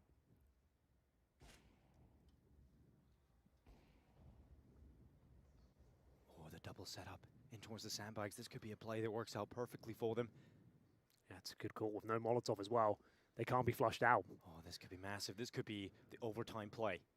This could be the key to unlock more rounds of Counter-Strike in this grand final, and the more it goes out. He batters the first. GXX hits the deck, and the just gets the lineup. Finally, he's taken out, but he doesn't read Antares, still being in that same position. And we have got overtime in the grand final in Malta. Oh, you can see what it means to them. The headset comes flying off for a more. The full reset comes through. We're going to overtime, and the third and final map here in the grand final with it all on the line. The 15-13 lead eradicated. Fantastic work from Eternal Fire. They hold their nerve. They keep their composure. And it's a full reset as they remain on the CT side now. The call to go for the conservative play a few rounds ago and not buy Henry was a massive one. Absolutely. And they actually make it happen. And we're talking about the preparation. Look at all these different setups. The double stack towards the sandbags with no Molotov available. It's the perfect play, and they get absolutely destroyed upon arrival. Overtime indeed. We wouldn't have it any other way. Taking a chance to catch our breath. What an epic conclusion to the tournament we are witnessing right now. This is how it's supposed to go, Dinko. This is... Each team takes their map pick convincingly, and then we have a barn burner of a close-up. This could be a better trilogy than many movies out there. 3 times they've played in this competition, but none as good as this one. The coaches have some of their final says as they send their teams back into battle. This time, overtime, money not a factor, purchases both in for both teams, everything you could want. And it's a quick take towards ramp here. GXX posts up with the AWP. Just to note, even with the overtime cash and more ops with the rifle, he's been playing incredibly well. And he holds towards shore. Oh, does he ever? Through the smoke. I'm glad he cleaned those glasses in the break, because he's seen something I didn't. My lord. He is going to town right now. 24 kills. And they are looking active as well. They're not sitting back this round. Might even force a rotation. They might send a couple of players back towards B, feeling that they have full control of the situation. And indeed, Bad News Eagles will have the same idea. No rotations from the CTs just yet. They might try and claim the A ramp itself. There's the flash, and indeed they'll try and get some intel here. 2 players at the bottom. Eternal Fire playing with confidence. They're just loose and free. They're able to do whatever they want. They feel confident to swing. They feel confident to go in with a flash. That's been working for them. Bad News Eagles a little cagey at the moment.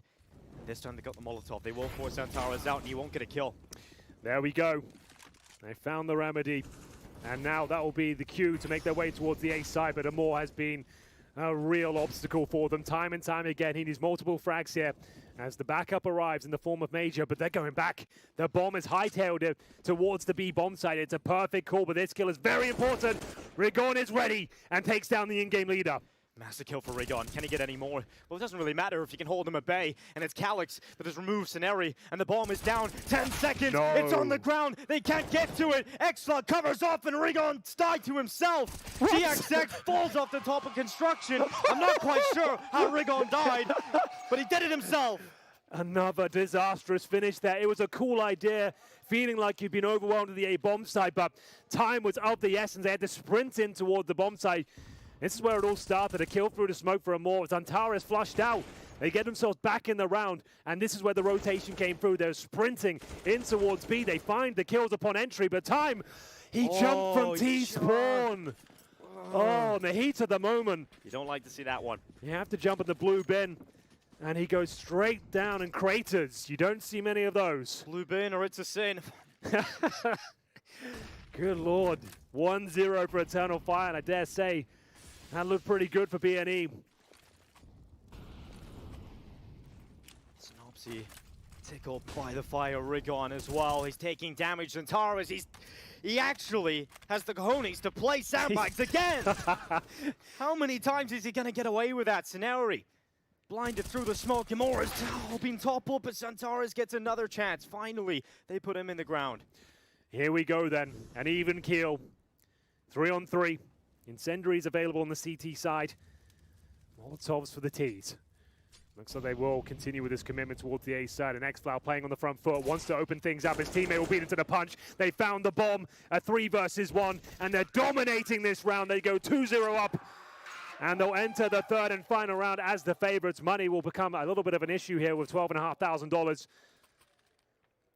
And you can see starting to deflate over there on the BNE side. This one starting to fall out of their grasp. Major, what a play as well. You said it, they look assertive and confident right now. And they're shutting it down before the play even happens. No tactical timeout taken, the final round of this first half. Trying to fire them up. Antares. It's a different position for him. He finds similar impact as Major. Oh, he's just been an absolute monster in this grand final. Recently, over the last few rounds, has delivered heavy impact. The big reason why we're even here in overtime to begin with. Eternal Fire up a player, pushing forward to tournament point. 4 more kills to convert upon. They'll be 1 round away. Wow. That advantage didn't last for long. Rigon has done something spectacular. Gets himself towards construction. He gets the triple. Make it a quad. 4 versus 1 now. He can't close it. But that should be the round guaranteed. Imor left as he is removed from the final round of the half. Wow, how did Rigon get away with that? They all just lined up. It was ridiculous. He gets himself into construction. He's just spinning in circles, killing everybody that comes in his path. Here's the first, the second. Lines up beautifully, and then this double kill towards the elevator. That transfer is pure filth. Wow, Rigon is incredible right now, and considering how we started this grand final, his great mental fortitude to find his way back. Well, they got the opening pick there. Eternal Fire funneled them in towards the B bomb site, but Rigon, he found a gap, gets himself to construction, and just unleashes hell. Tactical timeout as we enter the second half. Overtime, 17-16. One more for EF to find championship point, but they're now on the T side. They sure are. They struggled a few times on this half. It was looking so good, but you're never going to be given that 3-0. They're going to make you work for it, and Rigon snatches it away. Deep breath. I guess that defense had more holes than Swiss cheese, and Rigon's master of that. He's guessing behind them. 16-17. Still anybody's game here in this grand final. Just full focus to see this one through. Second half gets underway. Eternal Fire will get to see what their attacking side looks like. B&E on the defense. What's the call from Major? If he can find this first round, it'll give them 2 opportunities to close the tournament. B execution looking likely off the get-go. We haven't seen many of them from the EF side. They've gone for a lot of contact plays with Xantaras, but never the full bombardment of smokes, Molotovs, flashbangs. So what's the approach? Smoke's getting lined up and ready, so it will be the full set piece. Here we go. The more charging at the front of the pack comes in, sees the generator player, but it's Seneri who's won that first fight. It's Bad News Eagles edging out at the moment, and Major goes towards the back of the site. No kill yet for Major, but he will eventually pull it back and nearly doubles up. Seneri is so strong in the site right now, but it's still too much to handle. We're even on players. And Calyx gets in the smoke. Is a play like this? Is this the X Factor? He lights them up! The Calyx Factor! That's what it's all about! And he goes for the third, but Seneri's still standing. He's on for the ace. He's ready for all 5. And xFloud has won some clutches in this tournament, but this would matter the most. He's gone for the AWP, Dinko. This is wild. xFloud has so much health. Seneri, all 5 kills possibly. Throws the smoke out to the bomb, the timing, he's so low on health, just one bullet, and xFloud wins the 1v1. Seneri does everything he can, but xFloud brings them to tournament point. They've pulled it right back. They were looking down the barrel of a 15-13 deficit. They bring us to overtime, and they're the ones to post tournament point first. Calyx, a godlike play, the push up to the generators and the double kill. It comes right down to the wire, as you might expect. And now, Bad News Eagles will need 2 perfect rounds to take us to double overtime. First shots are exchanged, no damage inflicted. Is this where it all comes crashing down? Eternal Fire have had to work so hard this week, dozens of maps in multiple tournaments, all leading to this moment.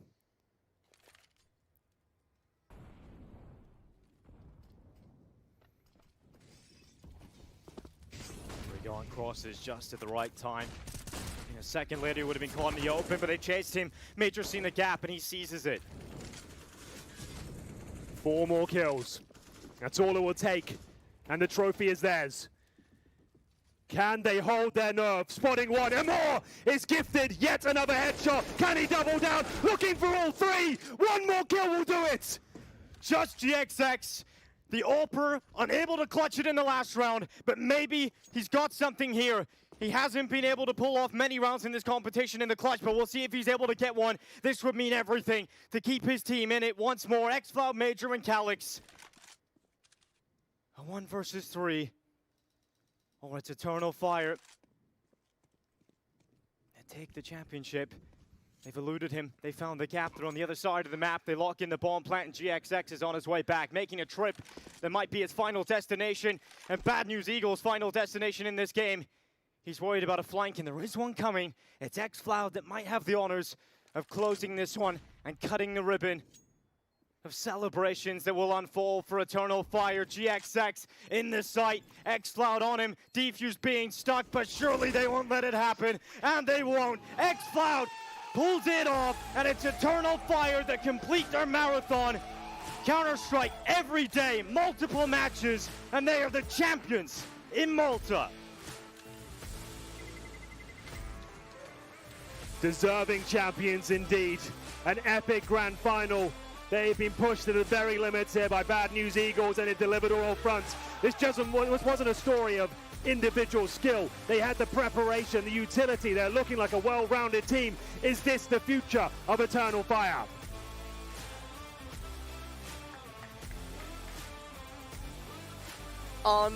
Unbelievable. Eternal Fire with the fairy tale win.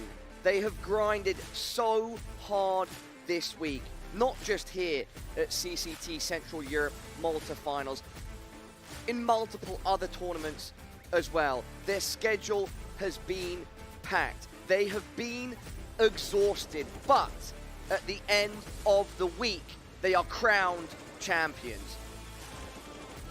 Alan, Cole, how do you react?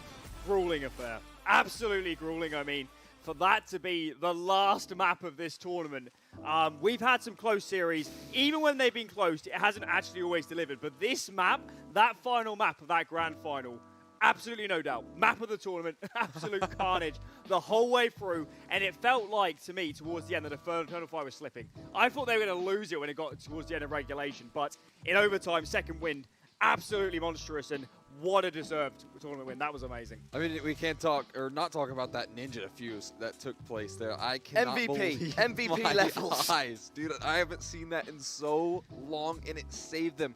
Like you said, they were running out of momentum there in regulation, and what brought them back was that round right there. I cannot believe it. Yeah, to see a ninja defuse, especially in this day and age of Counter-Strike, is so rare. But to then see one in a grand final, unreal. xCloud and kept them in the game, kept them alive. Arguably, if they lose that round, BNE storm on to win. Oh, absolutely, but I don't think you can just look at that round. There are at least 5, 6, maybe 7 rounds. They're on an absolute knife edge up to the last 10 seconds. And, you know, if one thing goes the other way, BNE, they're over there lifting the trophy. So, I mean, what a performance from those guys as well, to take it that close. And at times throughout this series, they look down and out as well. So BNE, we've got to commend them for giving us one hell of a grand final. But at the end of the day, Eternal Fire's had that extra 1%, and wow, they really saved their best for last. Cole, you did it. Yeah. You did it, mate. You had the perfect prediction. You had the 2-1 to Eternal Fire.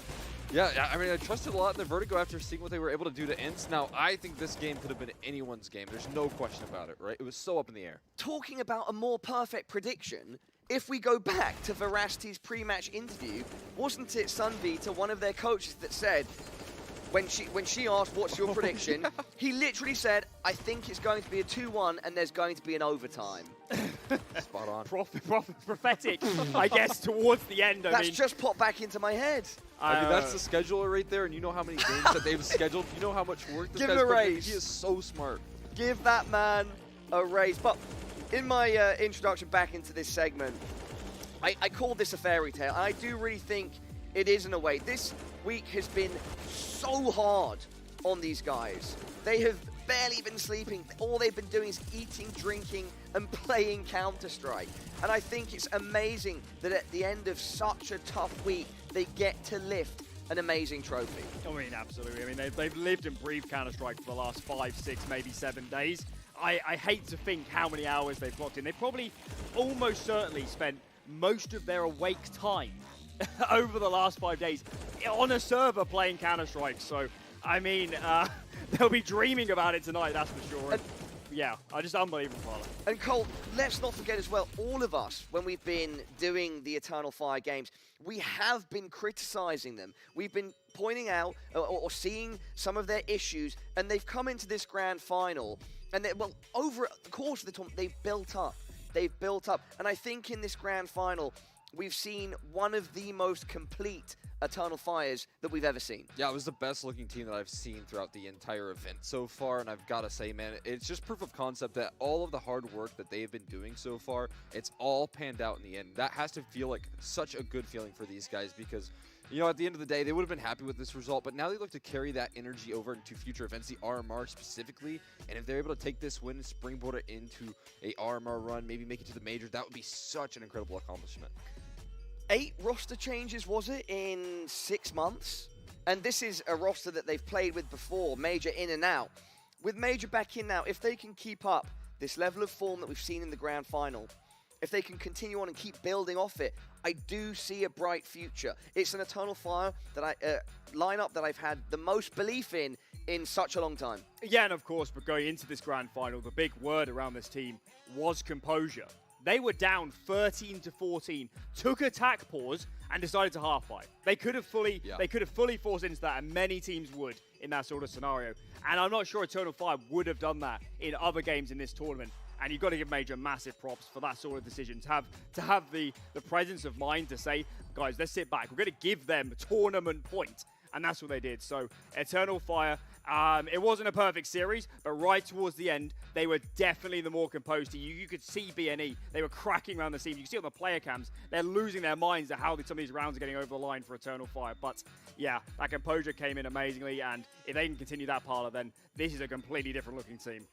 Yeah, and in the very next round, man, they just stuck to their game plan. I feel like that's the key right there, right? When you're sticking to your game plan, as soon as, you know, something goes wrong, you have to concede that map point. They went right back to getting those insane nade stacks that they were doing throughout this entire grand final. It was so promising. Guys, there was a point I wanted to raise. Sorry, I was just speaking to our producer. So yeah, we were talking about this roster. Yeah, that's what I wanted to say. Little comparison here. Could Eternal Fire's trajectory this year be like Movistar Riders over last year? Potentially. I mean, you've got the angle of all being from the same country, speaking, you know, the same language, and just getting that kind of more than the sum of the parts sort of dynamic. I say the difference is with Movistar, they came together and immediately clicked, immediately got into majors and looked good. For Eternal Fire, they've had similar lineups now for probably a little bit over 2 years, so it would be a little bit different in that sense. But in terms of flying the flag for a country, in terms of, you know, despite a limited talent pool, somehow producing 5 players of this caliber, not to mention Soulfly also out in the mix on another team. So yeah, flying the flag for Turkey, and yeah, maybe just maybe, Parla. Carl, what do you think? Yeah, I absolutely love to see, you know, how well they're doing. And I think, you know, kind of in a similar trajectory, we saw Movistar Rider, they got a win in that Valencia event, and they were able to take that into future events and improve on those performances. I think Eternal Fire could do the same thing. You know, this change in specific, more onto the op, I think maybe could elevate them even further as well. National teams, they used to be the only way in esports in Counter-Strike, but these days a rarity, so it could be amazing to see Eternal Fire do somewhat of sort of what Movistar Riders did over last year. Anyway, let's take a look at our 1xBet player of the match. Or player of the... This is player of the match. I was wondering if it was going to be MVP, but this is player of the match. He has to be MVP. So, I mean, yeah, there's no doubt about it. This is our 1xBet player of the match. Let's just call it that for now. 1xBet player of the match. Yeah, Xantarez. Xantarez has had a storming tournament, and in this final series, he certainly delivered as well.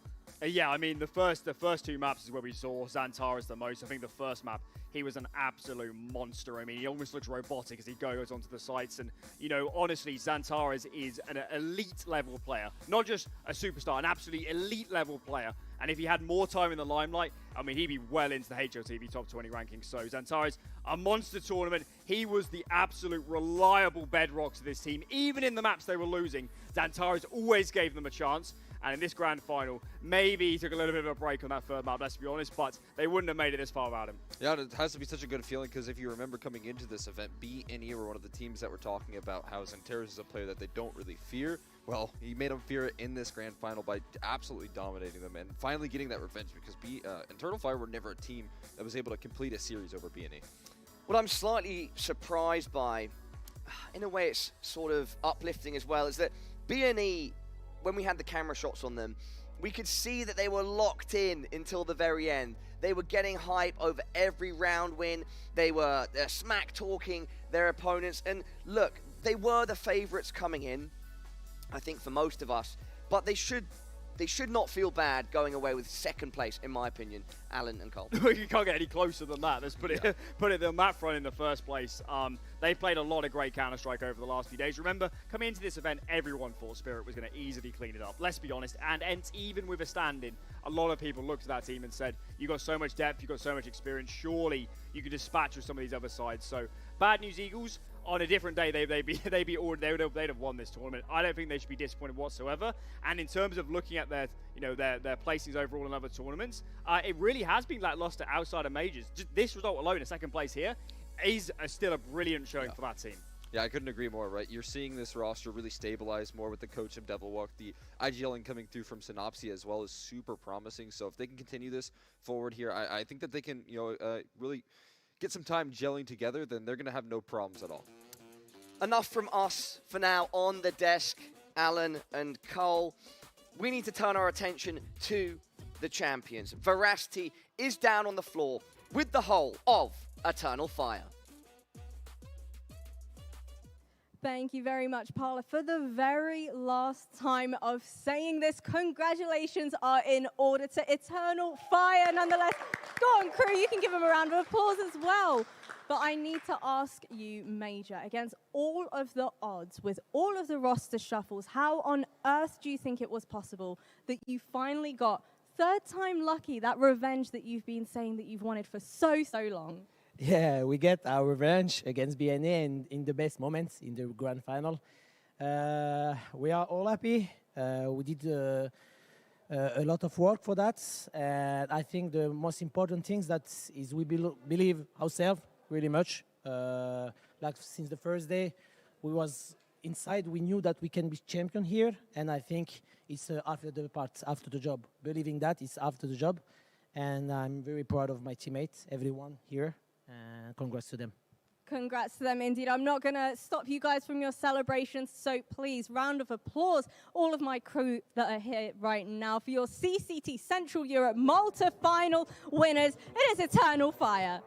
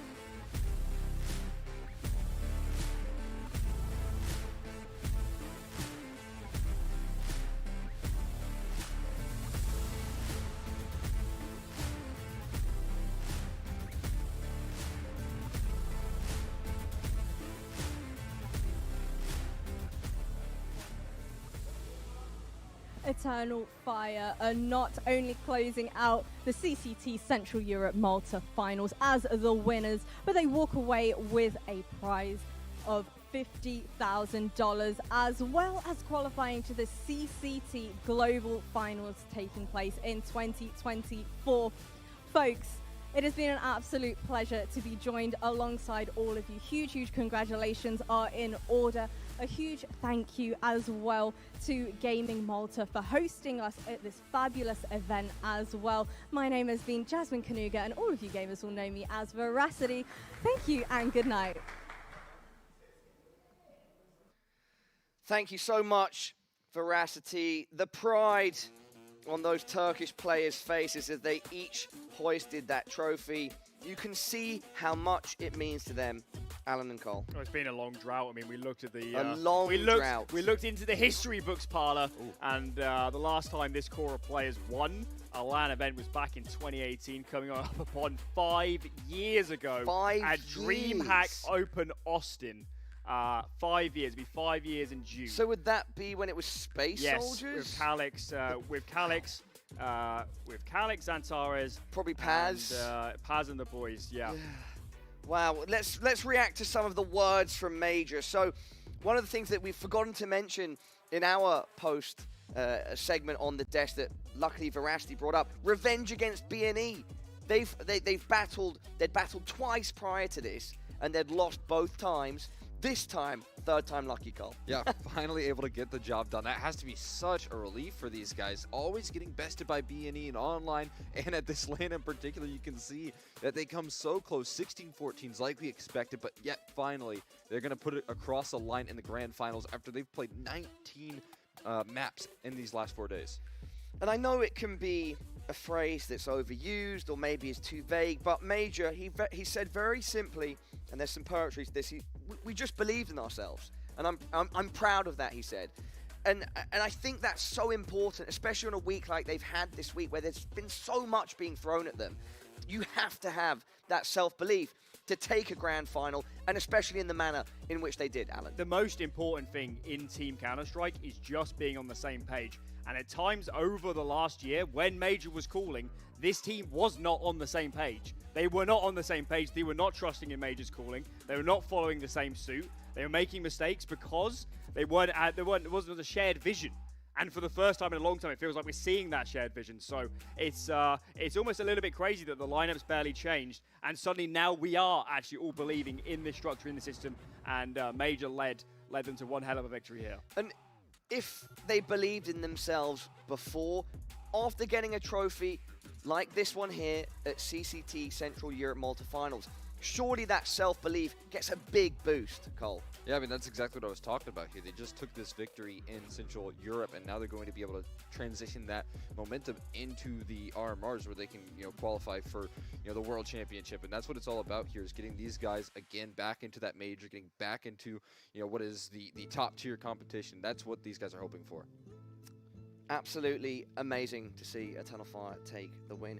Guys, we've got a couple minutes left. If there's anything else that you'd like to say, any closing thoughts, Alan and Cole, now is the time to do so. Yeah, I think reflecting on some of the other teams, of course, we've had in the tournament, I think Movistar still have to be commended. They're on such a difficult spree since losing Sunpius, and I know they went out in 4th place, but for them that is essentially a victory, given how weak it's been in recent times. I think ENCE, despite the standing situation, still looked good. Henu maybe didn't show statistically, but for him, what a great opportunity to play on this stage. And yeah, finally BNE, they'll be disappointed part. They will be hurting over this game for weeks and weeks and weeks. But even so, I still think they played some absolutely amazing Counter-Strike over the last 4 days. Yeah, so much shock here with Spirit not being one of the teams in the grand final, but for sure, all the teams that you listed, I think, have to be very excited. Looking forward to the future. I'm excited to see ENCE with Nerds after what we just saw in this event. Alan and Cole, I think we're ready to close out the show. Thank you for joining me on the desk. Big shout out to all the other talent production teams, everybody involved, and of course to you at home. It's been a fantastic tournament, and Eternal Fire are our CCT Central Europe Malta Finals champions.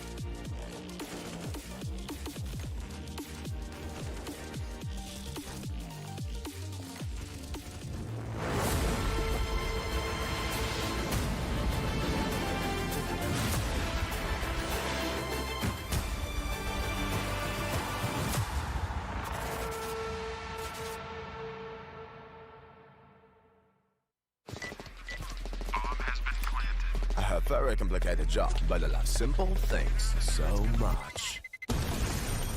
One move, one push.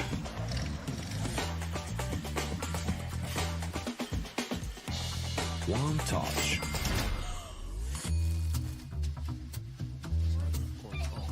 One love. One click. One XBet.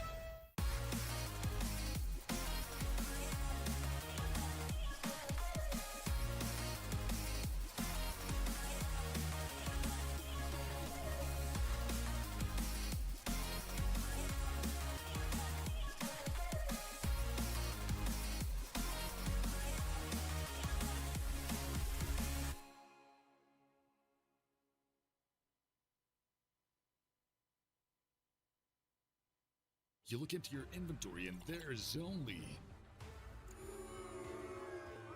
It's time to forget about this garbage. Here you will find everything to play with really cool skins. Open top cases. Upgrade dropped skins and turn your junk into a cool gun using the contract system. Every day, thousands of people upgrade their inventory with us. Hellcase.com. Look at yourself in a new way.